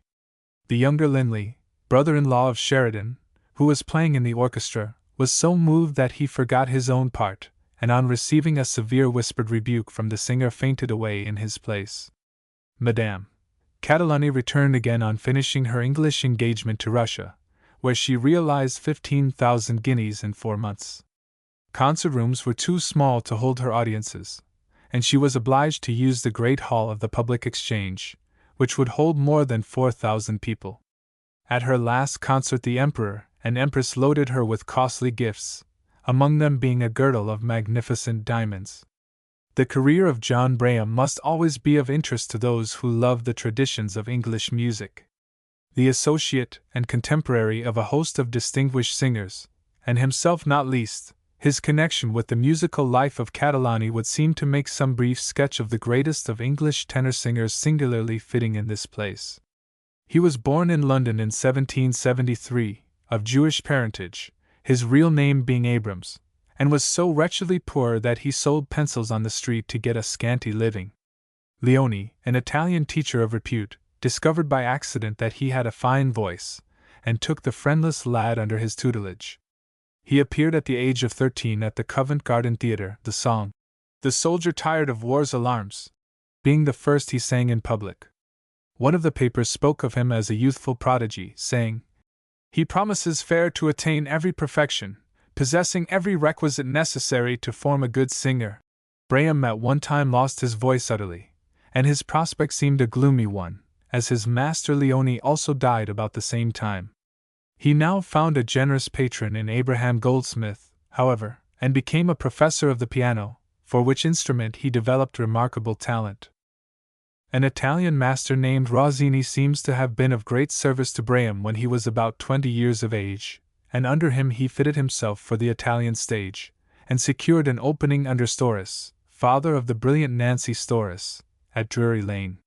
His success was so marked that the following season found him re-engaged and his professional life well open to him.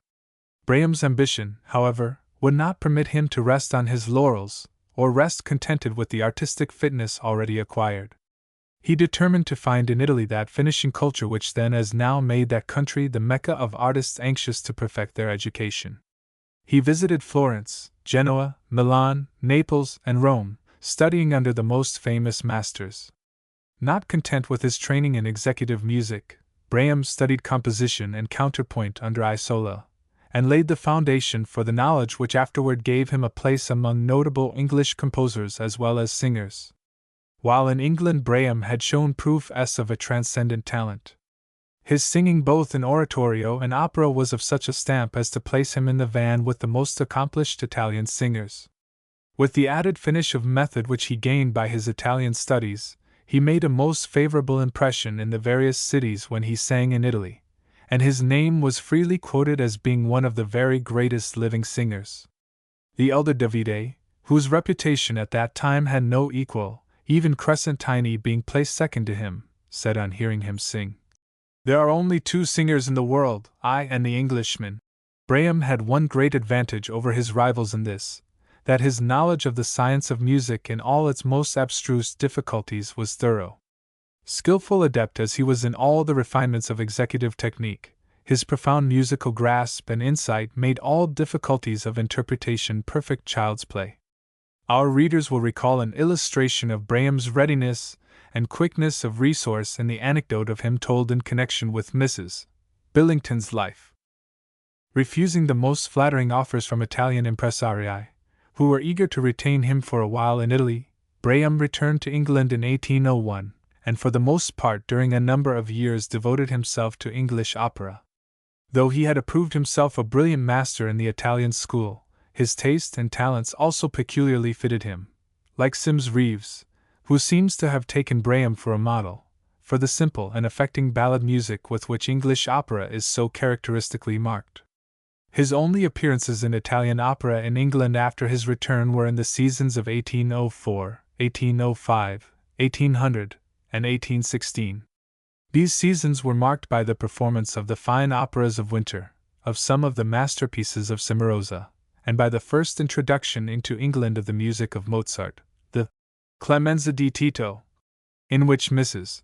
Billington and Brahms appeared, having been the earliest acquaintance of the English public with the greatest of the German operatic composers.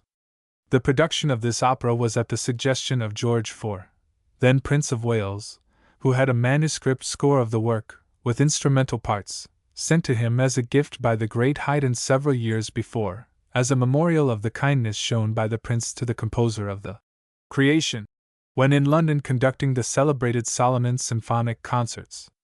The characters of Vitellia and Sesto were splendidly performed by the two singers, but the Italian part of the company did not perform the difficult and exacting music con amore, either were the audiences of that day trained up to the appreciation of the glorious music of Mozart which has obtained since that time.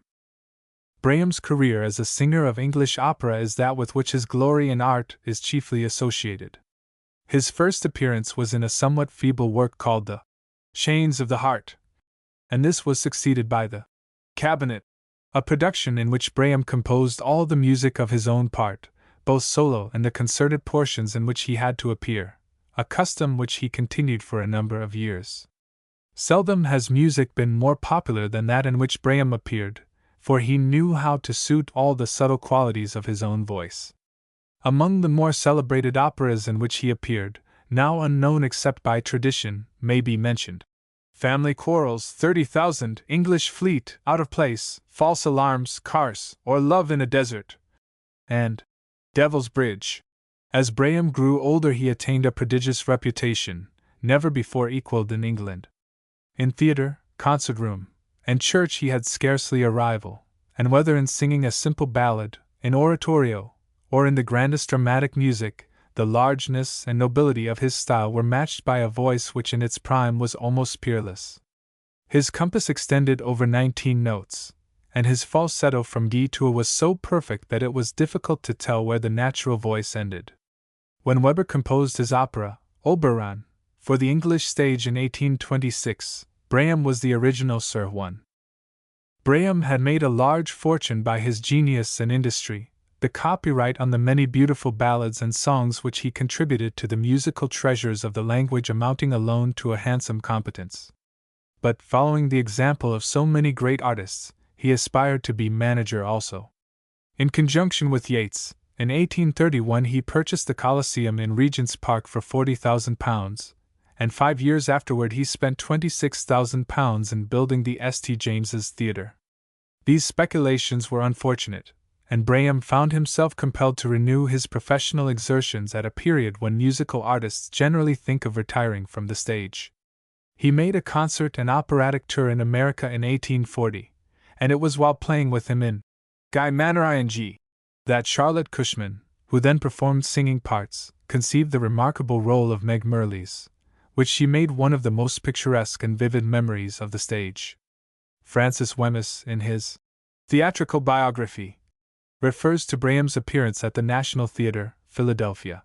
Who that heard Jephthah's rash vow could ever forget the volume of voice which issued from that diminutive frame, or the ecstasy with which waft her angels through the skies thrilled every nerve of the attentive listener? He ought to have visited the United States 20 years sooner, or not have risked his reputation by coming at all. Like in Cleedon, he was only heard by Americans when his powers of voice were so impaired as to leave them to conjecture what he had been, and mourn the wreck that all had once admired. Such an impression as this seems to have been common with the American public, an experience afterward in recent years repeated in the last visit of the once great Mario. In private life Braham was much admired, and was always received in the most conservative and fastidious circles.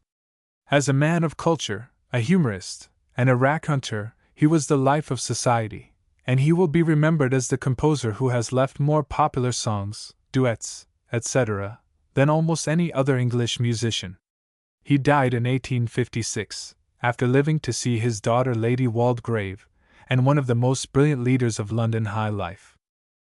The Davides, father and son, also belonged to the Catalani period, the elder having sung with her in Italy, and the younger in after years both in opera and concert. Giacomo Davide, the elder, whose prime was between 1770 and 1800, was pronounced by Lord Mount Edgecombe the first tenor of his time, possessing a powerful and well-toned voice, great execution as well as knowledge of music, and an excellent style of singing. His son Giovanni, who became better known than himself, was his pupil. Though singing with a faulty method, Giovanni Davide had a voice of such magnificent compass and quality as to produce with it the most electrical effects. Edouard Bertin gives an interesting account of him in a letter from Venice dated 1823. Davide excites among the dilettanti of this town an enthusiasm and delight which can hardly be conceived without having been witnessed. He is a singer of the new school, full of mannerism, affectation, and display, abusing like Martin his magnificent voice with its prodigious compass, 3 octaves comprised between 4 B-flats. He crushes the principal motive of an air beneath the luxuriance of his ornamentation, which has no other merit than that of a difficulty conquered. But he is also a singer full of warmth, verve, expression, energy, and musical sentiment. Alone he can fill up and give life to a scene. It is impossible for another singer to carry away an audience as he does, and when he will only be simple he is admirable. He is the Rossini of song. He is the greatest singer I ever heard.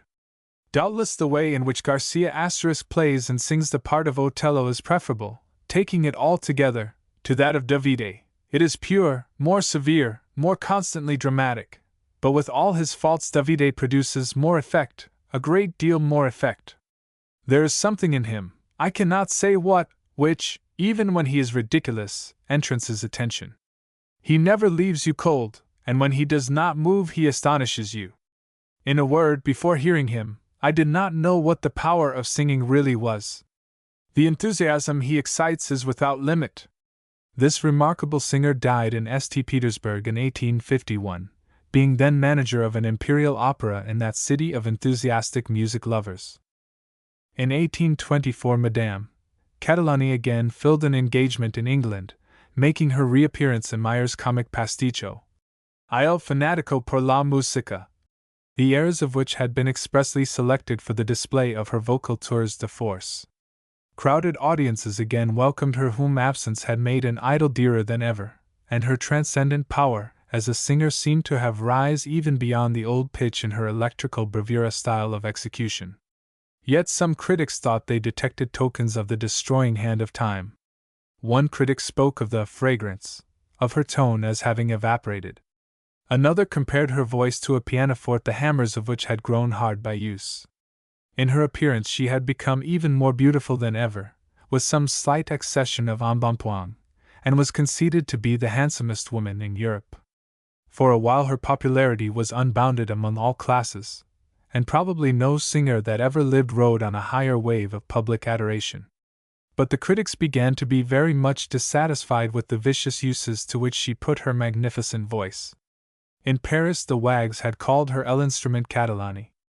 In London they said her style had become a caricature of its former grandeur, so exaggerated and affected had it grown. When she begins one of the interminable roulades up the scale, says a writer in Knight's Quarterly Magazine, she gradually raises her body, which she had before stooped to almost a level with the ground, until, having won her way with a quivering lip and chattering chin to the very topmost note, she tosses back her head and all its nodding feathers with an air of triumph, then suddenly falls to a note 2 octaves and a half lower with incredible aplomb, and smiles like a victorious Amazon over a conquered enemy. A throng of flatterers joined in encouraging her in all her defects. No sooner does Catalani quit the orchestra, says the same writer, than she is beset by a host of foreign sycophants, who load her with exaggerated praise. I was present at a scene of this kind in the refreshment room at Bath, and heard reiterated on all sides, "Ah, Madame, la dernière fois toujours la meilleure, thus is poor Madame Catalani led to strive to excel herself every time she sings, until she exposes herself to the ridicule most probably of those very flatterers, for I have heard that on the continent she is mimicked by a man dressed in female attire, who represents, by extravagant terms and gestures, Madame Catalani surpassing herself." Occasionally, however, she showed that her genius had not forsaken her. Her singing of Luther's hymn is thus described by an appreciative listener. She admits in this grandly simple composition no ornament whatever but a pure shake at the conclusion. The majesty of her sustained tones, so rich, so ample as not only to fill but overflow the cathedral where I heard her, the solemnity of her manner, and the St. Cecilia-like expression of her raised eyes and rapt countenance, produced a thrilling effect through the united medium of sight and hearing. Whoever has heard Catalani sing this, accompanied by Schmidt on the trumpet, has heard the utmost that music can do. Then in the succeeding chorus, when the same awful words, the trumpet sounds, the graves restore the dead which they contained before, are repeated by the whole choral strength, her voice, piercing through the clang of instruments and the burst of other voices, is heard as distinctly as if it were alone. During the encore I found my way to the top of a tower on the outside of the cathedral, and could still distinguish her wonderful voice. A charming incident is told of Madame Catalani while in Brighton. Captain Montague, cruising off that port, invited her and some other ladies to a fete on his ship, and the ladies were escorted on board by the captain in a boat manned by 20 men. The prima donna suddenly burst forth with her pet song, Rule Britannia, singing with electrical fire and the full power of her magnificent voice. The tars dropped their oars, and tears rolled down their weather-beaten cheeks, while the captain said, "You see, madam, the effect this favorite air has on these brave men when sung by the finest voice in the world. I have been in many victorious battles, but never felt an excitement equal to this." Madame Catalani retired from the stage in 1831. Young and brilliant rivals, such as Faustina and Sontag, were rising to contest her sovereignty, and for several years the critics had been dropping pretty plain hints that it would be the most judicious and dignified course. She settled on a magnificent estate near Lake Como, where she lived with her 2 eldest children, a son and daughter, the younger son being absent on military duty in the French army. This latter afterward became an equerry to Napoleon III, and the other children occupied positions of rank and honor. Madame Catalani founded a school of gratuitous instruction for young girls near her beautiful villa, and exacted that all who graduated from this school should adopt her own name. One, Signora Massili Catalani, became quite an eminent singer. Mrs. Trollope tells us something of Catalani's latter days as she visited her in Italy. Nothing could be more amiable than the reception she gave us. She expressed a great admiration and love for the English. Her beauty was little injured. Her eyes and teeth are still magnificent.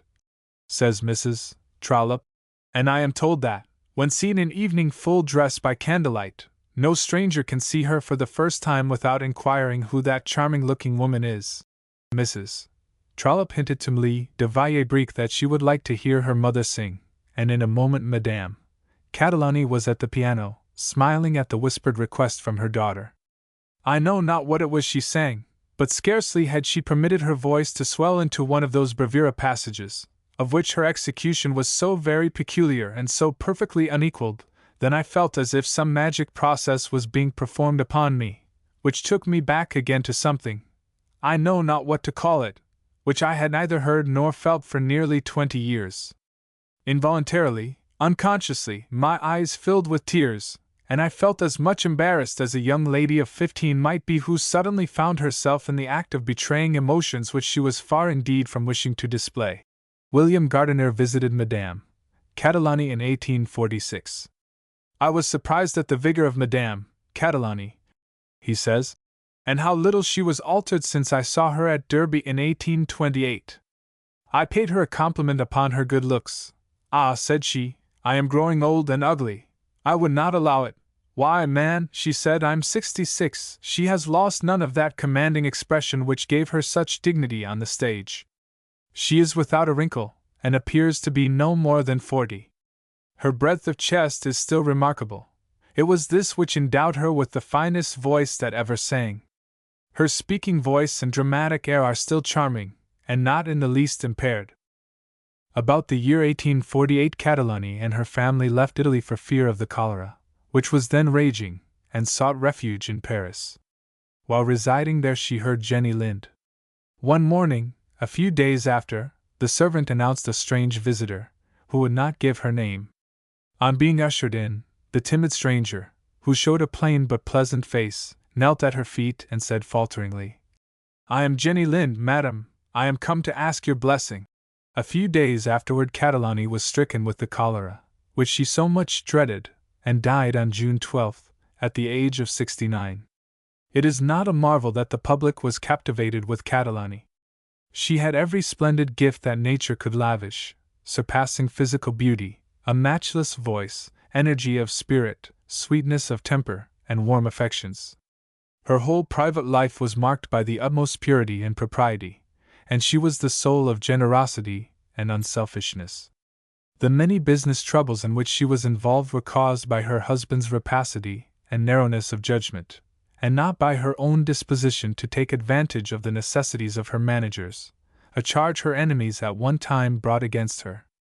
Her unrivaled endowments, for that taken all in all they were unrivaled is now pretty well acknowledged, ought to have raised her much higher in rank as an artist. Her education even as a singer was extremely superficial, and she became an object of universal admiration without ever knowing anything about music. As she advanced in her career, her whole ambition seemed to be narrowed down to surprising the world by displays of vocal power. As long as these displays would dazzle and astonish, it made little difference how absurd and unmeaning they were. Had she assiduously cultivated the dramatic part of her profession, such were the powers of her voice, her sense of the beautiful, her histrionic passion and energy, her charms of person, that she might have been the greatest lyric artist that ever lived. Many of the songs she selected as vehicles of display were unsuitable to a female voice. For instance, she would take the martial song for a bass voice, non più André, in Figaro, and overpower by the force and volume of her organ all the brass instruments of the orchestra. A craving for such sort of admiration from unthinking crowds turned her aside from the true path of her art, where she might have reached the top peak of greatness, and has handed down her memory a shining beacon rather than as a model to her successors. Giuditta Pasta. Greatness of genius overcoming disqualification. The characteristic lesson of Pasta's life. Her first appearance and failure. Pasta returns to Italy and devotes herself to study. Her first great successes in 1819. Characteristics of her voice and singing. Chorley's review of the impressions made on him by Pasta. She makes her triumphal debut in Paris. Talma on Pasta's acting. Her performances of Giulietta and Tancredi. Medea, Pasta's grandest impersonation, is given to the world. Description of the performance. Enthusiasm of the critics and the public. Introduction of Pasta to the English public in Rossini's Otello. The impression made in England. Recognized as the greatest dramatic prima donna in the world. Glances at the salient facts of her English career. The performance of Il Crociato in Egitto. She plays the male role in Otello. Rivalry with Malibran and Sontag. The founder of a new school of singing. Pasta creates the leading roles in Bellini's Sonnambula and Norma and Donizetti's Anna Bolena. Decadence and retirement. As an artist who could transform natural faults into the rarest beauties, who could make the world forgive the presence of other deficiencies which could not thus be glorified by the presence of genius, thought, and truth, as one who engraved deeper impressions on the memory of her hearers than any other even in an age of great singers, Madame Pasta must be placed in the very front rank of art. The way by which this gifted woman arrived at her throne was long and toilsome. Nature had denied her the 99 requisites of the singer, according to the old Italian adage. Her voice at the origin was limited, husky, and weak, without charm, without flexibility. Though her countenance spoke, its features were cast in a coarse mold. Her figure was ungraceful, her movements were awkward. No candidate for musical sovereignty ever presented herself with what must have appeared a more meager catalogue of pretensions at the outset of her career. What she became let our sketch reveal. She was the daughter of a Jewish family named Negri, born at Serrano, near Milan, in the year 1798. The records of her childhood are slight, and beyond the fact that she received her first musical lessons at the Cathedral of Como and her latter training at the Milan Conservatory, and that she essayed her feeble wings at second-rate Italian theaters in subordinate parts for the first year, there is but little of significance to relate. In 1816 she sang in the train of the haughty and peerless Catalani at the Favart in Paris, but did not succeed in attracting attention. But it happened that Ayrton, of the King's Theatre, London, heard her sing at the house of Payer, the composer, and liked her well enough to engage herself and husband at a moderate salary. When Pasta's glimmering little light first shone in London, Fodor and Camprise were in the full blaze of their reputation, both brilliant singers, but destined to pale into insignificance afterward before the intense splendor of Pasta's perfected genius. One of the notices of the opening performance at the King's Theatre, when Madame Camprise sang the leading role of Cimarosa's Penelope, followed up a lavish eulogium on the prima donna with the contemptuous remark, "Two subordinate singers named Pasta and Mari came forward in the characters of Telemuco and Arsino, but their musical talent does not require minute delineation." There is every reason to believe that Pasta was openly flouted both by the critics and the members of her own profession during her first London experience, but a magnificent revenge was in store for her. Among the parts she sang at this chrysalis period were Cherubino in the Nace di Figaro, Servilia in La Clemenza di Tito, and the role of the pretended shrew in Ferrari's Il Sciaglio Fortunato. Madame Pasta found herself at the end of the season a dire failure. But she had the searching self-insight which stamps the highest forms of genius, and she determined to correct her faults, and develop her great but latent powers. Suddenly she disappeared from the view of the operatic world, and buried herself in a retired Italian city, where she studied with intelligent and tireless zeal under M. Scappa, a maestro noted for his power of kindling the material of genius. Occasionally she tested herself in public. An English nobleman who heard her casually at this time said, "Other singers find themselves endowed with a voice and leave everything to chance. This woman leaves nothing to chance, and her success is therefore certain." She subjected herself to a course of severe and incessant study to subdue her voice. To equalize it was impossible. There was a portion of the scale which differed from the rest in quality, and remained to the last under a veil, to use the Italian term. Some of her notes were always out of time, especially at the beginning of a performance, until the vocalizing machinery became warmed and mellowed by passion and excitement. Out of these uncouth and rebellious materials she had to compose her instrument, and then to give it flexibility. Chorley, in speaking of these difficulties, says, "The volubility and brilliancy, when acquired, gained a character of their own from the resisting peculiarities of her organ. There were a breadth and expressiveness in her roulades, an evenness and solidity in her shake, which imparted to every passage a significance beyond the reach of more spontaneous singers. But, after all, the true secret of her greatness was in the intellect and imagination which lay behind the voice, and made every tone quiver with dramatic sensibility. The lyric Siddons of her age was now on the verge of making her real debut. When she reappeared in Venice, in 1819, she made a great impression, which was strengthened by her subsequent performances in Rome, Milan, and Trieste, during that and the following year. The fastidious Parisians recognized her power in the autumn of 1821, when she sang at the Theatre Italien, and at Verona, during the Congress of 1822, she was received with tremendous enthusiasm. She returned to Paris the same year, and in the opera of Romeo e Giulietta, she exhibited such power, both in singing and acting, as to call from the French critics the most extravagant terms of praise. Madame Pasta was then laying the foundation of one of the most dazzling reputations ever gained by prima donna. By sheer industry she had extended the range of her voice to 2 octaves and a half, from above the bass clef note to C flat, and even to D in alt. Her tones had become rich and sweet, except when she attempted to force them beyond their limits. Her intonation was, however, never quite perfect, being occasionally a little flat. Her singing was pure and totally divested of all spurious finery. She added little to what was set down by the composer, and that little was not only in good taste, but had a great deal of originality to recommend it. She possessed deep feeling and correct judgment. Her shake was most beautiful. Signor Pacini's well-known cavatina, Il Soave bel contento, the peculiar feature of which consisted in the solidity and power of a sudden shake, contrasted with the detached staccato of the first bar, was written for Madame Pasta. Some of her notes were sharp almost to harshness, but this defect with the greatness of genius she overcame, and even converted into a beauty, for in passages of profound passion her guttural tones were thrilling. The irregularity of her lower notes, governed thus by a perfect taste and musical tact, aided to a great extent in giving that depth of expression which was one of the principal charms of her singing.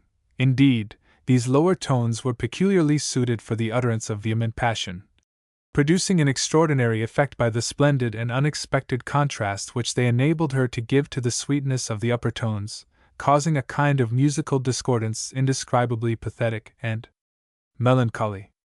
Her accents were so plaintive, so penetrating, so profoundly tragical, that no one could resist their influence. Her genius as a tragedienne surpassed her talent as a singer. When on the stage she was no longer Pasta, but Tancredi, Romeo, Desdemona, Medea, or Semiramide. Ebers tells us in his 7 Years of the King's Theatre, nothing could have been more free from trick or affectation than Pasta's performance. There is no perceptible effort to resemble a character she plays. On the contrary, she enters the stage the character itself, transposed into the situation, excited by the hopes and fears, breathing the life and spirit of the being she represents. Madame Pasta was a slow reader, but she had in perfection the sense for the measurement and proportion of time, a most essential musical quality. This gave her an instinctive feeling for propriety, which no lessons could teach, that due recognition of accent and phrase, that absence of flurry and exaggeration, such as makes the discourse and behavior of some people memorable, apart from the value of matter and occasion, that intelligent composure, without coldness, which impresses and reassures those who see and hear. A quotation from a distinguished critic already cited gives a vivid idea of Pasta's influence on the most cold and fastidious judges. The greatest grace of all, depth and reality of expression, was possessed by this remarkable artist as few, I suspect, before her, as none whom I have since admired, have possessed it.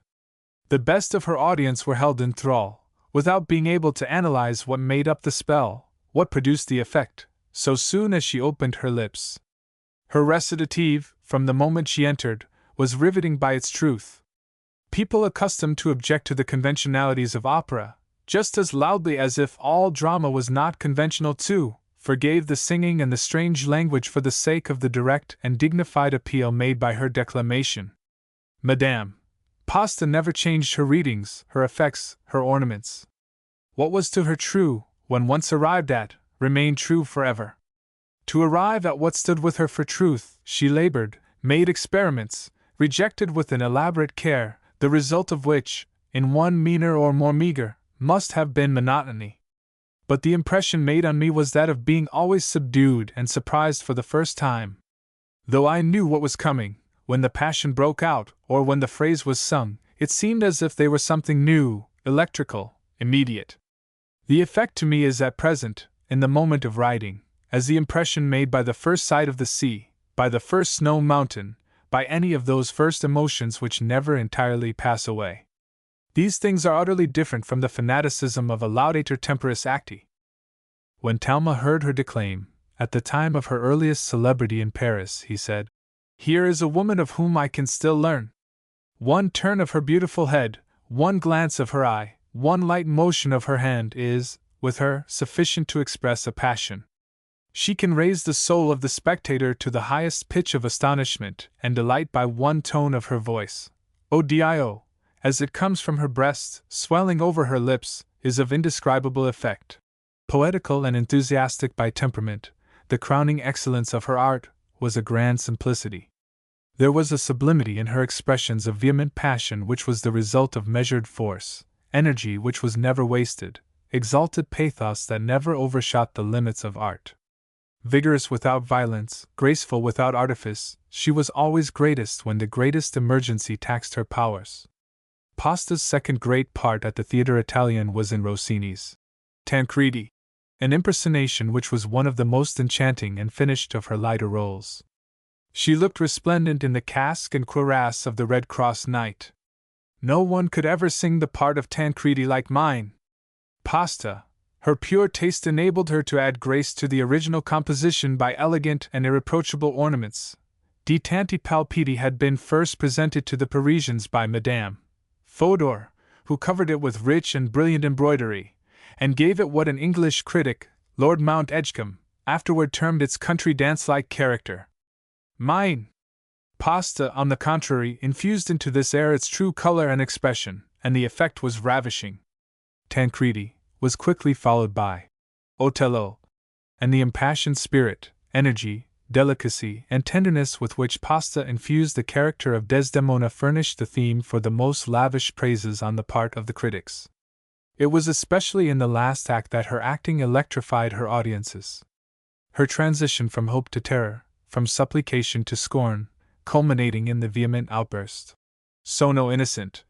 Her last frenzied looks, when, blinded by her disheveled hair and bewildered with her conflicting emotions, she seems to seek fruitlessly the means of flight, were awful. The varied resources of the great art of tragedy were consummately drawn forth by her Desdemona, in this opera, though she was yet to astonish the world with that impersonation imperishably linked with her name in the history of art. Elisabetta and Mozinigato were also revived for her, and she filled the leading characters in both with eclat. In January 1824, Madame Pasta gave to the world what by all concurrent accounts must have been the grandest lyric impersonation in the records of art, the character of Medea in Simon Mayer's opera. This masterpiece was composed musically and dramatically by the artist herself on the weak foundation of a wretched play and correct but commonplace music. In a more literal and truthful sense than that in which the term is so often travestied by operatic singers, the part was created by Pasta, reconstructed in form and meaning, as well as inspired by a matchless executive genius. In the language of one writer, whose enthusiasm seems not to have been excessive, it was a triumph of histrionic art, and afforded every opportunity for the display of all the resources of her genius, the varied powers which had been called forth and combined in Medea, the passionate tenderness of Romeo, the spirit and animation of Tancredi, the majesty of Semiramide, the mournful beauty of Nina, the dignity and sweetness of Desdemona. It is difficult to conceive a character more highly dramatic or more intensely impassioned than that of Medea, and in the successive scenes Pasta appeared as if torn by the conflict of contending passions, until at last her anguish rose to sublimity. The conflict of human affection and supernatural power, the tenderness of the wife, the agonies of the mother, and the rage of the woman scorned, were portrayed with a truth, a power, a grandeur of effect unequaled before or since by any actress or singer. Every attitude, each movement and look, became a study for a painter, for in the storm of furious passion the grace and beauty of her gestures were never marred by extravagance. Indeed, her impersonation of Medea was one of the finest illustrations of classic grandeur the stage has ever presented. In the scene where Medea murders her children, the acting of Pasta rose to the sublime. Her self-abandonment, her horror at the contemplation of the deed she is about to perpetrate, the irrepressible affection which comes welling up in her breast, were pictured with a magnificent power, yet with such natural pathos, that the agony of the distracted mother was never lost sight of in the fury of the priestess. Folding her arms across her bosom, she contracted her form as, cowering, she shrunk from the approach of her children. Then grief, love, despair, rage, madness, alternately wrung her heart until at last her soul seemed appalled at the crime she contemplated. Starting forward, she pursued the innocent creatures, while the audience involuntarily closed their eyes and recoiled before the harrowing spectacle, which almost elicited a stifled cry of horror. But her fine genius invested the character with that classic dignity and beauty which, as in the Niobe group, veils the excess of human agony in the drapery of ideal art. Chorley, whose warmth of admiration is always tempered by accurate art knowledge and the keenest insight, recurs in later years to Pasta's Medea in these eloquent words. The air of quiet concentrated vengeance, seeming to fill every fiber of her frame, as though deadly poison were flowing through her veins, with which she stood alone wrapped in her scarlet mantle, as the bridal procession of Jason and Creusa swept by, is never to be forgotten. It must have been hard for those on the stage with her to pass that draped statue with folded arms, that countenance lit up with awful fire, but as still as death and inexorable as doom. Where again has ever been seen an exhibition of art grander than her Medea's struggle with herself ere she consents to murder her children, than her hiding the dagger with its fell purpose in her bosom under the strings of her distracted hair, than of her steps to and fro as of one drunken with frenzy, torn with the agonies of natural pity, yet still resolved on her awful triumph? These memories are so many possessions to those who have seen them so long as reason shall last, and their reality is all the more assured to me because I have not yet fallen into the old man's habit of denying or doubting new sensations. The Paris public, it need not be said, even more susceptible to the charm of great acting than that of great singing, were in a frenzy of admiration over this wonderful new picture added to the portrait gallery of art. In this performance Pasta had the advantage of absorbing the whole interest of the opera. In her other great Parisian successes she was obliged to share the admiration of the public with the tenor Garcia, Malibran's father, the baritone Bordogni, and Levasseur the basso, next to Lablache the greatest of his artistic kind. A story is told of a distinguished critic that he persuaded himself that, with such power of portraying Medea's emotions, Pasta must possess Medea's features. Having been told that the features of the Colchian sorceress had been found in the ruins of Herculaneum cut on an antique gem, his fantastic enthusiasm so overcame his judgment that he took a journey to Italy expressly to inspect this visionary cameo, which, it need not be said, existed only in the imagination of a practical joker. In 1824 Pasta made her first English appearance at the King's Theatre, at which was engaged an extraordinary assemblage of talent: Mesdames Colbran Rossini, Catalani, Conzi di Begnis, Vestris, Caradori, and Pasta. The great tragedienne made her first appearance in Desdemona, and, as all Europe was ringing with her fame, the curiosity to see and hear her was almost unparalleled. Long before the beginning of the opera the house was packed with an intensely expectant throng. For an English audience, idolizing the memory of Shakespeare, even Rossini's fine music, conducted by that great composer himself, could hardly under ordinary circumstances condone the insult offered to a species of literary religion by the wretched stuff pitchforked together, and called a libretto. But the genius of Pasta made them forget even this, and London bowed at her feet with as devout a recognition as that offered by the more fickle Parisians. Her chaste and noble style, untortured by meretricious ornament, excited the deepest admiration. Count Stendhal, the biographer of Rossini, seems to have heard her for the first time at London, and writes of her in the following fashion: moderate in the use of embellishments, Madame. Pasta never employs them but to heighten the force of the expression, and what is more, her embellishments last only just so long as they are found to be useful. In this respect her manner formed a very strong contrast with that of the generality of Italian singers at the time, who were more desirous of creating astonishment than of giving pleasure. It was not from any lack of technical knowledge and vocal skill that Madame Pasta avoided extravagant ornamentation, for in many of the concerted pieces, in which she chiefly shone, her execution united clearness and rapidity. Madame Pasta is certainly less exuberant in point of ornament, and more expressive in point of majesty and simplicity, observed one critic, than any of the first-class singers who have visited England for a long period. She is also a mistress of art, continues the same writer, and being limited by nature, she makes no extravagant use of her powers, but employs them with the tact and judgment that can proceed only from an extraordinary mind. This constitutes her highest praise, for never did intellect and industry become such perfect substitutes for organic superiority. Notwithstanding her fine vein of imagination and the beauty of her execution, she cultivates high and deep passions, and is never so great as in the adaptation of art to the purest purposes of expression. The production of Tancredi and of Zingarelli's Romeo e Giulietta followed as the vehicles of Pasta's genius for the pleasure of the English public, and the season was closed with Semiramide, in which her regal majesty seemed to embody the ideal conception of the Assyrian queen.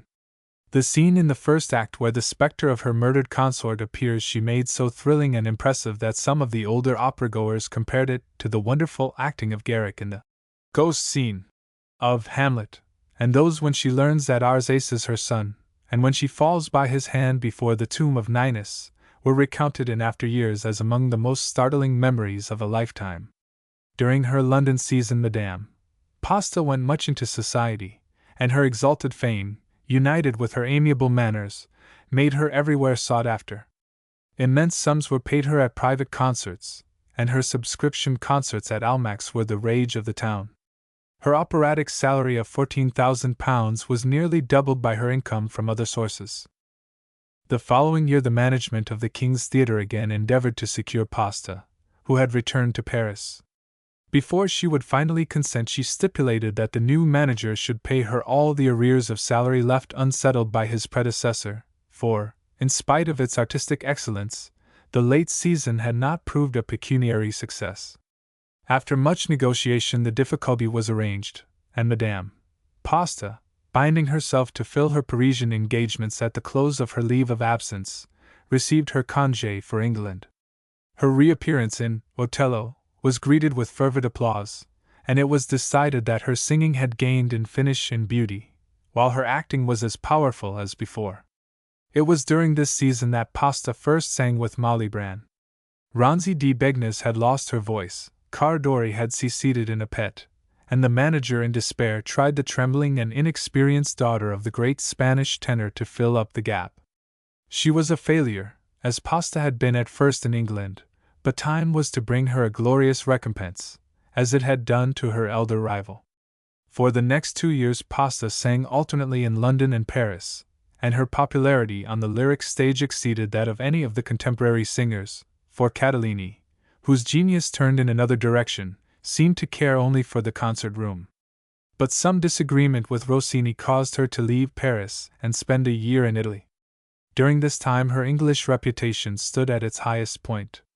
No one had ever appeared on the English stage who commanded such exalted artistic respect and admiration. Ebers tells us, speaking of her last engagement before going to Italy, "At no period of Pasta's career had she been more fashionable. She had literally worked her way up to eminence, and having attained the height, she stood on it firm and secure. No performer has owed less to caprice or fashion. Her reputation has been earned, and what is more, deserved." On her reappearance in London in 1827 Pasta was engaged for 23 nights at a salary of 3,000 guineas, with a free benefit, which yielded her 1,500 guineas more. Her opening performance was that of Desdemona, in which Madame Malibran also appeared during the same season, thus affording the critics an opportunity for comparison. It was admitted that the younger diva had the advantage in vocalization and execution, but that Pasta's conception was incontestably superior, and her reading of the part characterized by far greater nobility and grandeur. The novelty of the season was Signor Caccia's opera of Maria Stuarda, in which Pasta created the part of the beautiful Scottish queen. Her interpretation possessed an impassioned dignity, with an eloquence of voice, of look, and of action which defies description and challenges the severest criticism. It was a piece of acting which great natural genius, extensive powers of observation, peculiar sensibility of feeling, and those acquirements of art which are the results of sedulous study, combined to make perfect. It is said that Madame Pasta felt this part so intensely that, when summoned before the audience at the close, tears could be seen rolling down her cheeks, and her form to tremble with the scarcely subsiding swell of agitation. During a short Dublin engagement the same year the following incident occurred, showing how passionate were her sensibilities in real life as well as on the stage. One day, while walking with some friends, a ragged child about 3 years of age approached and asked charity for her blind mother in such artless and touching accents that the prima donna burst into tears and put into the child's hands all the money she had. Her friends began extolling her charity and the goodness of her heart. "I will not accept your compliments," said she, wiping the tears from her eyes. "This child demanded charity in a sublime manner. I have seen, at one glance, all the miseries of the mother, the wretchedness of their home, the want of clothing, the cold which they suffer. I should indeed be a great actress if at any time I could find a gesture expressing profound misery with such truth." Pasta's next remarkable impersonation was that of Armando in Il Crociato in Egitto, written by Meyerbeer for Signor Velluti, the last of the race of male sopranos. She had already performed it in Paris, and been overwhelmed with abuse by Velluti's partisans, who were enraged to see their favorite's strong part taken from him by one so much superior in genius, however inferior in mere executive vocalism. Velluti had disfigured his performance by introducing a perfect cascade of roulades and fioriture, but Pasta's delivery of the music, while inspired by her great tragic sensibility, was marked by such breadth and fidelity that many thought they heard the music for the first time. A ludicrous story is told of the first performance in London.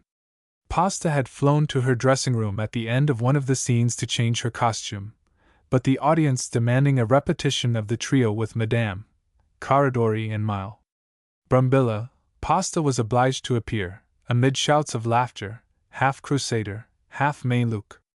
On the occasion of her benefit the same season, the opera being Otello, Madame Pasta essayed the daring experiment of singing and playing the role of the more mild Sontag singing Desdemona. Though the transposition of the music from a tenor to a mezzo-soprano voice injured the effect of the concerted pieces, the passionate acting redeemed the innovation. In the last act, where she, as Otello, seized Desdemona and dragged her by the hair to the bed that she might stab her, the effect was one of such tragic horror that many left the theatre. She thus united the most cultivated vocal excellence with dramatic genius of unequaled power. "Madame Pasta," said a clever writer, "is in fact the founder of a new school, and after her the possession of vocal talent alone is insufficient to secure high favor, or to excite the same degree of interest for any length of time. Even in Italy, where the mixture of dramatic with musical science was long neglected, and not appreciated for want of persons equally gifted with both attainments, Madame Pasta has exhibited to her countrymen the beauty of a school too long neglected, in such a manner that they will no longer admit the notion of lyric tragedy being properly spoken without dramatic as well as vocal qualifications in its representative." The presence of Malibran and Sontag during this season inspired Pasta to almost superhuman efforts to maintain her threatened supremacy. In her efforts to surpass these brilliant young rivals in all respects, she laid herself open to criticism by departing somewhat from the severe and classic school of delivery which had always distinguished her, and overloading her singing with ornament. Honors were showered on Pasta in different parts of Europe. She was made first court singer in 1829 by the Emperor of Austria, and presented by him with a superb diadem of rubies and diamonds. At Bologna, where she performed in 12 of the Rossinian operas under the baton of the composer himself, A medal was struck in her honor by the Società del Casino, and all the different cities of her native land vied in doing honor to the greatest of lyric tragedians. At Milan in 1830 she sang with Rubini, Galli, Madame, Pissaroni, Lablache, and David. Donizetti at this time wrote the opera of Anna Bellina, with the special view of suiting the dominant qualities of Pasta, Rubini, and Galli. The following season Pasta sang at Milan, at a salary of 40,000 francs for 20 representations, and was obliged to divide the admiration of the public with Malibran, who was rapidly rising to the brilliant rank which she afterward held against all comers. Vincenzo Bellini now wrote for Pasta his charming opera of La Sonnambula, and it was produced with Rubini, Mariano, and Madame Toccani in the cast. Pasta and Rubini surpassed themselves in the splendor of their performance. Emulating each other and wishing to display the merits of the opera, they were both equally successful, said a critic of the day, and those who participated in the delight of hearing them will never forget the magic effect of their execution. But exquisite as were, undoubtedly, Madame Pasta's vocal exertions, her histrionic powers, if possible, surpassed them. It would be difficult for those who have seen her represent, in Donizetti's excellent opera, The Unfortunate Amina, with a grandeur and a dignity above all praise, to conceive that she could so change, if the expression may be allowed, her nature as to enact the part of a simple country girl. But she has proved her powers to be unrivaled. She personates a simple rustic as easily as she identifies herself with Medea, Semiramide, Tancredi, and Anna Bellina. After an absence of 3 years, Madame Pasta returned to England, and her opening performance of Medea was aided by the talents of Rubini, Lablache, and Fanny Ayton. Rubini performed the character of Aegis, and the duets between the king of tenors and Pasta were so remarkable in a musical sense as to rival the dramatic impression made by her great acting. She was no exception to the rule that very great tragic actors are rarely devoid of a strong comic individuality. In Enrico's Prova d'Opera Seria, an opera caricaturing the rehearsals of a serious opera at the house of the prima donna and at the theater, her performance was so arch, whimsical, playful, and capricious, that its drollery kept the audience in a roar of laughter, while Lablache, as the composer, seconded her humor by that talent for comedy which Ronconi alone has ever approached. Lablache also appeared with Pasta in Anna Bellina, and the great basso, mighty in bulk, mighty in voice, and mighty in genius, fairly startled the public by his extraordinary resemblance to Holbein's portrait of Henry VIII. After singing a farewell engagement in Paris, Madame Pasta went to Milan to enjoy the last great triumph of her life in 1832 at La Scala. She was supported by an admirable company, among whom were Donizetti the tenor and Giulia Grisi, then youthful and inexperienced, but giving promise of what she became in her splendid prime of beauty and genius. Bellini had written for these artists the opera of Norma, and the first performance was directed by the composer himself. Pasta singing and acting alone made the work successful, for at the outset it was not warmly liked by the public. Several years afterward in London she also saved the work from becoming a fiasco, the singular fact being that Norma, now one of the great standard works of the lyric stage, took a number of years to establish itself firmly in critical and popular estimation. We have now reached a period of Pasta's life where its chronicle becomes painful. It is never pleasant to watch the details of the decadence which comes to almost all art careers. Her warmest admirers could not deny that Pasta was losing her voice. Her consummate art shone undimmed, but her vocal powers, especially in respect of intonation, displayed the signs of wear. For several years, indeed, she sang in Paris, Italy, and London with great éclat, but the indescribable luster of her singing had lost its bloom and freshness. She continued to receive continental honors, and in 1840, after a splendid season in St. Petersburg, she was dismissed by the Tsar with magnificent presents.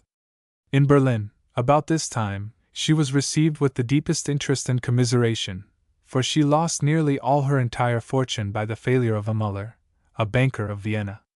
She filled a long engagement in Berlin, which was generously patronized by the public, not merely out of admiration of the talents of the artist, but with the wish of repairing in some small measure her great losses.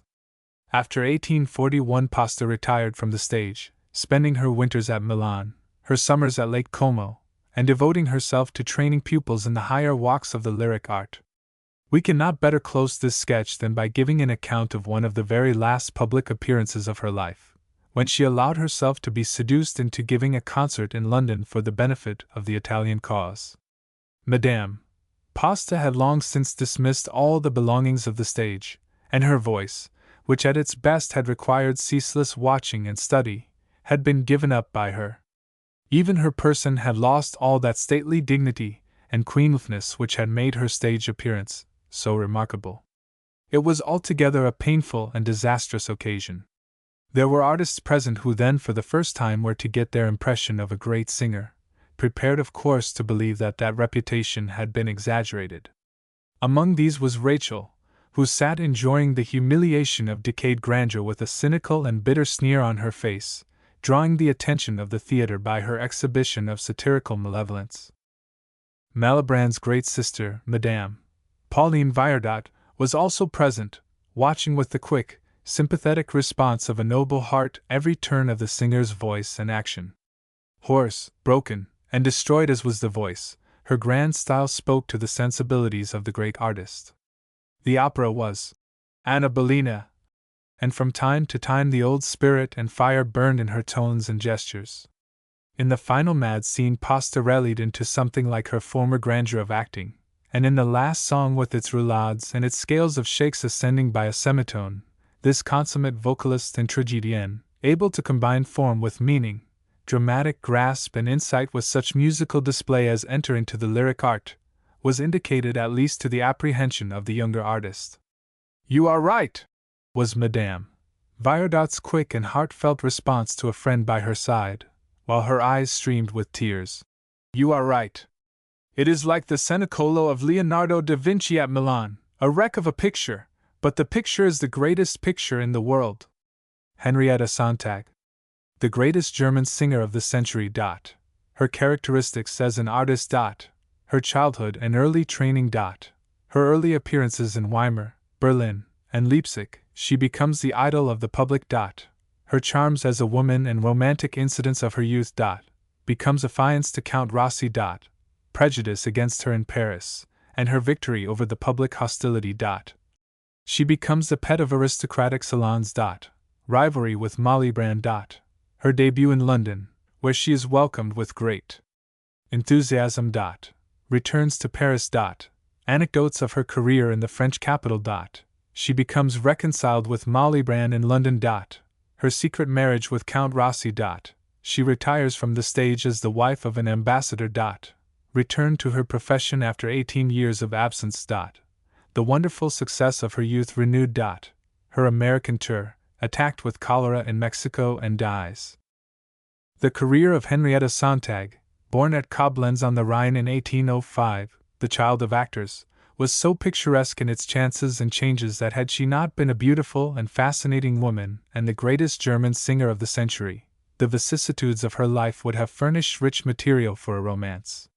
Nature gave her a pure soprano voice of rare and delicate quality united with incomparable sweetness. Essentially a singer and not a declamatory artist, the sentiment of grace was carried to such a height in her art that it became equivalent to the more robust passion and force which distinguished some of her great contemporaries. As years perfected her excellence into its mellow prime, emotion and warmth animated her art work. But at the outset Sontag did little more than look lovely and pour forth such a flood of silvery and delicious notes, that the Italians called her the Nightingale of the North. The fanatical enthusiasm of the German youth ran into wild excesses, and we hear of a party of university students drinking her health at a joyous supper in champagne out of one of her satin shoes stolen for the purpose. When Sontag commenced her brilliant career, the taste of operatic amateurs was excessively fastidious. Nearly all outside of Germany shared Frederick the Great's prejudice against German singers. Yet when she appeared in Paris, in spite of hostile anticipation, in spite of her reserve, timidity, and coldness on the histrionic side of her art, she soon made good her place by the side of such remarkable artists as Madame Pasta and Maria Malibran. She never transformed herself into an impassioned tragedienne, but through the spell of great personal attraction, of an exquisite voice, and of exceptional sensibility, taste, and propriety in her art methods, she advanced herself to a high place in public favor. Her parents designed Henrietta for their own profession, and in her 8th year her voice had acquired such steadiness that she sang minor parts at the theatre. A distinguished traveler relates having heard her sing the grand aria of the Queen of the Night in the Zauberflöte, at this age, her arms hanging beside her and her eye following the flight of a butterfly, while her voice, pure, penetrating, and of angelic tone, flowed as unconsciously as a limpid rill from the mountainside. The year after this Henrietta lost her father, and she went to Prague with her mother, where she played children's parts under Weber, then chef d'orchestre. When she had attained the proper age she was admitted to the Prague Conservatory, and spent 4 years studying vocalization, the piano, and the elements of harmony. An accident gave the young singer the chance for a debut in the sudden illness of the prima donna, who was cast to sing the part of the Princess de Navarre in Boilde's Jeanne de Paris. The little vocalist of 15 had to wear heels 4 inches high, but she sang none the less well, and the audience seemed to feel that they had heard a prodigy.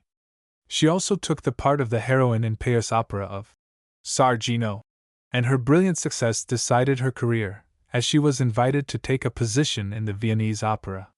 Here she met the brilliant Madame Fodor, then singing an engagement in the Austrian capital.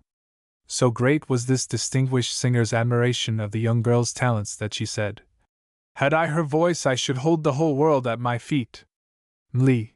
Sontag had the advantage at this period of singing with great artists who took much interest in her career and gave her valuable hints and help. Singing alternately in German and English opera, and always an ardent student of music, she learned to unite all the brilliancy of the Italian style and method to the solidity of the German school. The beautiful young cantatrice was beset with ardent admirers, not the least important being the English ambassador Earl Clanwilliam. He followed her to theatre, to convents, church, and seemed like her shadow. Sontag in German means Sunday, so the Viennese wits, then as now as wicked and satirical as those of Paris, nicknamed the nobleman Earl Montag, as Monday always follows Sunday. It was during this Vienna engagement that Weber wrote the opera of Euryanthe, and designed the principal part for Sontag. But the public failed to fancy it, and called it L'Ennuyante. The serious part of her art life commenced at Leipzig in 1824, where she interpreted the Freischütz and Euryanthe, then in the flush of newness, and made a reputation that passed the bounds of Germany, though foreign critics discredited the reports of her excellence till they heard her. Henrietta's voice was a pure soprano, reaching perhaps from a or B to D in alt, and though uniform in its quality, it was a little reedy in the lower notes, but its flexibility was marvelous.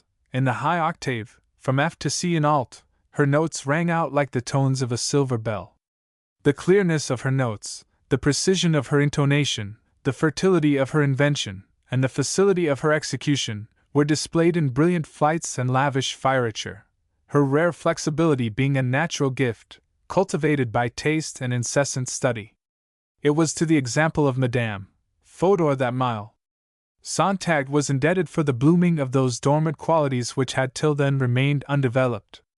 The ease with which she sang was perfectly captivating, and the neatness and elegance of her enunciation combined with the sweetness and brilliancy of her voice and her perfect intonation to render her execution faultless, and its effect ravishing. She appeared to sing with the volubility of a bird, and to experience the pleasure she imparted. To use the language of a critic of that day, all passages are alike to her, but she has appropriated some that were hitherto believed to belong to instruments, to the pianoforte and the violin, for instance. Arpeggios and chromatic scales, passages ascending and descending, she executed in the same manner that the ablest performers on these instruments execute them. There were the firmness and the neatness that appertained to the pianoforte, while she would go through a scale staccato with the precision of the bow. Her great art, however, lay in rendering whatever she did pleasing. The ear was never disturbed by a harsh note. The velocity of her passages was sometimes uncontrollable, for it has been observed that in a division, say, of 4 groups of quadruplets, she would execute the first in exact time, the second and third would increase in rapidity so much that in the fourth she was compelled to decrease the speed perceptibly, in order to give the band the means of recovering the time she had gained. Mile. Sontag was of middle height, beautifully formed, and had a face beaming with sensibility, delicacy, and modesty. Beautiful light brown hair, large blue eyes, finely molded mouth, and perfect teeth completed an ensemble little short of bewitching. Her elegant figure and the delicacy of her features were matched by hands and feet of such exquisite proportions that sculptors besought the privilege of modeling them, and poets raved about them in their verses.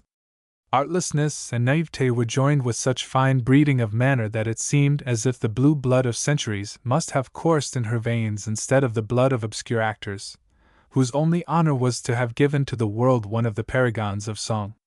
Sontag never aspired to the higher walks of lyric tragedy, as she knew her own limitation, but in light and elegant comedy, the Mosinus and Susannas, she has never been excelled, whether as actress or singer.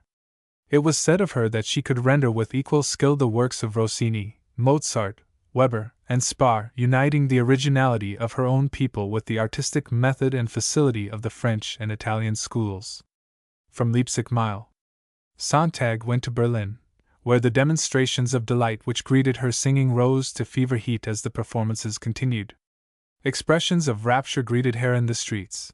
Even the rigid etiquette of the Prussian court gave way to receive the low-born singer as a royal guest, an honor which all the aristocratic houses were prompt to emulate. It was at Berlin that Sontag made the acquaintance of Count Rossi, a Piedmontese nobleman attached to the Sardinian legation. An ardent attachment sprang up between them, and they became affianced. Not content with her supremacy at home, she sighed for other worlds to conquer, and after 2 years at Berlin she obtained leave of absence with great difficulty, and went to Paris. French connoisseurs laughed at the idea of this German barbarian, for some of the critics were rude enough to use this harsh term, becoming the rival of Pasta, Cinti, and Fodor, and the idea of her singing Rossini's music seemed purely preposterous. On the 15th of June 1826 she made her bow to the French public. The victory was partly won by the shy, blushing beauty of the young German, who seemed the very incarnation of maidenly modesty and innocence, and when she had finished her first song thunders of applause shook the house. Her execution of Rhodes' variations surpassed even that of Catalani, and La Petite Allemande became an instant favorite. 23 succeeding concerts made Henrietta Sontag an idol of the Paris public, which she continued to be during her art career. She also appeared with brilliant distinction in opera, the principal ones being Il Barbiere, La Donna del Lago, and Gli Italiani in Algheri. Her benefit night was marked by a demonstration on the part of her admirers, and she was crowned on the stage. The beautiful singer became a great pet of the Parisian aristocracy, and was welcomed in the highest circles, not simply as an artist, but as a woman. She was honored with a state dinner at the Prussian ambassador's, and the most distinguished people were eager to be presented to her.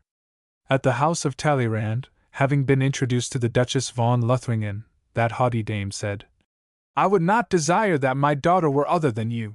It was almost unheard of that a German cantatrice without social antecedents should be sedulously courted by the most brilliant women of rank and fashion, and her presence sought as an ornament at the most exclusive salons. It was at this time that Catalani met her and declared, "Elle est la première de son genre, mais son genre n'est pas le premier." And a celebrated flute player, on her being introduced to him by a musical professor, was accosted with the words, "Ecco il tuo rivale." In Paris, as was the case afterward in London, the most romantic stories were in circulation about the adoration lavished on her by princes and bankers, artists and musicians. The most exalted personages were supposed to be sighing for her love, and it was reported that no singer had ever had so many offers of marriage from people of high rank and consideration. Indeed, it was well known that about the same time Charles de Barriot, the great violinist, and a nobleman of almost princely birth, laid their hearts and hands at her feet. Mile. Sontag, it need not be said, was true to her promise to Count Rossi, and refused all the flattering overtures made her by her admirers. A singular link connects the careers of Sontag and Malibran personally as well as musically. It was during the early melancholy and suffering of de Beriot at Sontag's rejection of his love that he first met Malibran. His profound dejection aroused her sympathy, and she exerted herself to soothe him and rouse him from his state of languor and lassitude. The result can easily be fancied. De Beriot's heart recovered from the shock, and was kindled into a fresh flame by the consolations of the beautiful and gifted Spanish singer, whence ensued a connection which was consummated in marriage as soon as Malibran was able to break the unfortunate tie into which she had been inveigled in America. The Parisian managers offered the most extravagant terms to keep the new favorite of the public, but her heart and duty alike prompted her to return to Berlin. On the route, at the different towns where she sang, she was received with brilliant demonstrations of admiration and respect, and it was said at the time that her return journey on this occasion was such a triumphal march as has rarely been vouchsafed to an artist, touching in the spontaneity of its enthusiasm as it was brilliant and impressive in its forms. Berlin welcomed her with great warmth, and though Catalani herself was among the singers at the theatre, Sontag fully shared her glory in the German estimation. The king made her first singer at his chapel, at a yearly salary of 24,000 francs, and rich gifts were showered on her by her hosts of wealthy and ardent admirers. She sang again in Paris in 1828, appearing in La Cenerentola as a novelty, though the music had to be transposed for her. Malibran was singing the same season, and a bitter rivalry sprang up between the blonde and serene German beauty and the brilliant Spanish brunette. It was whispered afterward, by those who knew Malibran well, that she never forgave Henrietta Sontag for having been the first to be beloved by de Beriot. The voices of the two singers differed as much as their persons. The one was distinguished for exquisite sweetness and quality of tone, and perfection of execution, for a polished and graceful correctness which never did anything alien to good taste and made finish of form compensate for lack of fire. The other's splendid voice was marred by irregularity and unevenness, but possessed a passionate warmth in its notes, which stirred the hearts of the hearers. Full of extraordinary expedients, an audience was always dazzled by some unexpected beauties of Malibran's performance, and her original and daring conceptions gave her work a unique character which set her apart from her contemporaries. The Parisian public took pleasure in fomenting the dispute between the rival queens of song, and each one was spurred to the utmost by the hot discord which raged between them. On April 16th of the same year, Sontag made her first appearance before the London public in the character of Mosina in Rossini's Il Barbiere, a part peculiarly suited to the grace of her style and the timbre of her voice. One of her biographers thus sketches the expectations and impressions of the London public. Since Mrs. Billington never had such high promise been made, or so much expectation excited. Her talents had been exaggerated by report, and her beauty and charms extolled as matchless. She was declared to possess all the qualities of every singer in perfection, and as an actress to be the very personification of grace and power. Stories of the romantic attachments of foreign princes and English lords were afloat in all directions. She was going to be married to a personage of the loftiest rank, to a German prince, to an ambassador. She was pursued by the ardent love of men of fashion. Among other stories in circulation was one of a duel between two imaginary rival candidates for a ticket of admission to her performance. But the most affecting and trustworthy story was that of an early attachment between the beautiful Henrietta and a young student of good family, which was broken off in consequence of his passion for gambling. Sontag, before she appeared at the opera, sang at the houses of Prince Esterhazy and the Duke of Devonshire. An immense crowd assembled in front of the theatre on the evening of her debut at the opera. The crush was dreadful, and when at length the half-stifled crowd managed to find seats, shoes were held up in all directions to be owned. The audience waited in breathless suspense for the rising of the curtain, and when the fair cantatrice appeared, the excited throng could scarcely realize that the simple English-looking girl before them was the celebrated Sontag. On recovering from their astonishment, they applauded her warmly, and her lightness, brilliancy, volubility, and graceful manner made her at once popular.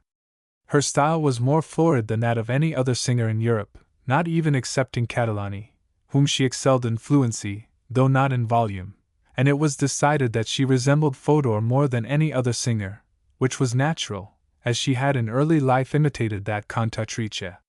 Her taste was so cultivated that the redundancy of ornament, especially the obbligato passages which the part of Rosina presents, never, in her hands, appeared overcharged, and she sang the cavatina una voce poco fa in a style as new as it was exquisitely tasteful. 2 passages, introduced by her in this air, executed in a staccato manner, could not have been surpassed in perfection by the spirited bow of the finest violin player. In the lesson scene she gave Rhodes variations, and her execution of the second variation in arpeggios was pronounced infinitely superior to Catalani's. At first the conoscenti were haunted by a fear that Sontag would permit herself to degenerate, like Catalani, into a mere imitator of instrumental performers, and endeavor to astonish instead of pleasing the public by executing such things as Rhodes' variations. But it was soon observed that, while indulging in almost unlimited luxuriance of embellishment in singing Rossini's music, she showed herself a good musician, and never fell into the fault, common with florid singers, of introducing ornaments at variance with the spirit of the air or the harmony of the accomplishments. In singing the music of Mozart or Weber, she paid the utmost deference to the text, restraining the exuberance of her fancy, and confining herself within the limits set by the composer. Her success was tested by a most substantial proof of her popularity. Her benefit produced the enormous sum of £3,000. Laurent, the manager of the Theatre Italien, succeeded in making a contract by which Sontag was to sing in Paris for 50,000 francs a year, with a congé of 3 months. It was at this period that she commenced seriously to study tragic characters, and though she at first failed in making a strong impression on her audiences, her assiduous attention to sentiment and passion wrought such fruits as to prove how far study and good taste may create the effect of something like inspiration, even on the part of an artist so cool and placid as the great German cantatrice. Her efforts were stimulated by the rivalry of Malibran, and this contest was the absorbing theme of discussion in the Paris salons and journals. It reached such a height that the 2 singers refused to meet each other socially, and on the stage when they sang together their jealousy and dislike showed itself in the most undisguised fashion. Among the incidents related of this interesting operatic episode, the following are specially worthy of mention. An Italian connoisseur, who had never heard Sontag, and who firmly believed that no German could sing, was induced to go one night by a friend to a performance in which she appeared. After listening 5 minutes he started up hastily and asked to go. "Stay," urged his friend. "You will be convinced presently." "I know it," replied the Italian, "and therefore I go." One evening, at the termination of the performance, the 2 rivals were called out, and a number of wreaths and bouquets were flung on the stage. Malibran stooped and picked up one of the coronals, supposing it designed for her, when a stern voice cried out, "Rendez-la, ce n'est pas pour vous." "I would not deprive Sontag of a single wreath," said the haughty Spaniard in a loud voice which could be heard everywhere through the listening house. "I would sooner bestow one on her."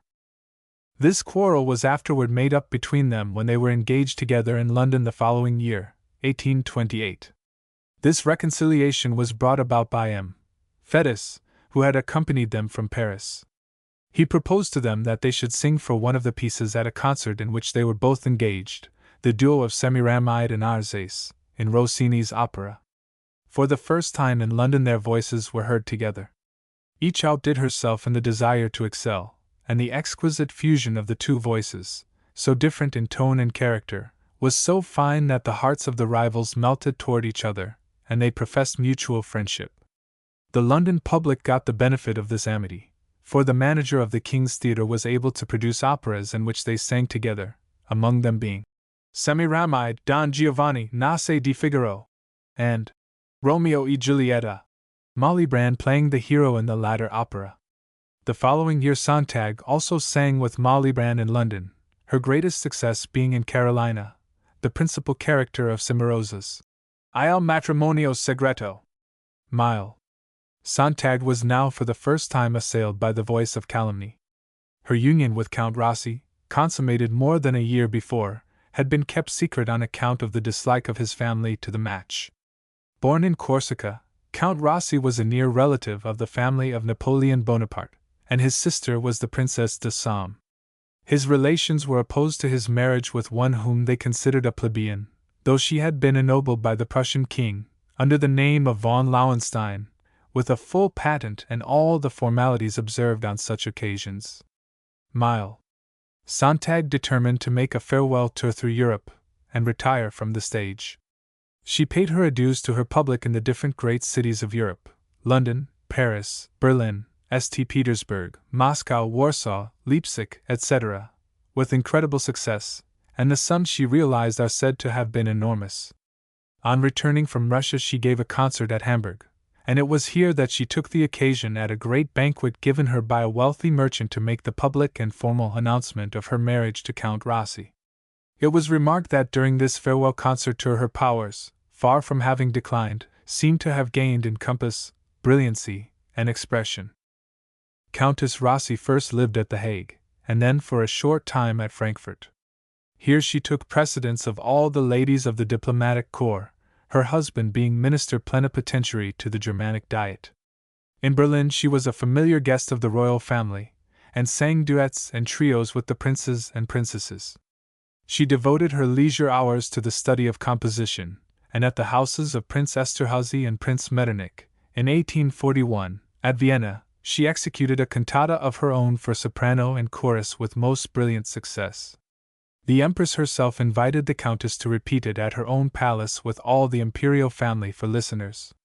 Thus courted and flattered, possessed of ample wealth and rank, idolized by her friends and respected by the great world, Henrietta Sontag passed nearly 20 swift, happy years at the different European capitals to which her husband was successively accredited. Countess Rossi was never entirely forgotten in her brilliant retirement. Her story, gossip said, was intended to be shadowed forth, with the difference, in L'Ambassadrice, of Scribe and Aubert, written for Madame Cinti Damereau, whose voice resembled that of Sontag. Travelers, who got glimpses of the august life wherein she lived, brought home tales of her popularity, of her beauty not faded but only mellowed by time, and of her lovely voice, which she had watched and cultivated in her titled leisure. It can be fancied, then, what a thrill of interest and surprise ran through the London public when it was announced in 1848 that the Countess Rossi, owing to family circumstances, was about to resume her profession. A small, luxuriantly bound book in green and gold, devoted to her former and more recent history, was put on sale in London, and circulated like wildfire. The situation in London was peculiar.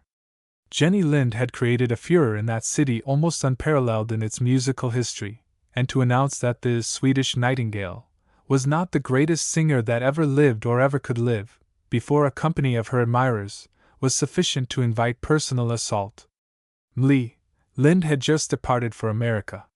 It was an adventure little short of desperate for a singer to emerge from a retirement of a score of years and measure her musical and dramatic accomplishments against those of a predecessor whose tantalizing disappearance from the stage had rendered her on so many grounds more than ever the object of fanatical worship.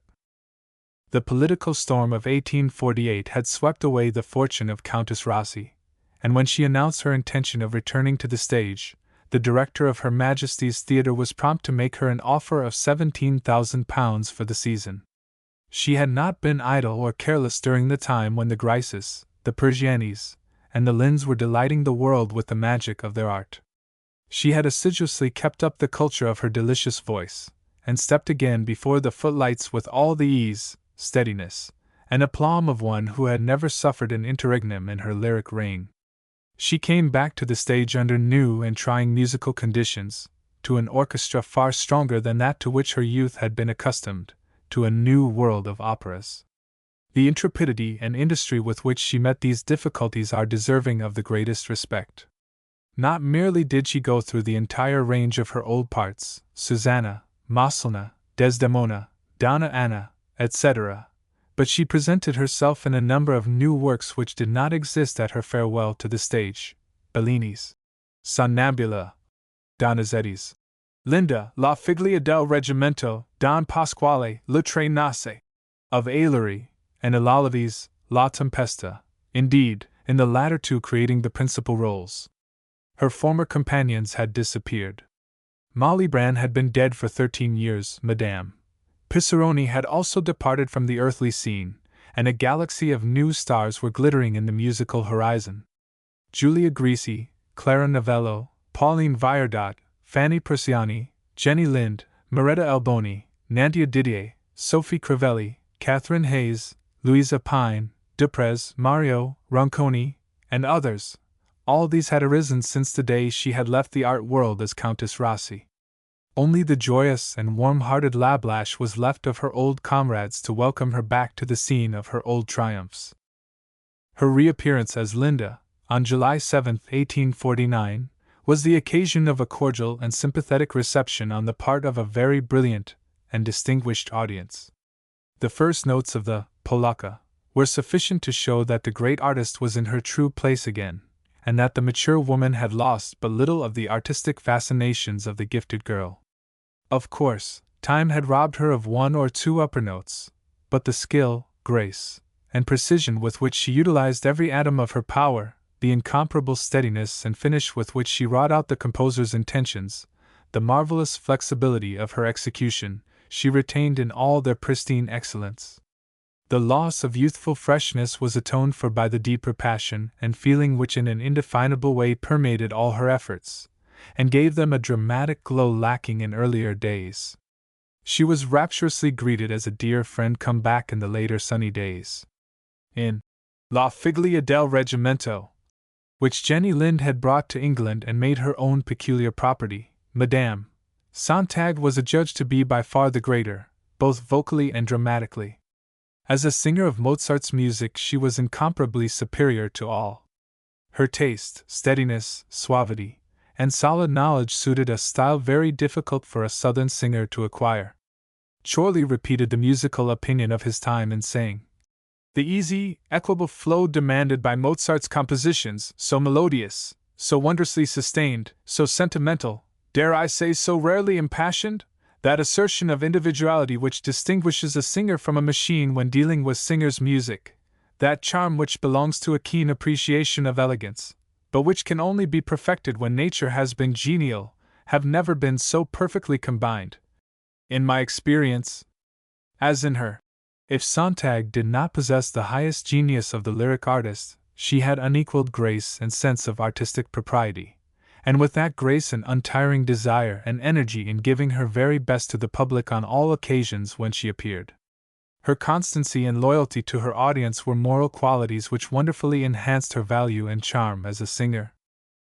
During this season Madame Sontag appeared in her favorite character of Rosina, with Lablache and Gardoni. She also performed Amina and Desdemona. Had it not been that the attention of the public was absorbed by the Swedish Nightingale and the glorious Alboni, Madame Sontag would have renewed the triumphs of 1828. The next season she sang again at Her Majesty's Theatre as Norina, Elvira, I Puritani, Zerlina, and Maria, in La Figlia del Reggimento. The chief novelty was La Tempesta, written by Scribe, and composed by Halevi expressly for Her Majesty's Theatre, the drama having been translated into Italian from the French original. It was got up with extraordinary splendor, and had a considerable run. Madame Sontag sang charmingly in the character of Miranda, but the greatest effect was created by Lablache's magnificent impersonation of Caliban. No small share of the success of the piece was due to the famous danseuse Carlotta Grisi, who seemed to take the most appropriate part ever designed for ballerina when she undertook to represent Ariel. At the close of the season of 1850 Madame Sontag went to Paris with Mr. Lumley, who took the theatre Italian, and she was warmly welcomed by her French audiences. Even amid the loud applause with which the crowd greeted her appearance on the stage, says a French writer, it was easy to distinguish the respect which was entertained for the virtuous lady, the devoted wife and mother. Before her acceptance of the offer to go to America, in 1852, she appeared in successive engagements at London, Vienna, and Berlin, where her reception was of the most satisfying nature both to the artist and the woman. On her arrival in New York, on September 19, she commenced a series of concerts with Salvi and Signore Blangini. At New York, Boston, Philadelphia, and the larger cities of the South, she quickly established herself as one of the greatest favorites who had ever sung in this country, in spite of the fact that people had hardly recovered from the Lind mania which had swept the country like wildfire, a fact apt to provoke petulant comparisons. Her pecuniary returns from her American tour were very great, and she was enabled to buy a chateau and domain in Germany, a home which she was unfortunately destined never to enjoy. In New Orleans, in 1854, she entered into an engagement with M. Masson, director of opera in the City of Mexico, to sing for a fixed period of 2 months, with the privilege of 3 months longer. This was the closing appearance in opera, as she contemplated, for the task of reinstating her family fortunes was almost done. Fate fulfilled her expectations with a malign sarcasm, for while her agent, M. Ullman, was absent in Europe gathering a company, Madame Sontag was seized with cholera and died in a few hours, on June 17, 1854. Such was the lamentable end of one of the noblest women that ever adorned the lyric stage. Her funeral was a magnificent one, in presence of a great concourse of people, including the diplomatic corps. The service was celebrated by the orchestras of the 2 Italian theaters. The nuns of St. Francis sang the cantata. The prayer to the Virgin was intoned by the German Philharmonic Society, who also sang Line Painter's chorus, Any Amables Pa, and the leading Mexican poet, M. Pantaleon Tovar, declaimed a beautiful tribute in sonorous Spanish verse. The body was taken to Germany and buried in the Abbey of Mackenstern, in Lausitz.